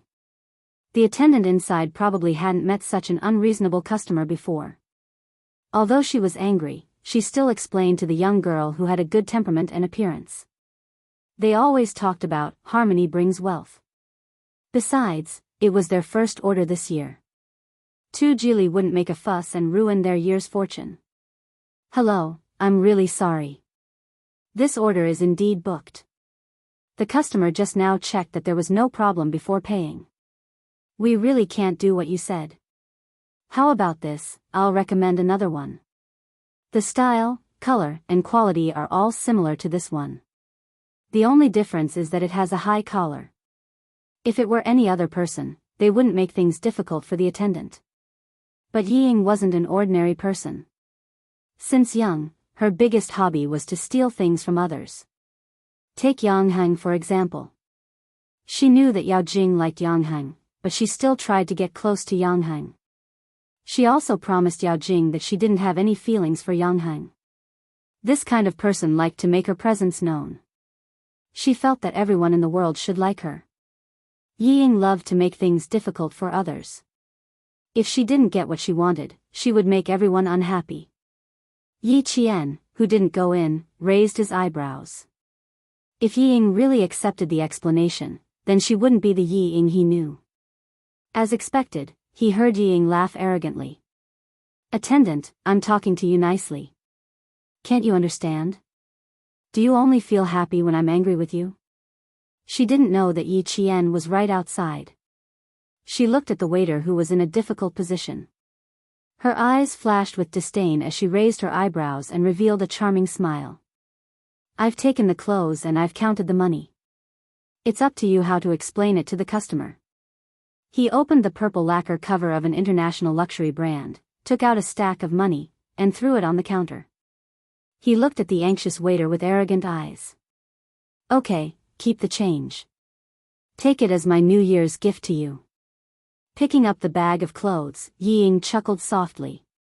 She was ready to leave in her high heels with a mature, seductive look.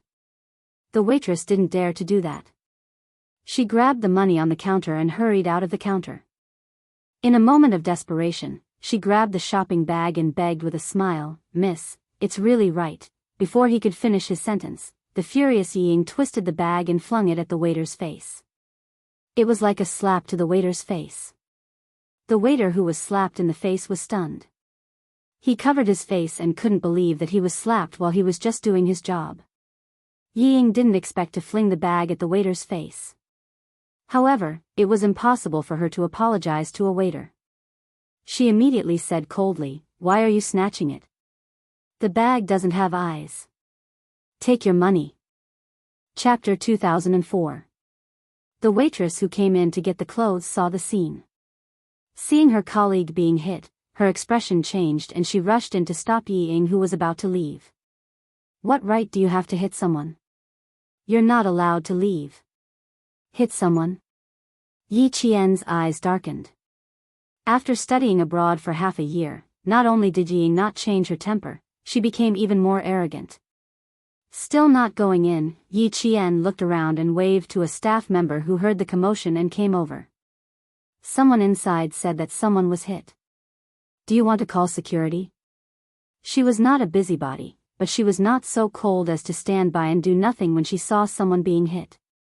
When the staff member heard that someone was being hit, he quickly ran to the store he was in charge of and probably called security. Ying thought that she had a good temper. Seeing that the waitress dared to stop her, she was angry and amused. "With your attitude, I'm going to complain to your manager right now. I'm here to buy clothes, not to be bullied." "What? I've already paid. Don't tell me you don't want to give me the goods. Also, who hit someone?" "It was this waitress who rushed over to take my stuff. I was just defending myself." "What right do you have to say that I hit someone?" At the beginning of the year, there were not many customers in the clothing section of the 200 goods building. Everyone was a staff member. Hearing the commotion, the staff of the neighboring stores came over. The staff further away also came over to see what was going on. "You took our stuff by force. If we don't take it back, do you think we'll wait for you to take it back?" The older waitress was not someone to be trifled with. She did not argue with Yi Ying and only spoke the truth. The other staff members who did not understand what was going on suddenly realized what was going on. They looked at her with disdain. Yi Ying, who was surrounded by people, felt embarrassed. She was even angrier. Call your manager over. I've already paid, but you don't want to give me the goods. I'm going to complain. The shop assistant who was hit was young, about 20 years old. Hearing this, she said with tears in her eyes, "Miss, the clothes in your hand were obviously bought by another lady. She even went to the cashier to pay. You were the one who forcefully took it from me." Yi Qian frowned. Why did it feel like the clothes Ying bought looked like the clothes she bought for Principal Chen? I forced it? Heh, you're still holding the money I gave you. Ying glanced at the money in the waiter's hand. You can count how much I gave you. Seeing that you can't go home on New Year's Eve, I'm kind enough to tell you to keep the change for the rest of the money. Just treat it as a New Year gift. You're really something. How dare you accuse me of forcibly taking it from you? I gave you the money, so why can't you take what I bought? Is this a rule you set? Call your manager out. Ying glared at the waiter who was still covering his face. She gritted her teeth and said, "How dare you bully me? I'll make you regret it." Then, she yelled at the waiter who was blocking her, "How dare you stop me, you?" Yi Ying's arrogant voice stopped abruptly as if she had been strangled. She looked as if she had seen a ghost as she stared at the figure standing at the door. Yi Qian did not want to interfere, but after watching for a while, he realized that he had no choice but to do so. Seeing that she saw him, Yi Qian took the receipt and walked to the waiter who was hit. He smiled and said, "The money has been paid. Here's the receipt." Chapter 2005. The clothes were taken by force by this young lady. The waitress didn't dare to take the receipt that Yi Qian handed over, but the tears that she had been holding back burst out the moment Yi Qian spoke. Yi Qian would never make things difficult for others. He comforted the waitress who had been wronged. "It's okay. Wait for your manager to come and deal with it. I'm not in a hurry." She was still a little anxious and would make Uncle Chen wait for a long time. She had to go and greet Uncle Chen first. As for the clothes, Yi Qian took the bag from Yi Ying's hand and walked over to Yi Ying, who was still glaring at him. He said calmly, "The clothes in your hand were bought by me. You have to return them to me when the manager comes." Yi Qian didn't want to waste his breath on her. After he finished speaking, he didn't take the clothes from her hand. He walked past a certain someone whose face was pale and left to find Principal Chen. "Stop right there." Yi Ying felt even more embarrassed when she thought that her humiliation might be seen by the person she hated the most. She didn't know where the anger in her heart came from, but it was rampaging in her heart. She didn't want to make things difficult for the waitress who made her unhappy. She grabbed the bag and rushed out to stop Yi Qian from leaving. The older waitress wouldn't let such a barbaric and unreasonable customer leave. She stopped her again. "Young lady who hit someone, you have to wait for our manager to come. Get out of my way, do you hear me?" Yi Ying, who lost her rationality every time she saw Yi Qian, wanted to throw the shopping bag in her hand again. Before she could do so, the older waitress shouted, "Someone hit someone, someone hit someone. Quick, call the security guards." This shout made Yi Ying shiver. It also made her lose her rationality. She watched as Yi Qian left. She was so angry that she clutched the shopping bag tightly. She was so angry that she laughed coldly and said, "Okay, okay. I'll wait for your manager to come. This is your service?" I've really learned something new. If she really threw the shopping bag, everyone would think that she hit someone. As the daughter of a provincial official, she couldn't leave any evidence that could be used against her. Yi Qian, who always liked to see her make a fool of herself, was also here. She couldn't let her make a fool of herself. Yi Ying, who had always cherished her reputation, could only fiercely suppress the anger in her heart. With a ruthless gaze, she bit her lower lip and looked at the departing figure, feeling vexed. "I was indeed careless just now. I didn't control myself and accidentally hit the waiter's face. I don't know how much Yi Qian heard. Damn it, I've made a fool of myself again. Yi Zhifan had just parked the car when Sun Dongqing, who was about to get out of the car, received a call from her daughter. She said that she had been invited to the manager's office because she had bought a dress and paid for it, but the staff refused to let her leave. Hearing her daughter's voice, Sun Dongqing was furious. Don't be afraid, Yingying. Mom is coming up now. He must have eaten a bear's heart and leopard's guts to bully you. Yi Zhifan heard the gist of it. Based on his understanding of his daughter, he knew that things weren't that simple. However, he was indeed afraid that his daughter would be taken advantage of. With his daughter's temper, she definitely wouldn't cooperate. The mall's security guards didn't hold back.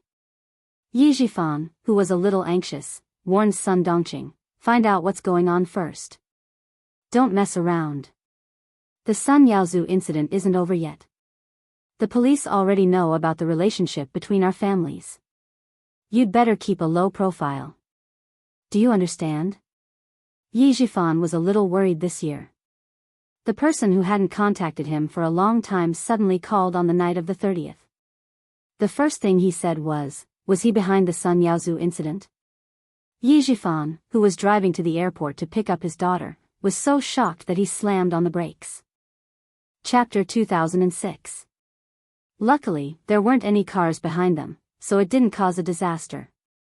He didn't dare to pause and immediately replied, I don't have a motive to kill him. He only said one sentence before the person hung up. He calmed himself down and checked his phone. Just like before, the number was no longer in service. With that person's call, Yi Zhifan was still on tenterhooks. He was afraid that someone would tamper with his phone and put him on the list of suspects for Sun Yaozu's murder, causing that person to misunderstand. Sun Dongqing was honest when she heard that. She didn't dare to joke about her husband's future. She only nagged, I don't know what kind of person you're receiving. He insisted that Yingying come over to buy clothes during the new year. Don't she have enough clothes in her suitcase? They're all branded goods. They're beautiful and fashionable. What's wrong with that? This child is impatient. She insisted on coming over to give you a surprise. All right, I didn't receive the surprise, but I did receive the shock.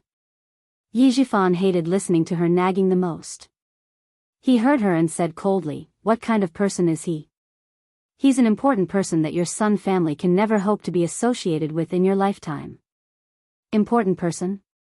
Sun Dongqing laughed disdainfully. What kind of important person had she not met?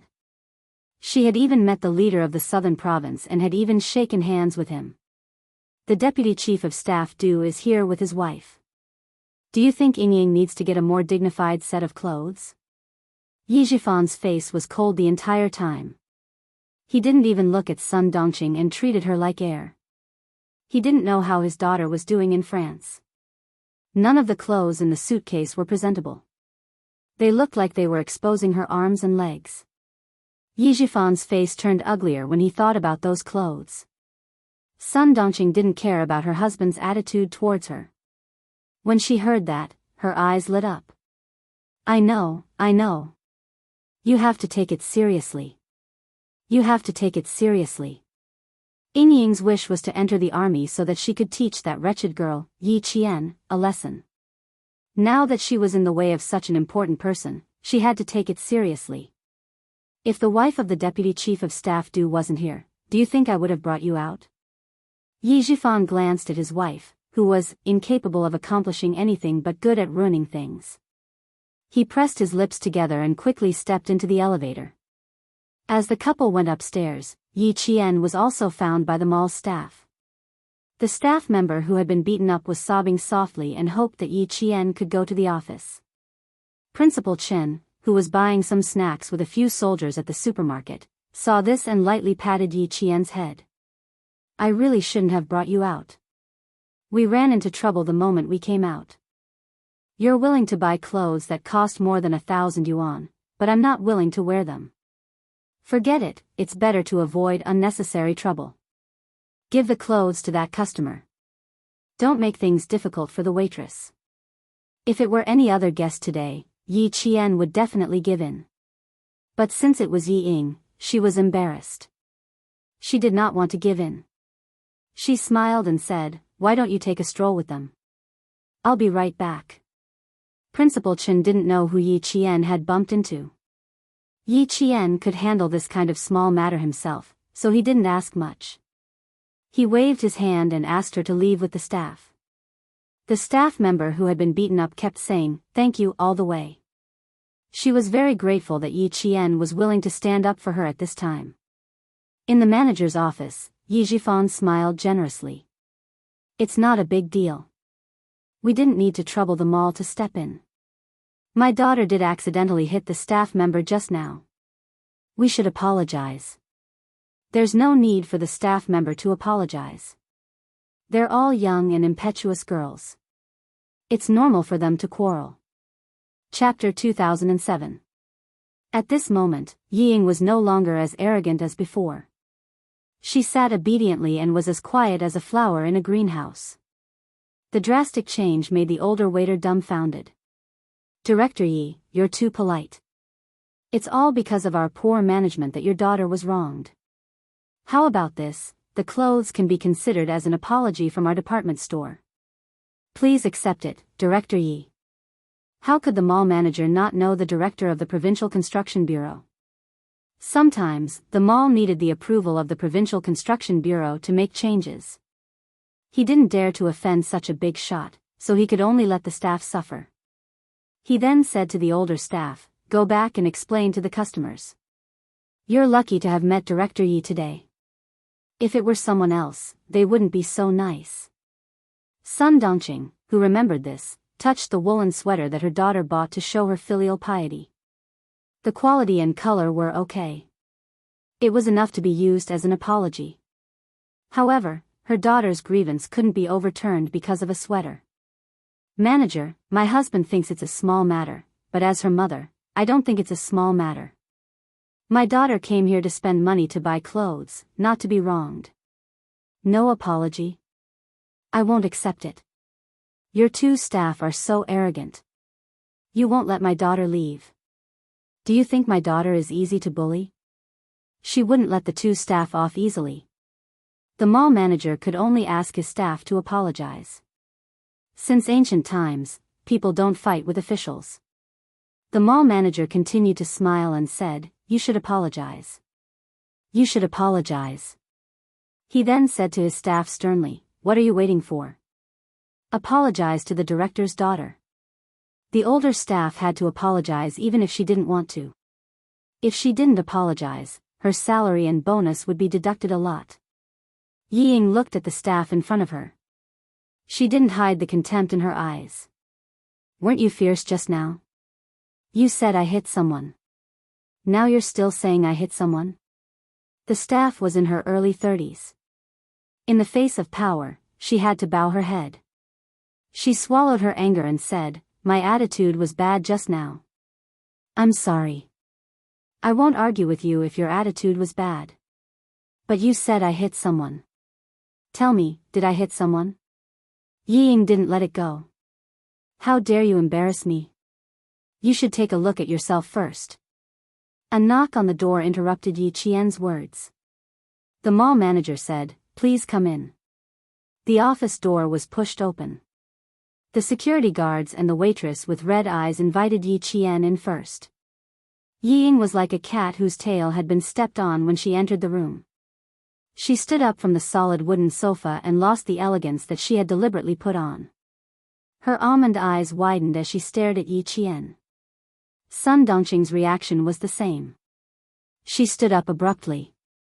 Just as she was about to question Yi Zhifan, she heard a light cough from Yi Zhifan, which made her swallow back the words that had rushed to her throat. He had almost forgotten that this wretched girl was no longer the same as before. "Endure, I have to endure." Now, even old Yi was afraid of the wretched girl and didn't dare to confront her directly. He, who had been strangled by her once, had to endure it even more. He couldn't scold her directly like before. If he wanted to scold her, he could only scold her in his heart. "Why is she here? Do you want to work during the winter break?" Old Yi, every time that wretched girl shows up, our whole family feels uncomfortable. Sun Dongqing muttered. She stared nervously at Yi Qian as she walked in. She was afraid that she would do something bad to her family. Yi Zhifan didn't pay attention to what she said. When he saw Yi Qian walk in, his gaze fell on the shopping bag with the woolen sweater. He had a bad feeling. Chapter 2008. A bad premonition flashed through his mind. He immediately stood up and said to the mall manager, "I won't disturb Manager Xiang's work. You don't have to give us the woolen sweater. It should belong to whoever bought it." At the same time, he used his eyes to warn Sun Dongqing to shut up. The young salesperson who went directly to Yi Qian to testify did not understand what was going on. She held back her grievances and said timidly, "Manager, this customer bought the clothes first. Sister Fan took her to pay for it, and I stayed in the store to pack it up. Then, this customer came in and took a fancy to this design. She said she wanted an extra large size. I said, I'm sorry, the last extra large size has just been bought. The customer has already gone to the cashier to pay for it. I didn't have a bad attitude. I even explained to her, but this lady didn't listen. She threw the money on the cashier, took the bag and left. I didn't dare to let her go. In a moment of desperation, I grabbed the bag." She recounted the entire incident, including how Yi Ying slapped her in the face with the bag. In the end, she looked at Yi Qian and said softly, "This customer can testify." "Manager, I really didn't do anything else." Sun Dongqing, whose expression had changed, suddenly exploded. She had said bad things about Yi Ying in front of Yi Qian. She had to endure it again and again.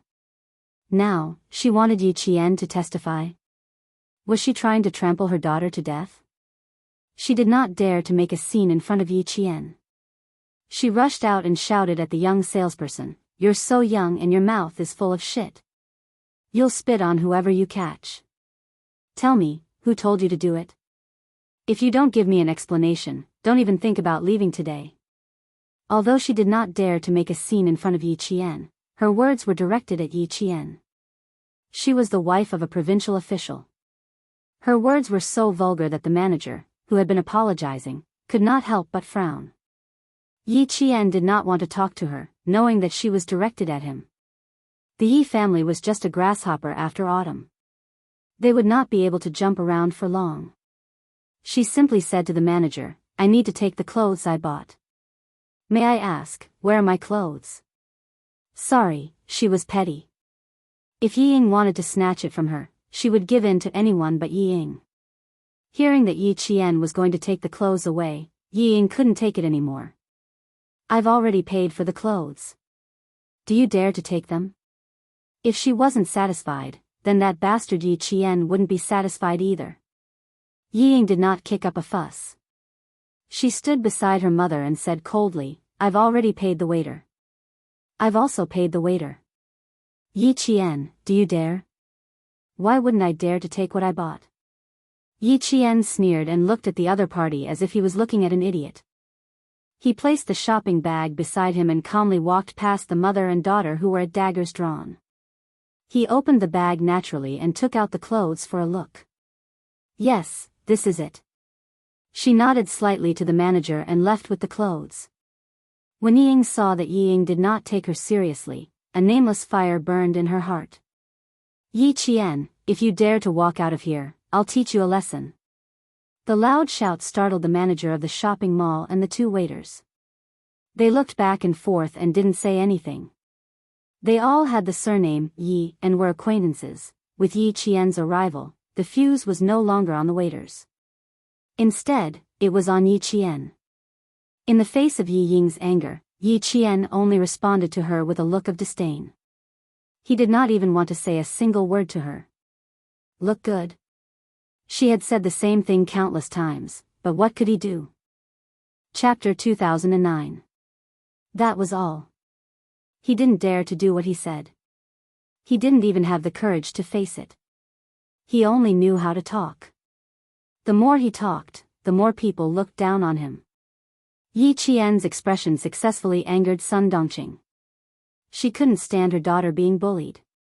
In her eyes, her precious daughter was being bullied by Yi Qian. She had completely forgotten Yi Jifan's warning. She looked at Yi Qian walking past her. Her round but mean face showed a sharp ruthlessness. When Yi Qian reached the door, she seemed to have a plan. Her eyes flashed with viciousness. Before the door closed, she gritted her teeth and said gloomily, "Yingying, we should go too." She didn't respect their family at all. It was too infuriating. If she didn't teach her a lesson, she wouldn't be able to swallow the anger in her heart. Ying seemed to understand her mother's intention.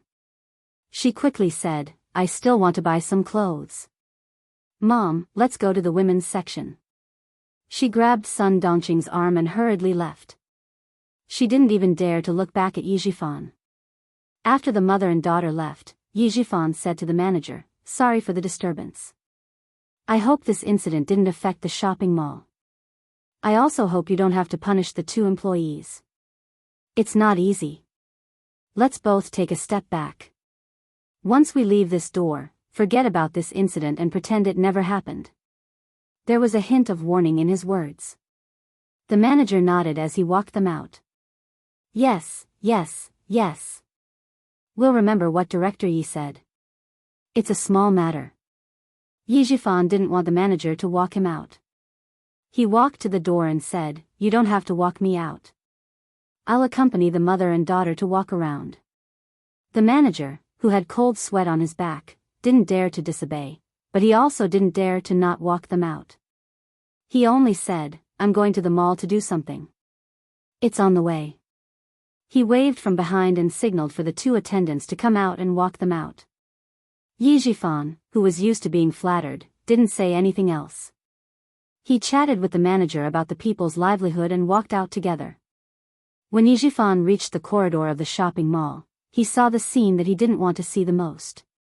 He saw Sun Dongqing suddenly speed up and slam into Yi Qian's back. He was a little far away, so he didn't hear Sun Dongqing's clever remark, "A good dog doesn't block the way." Yi Qian, who was trained as a special forces soldier, could easily deal with her. When she felt something strange on her back, she nimbly turned sideways and extended her legs slightly. Trying to harm her? Have a good taste of what it feels like to eat your own medicine.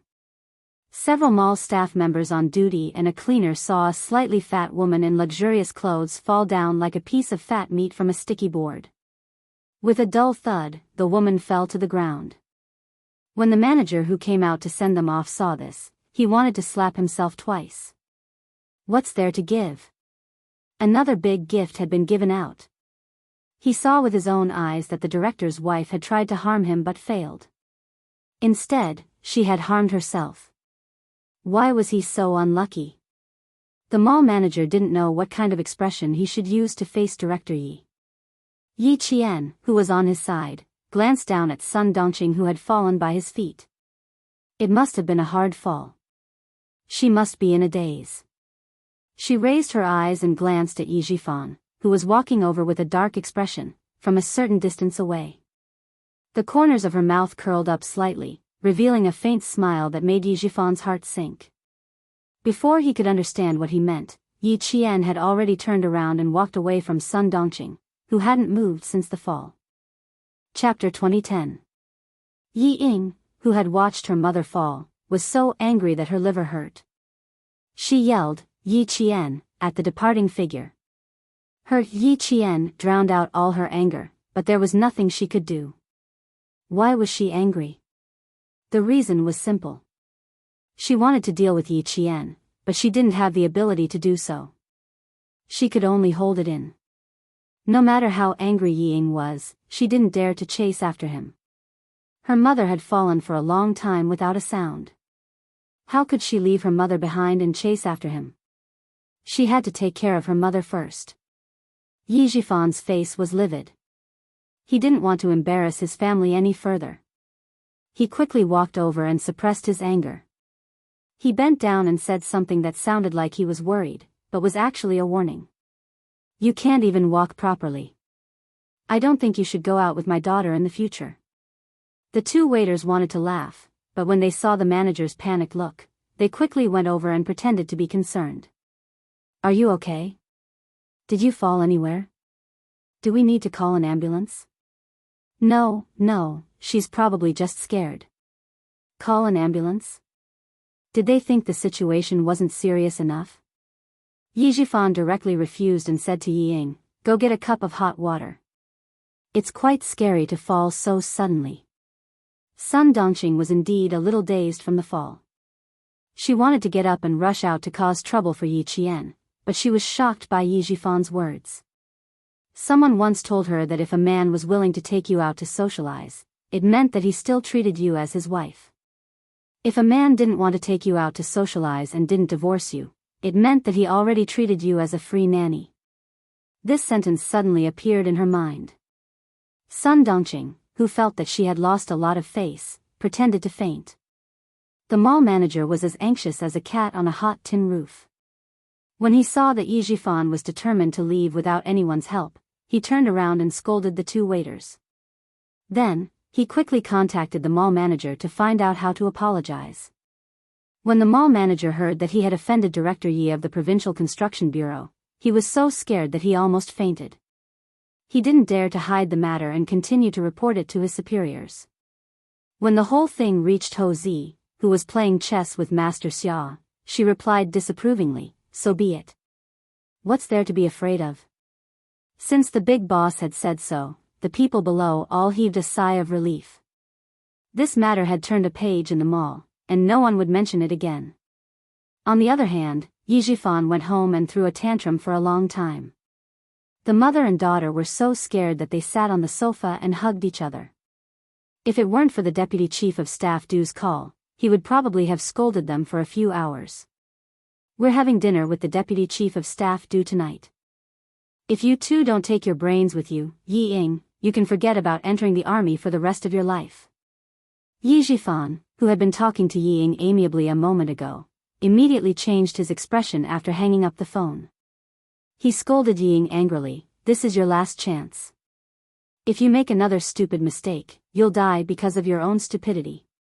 You can't blame anyone else.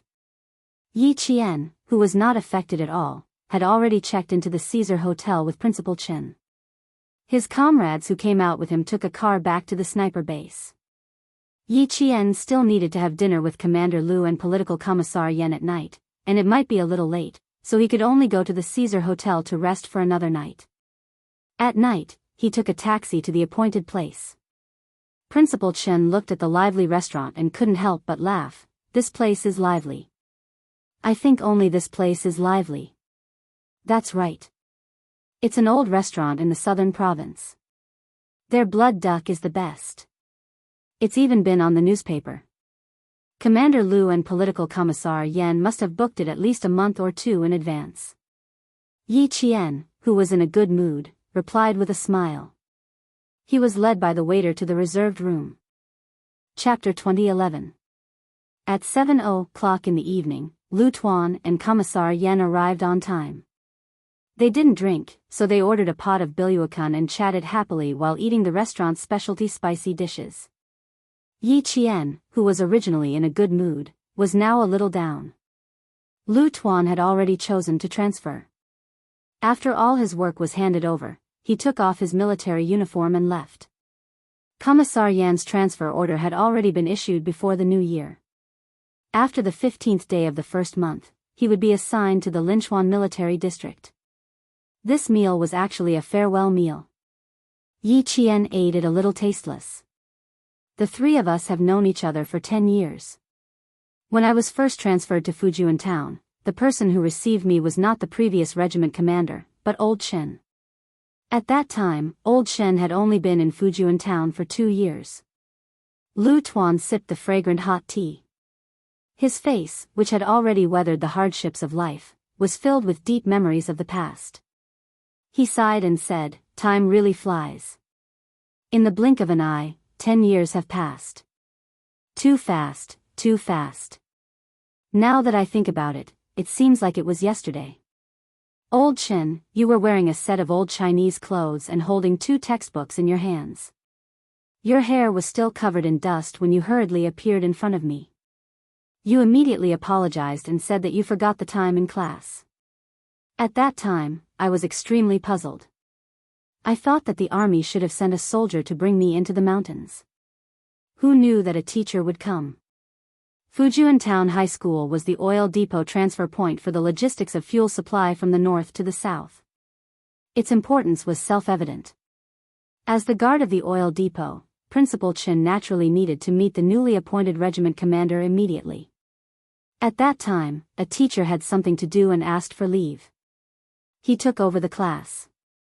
When he arrived, Regiment Commander Lu had already arrived. Recalling the past, Principal Chen sighed and said, "Yes, not long after I picked you up, old Yen also arrived. I still remember that the two of you always had different opinions on how to manage the army. As a teacher, I had to run into the mountains every few days to adjust. After about half a year, the two of you should take a break. And Uncle Jen, he also often advised the two of you. There was a time when he got angry. At that time, Uncle happened to be teaching the new recruits how to use guns. When he heard that the two of you were making trouble again, he immediately carried a Type 81 automatic rifle and rushed in. He put the gun on the table and said angrily, 'Do you two have to make trouble until one of you has to be killed? All right, I'll grant you your wish. Rock, paper, scissors, will decide the winner in one round.'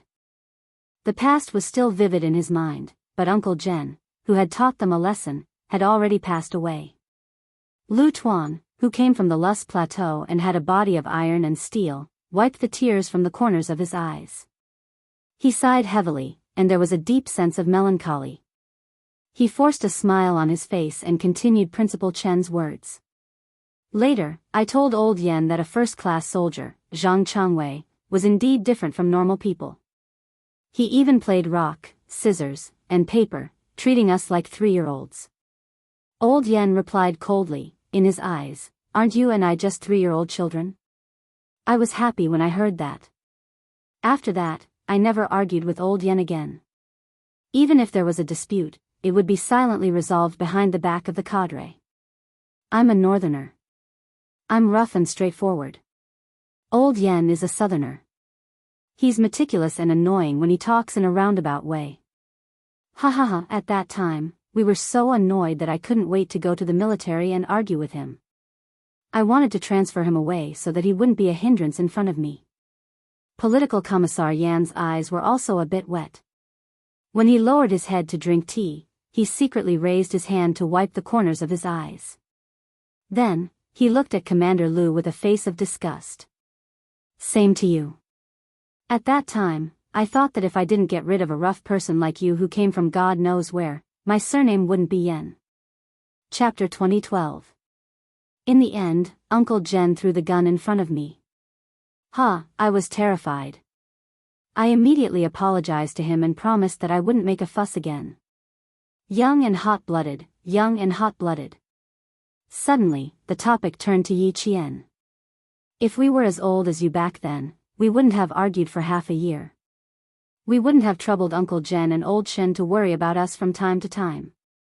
Yi Jian, who had been quietly watching them reminisce about the past, sniffed lightly and said softly with some sadness, "It's because of your education that I'm more mature. If it weren't for your guidance, there wouldn't be the Yi girl today." Your nose is blocked. Are you crying? Political Commissar Yen quickly picked up a piece of bloody duck and placed it in Yi Qian's bowl. He smiled gently. You didn't rely on others to get to where you are today. Most importantly, you relied on yourself. You can only rely on yourself. Relying on others is like the moon in the water. It will be shattered in the blink of an eye. Yi Qian, you are doing very well now. In the future, you will be like this. The military is the best home for you. The military couldn't bear to let go of good seedlings, especially a comprehensive talent like Yi Qian. They could keep her for a lifetime. Commander Lu also said, Old Yen is good at talking. His words are beautiful and pleasant to listen to. I'll be direct. Yi Qian, since you have chosen this path, you must be ruthless when it's time. As a soldier, there is no reason for you to be soft. You wear the military uniform and shoulder the responsibility, so you must be ruthless. When it comes to military matters, you must be ruthless. There is no need to be long-winded. If anyone dares to doubt you, fine. They can doubt you, but they must find a reason to convince you. Okay, we will treat it as listening. If you are angry, you can go wherever you want to go. If you don't have the ability and still want to shoulder the responsibility, let's just send him away. Don't pretend to be a big shot in front of you. Yi Qian listened attentively and remembered everything. Political Commissar Yan was gentle, while Commander Lu was strict. The combination of strength and gentleness could make soldiers obey you while also admiring you from the bottom of their hearts. When platoon leader Lu was promoted from the deputy platoon leader to the platoon leader, what he said was the most authentic experience. This was of great help to Yi Qian when he later joined the field forces to lead troops. Principal Chen knew that Yi Qian wasn't feeling too good, but he didn't say anything. It was normal for soldiers to come and go like this. She had to get used to it. They had known each other for 10 years, and now they had gone their separate ways.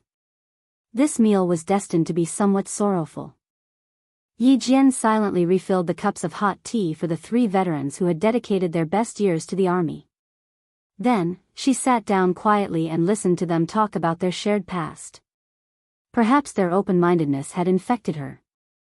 The sadness of parting gradually faded away, and a faint smile appeared at the corner of her mouth. Although they had parted, they were still good friends and confidants. One day, they would meet again. Tomorrow night, I still need to accompany the leader who came today to inspect the motor vehicle training base. Tonight, we will be dismissed. When it was 9:00, Political Commissar Yan saw that it was getting late. He picked up Yi Qian's cup of hot tea and stood up. He said to Principal Chen, "Old Chen, I won't say goodbye to you on the day I leave. This cup of tea is a toast to you for supporting my work for the past 10 years.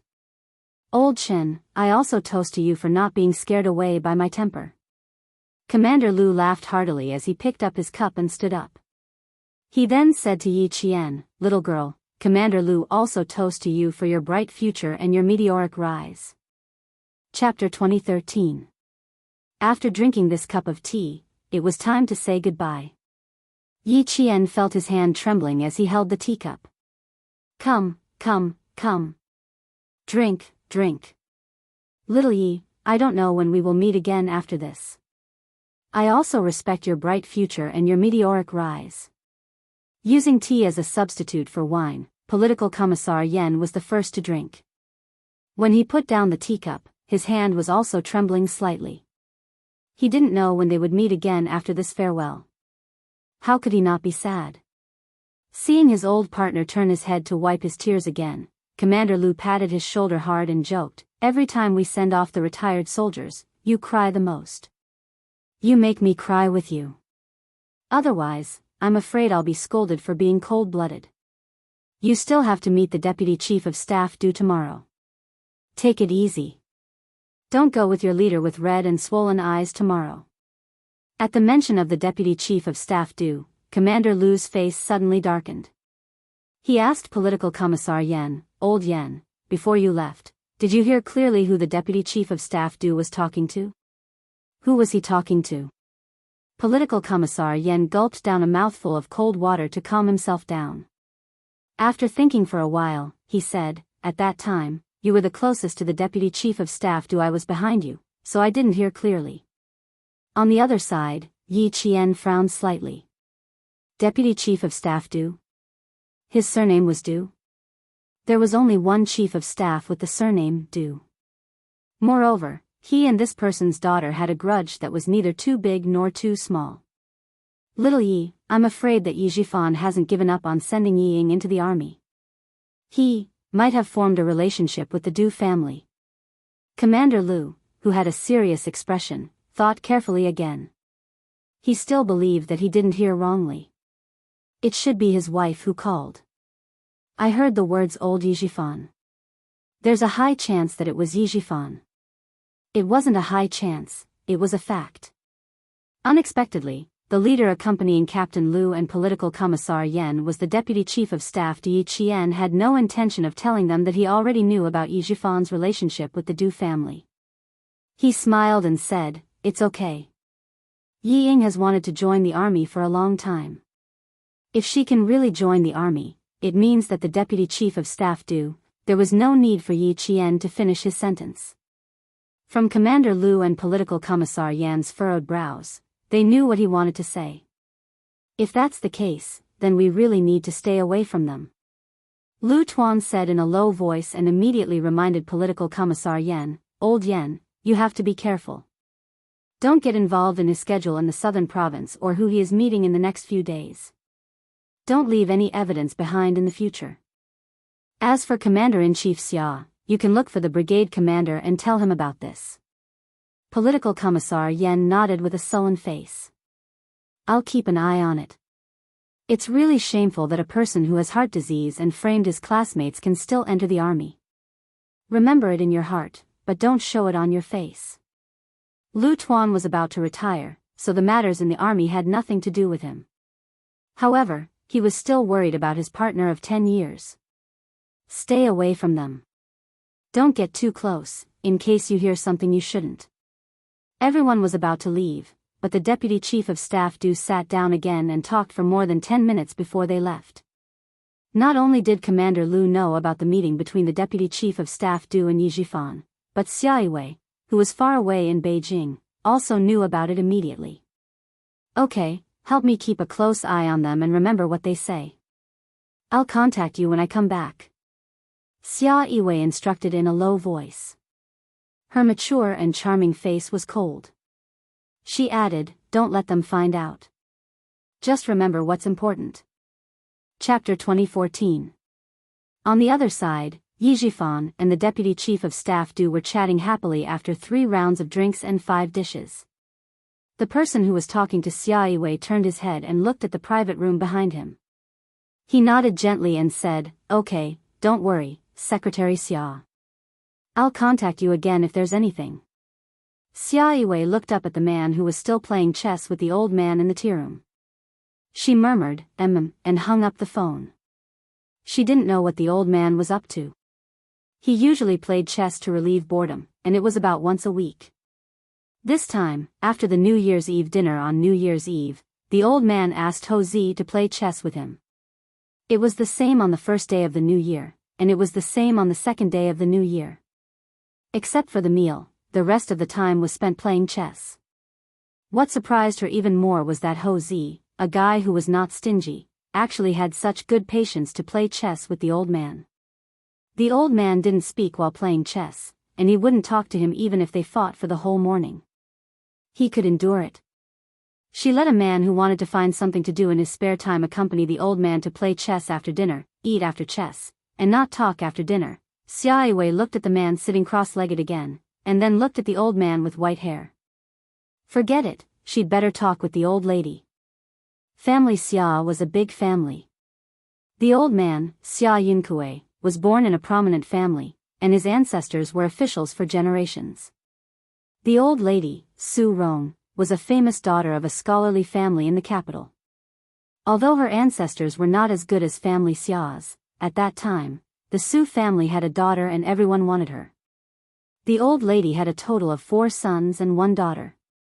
Except for Xia Yiwei's father, old lady Su's second son, Xia Anbang, who died in the line of duty, the other 3 sons and 1 daughter were all promising. Every new year, the quiet old house of family Xia was the liveliest. The younger generation of the family rushed back to the old house to accompany the old man and the old lady to celebrate the new year.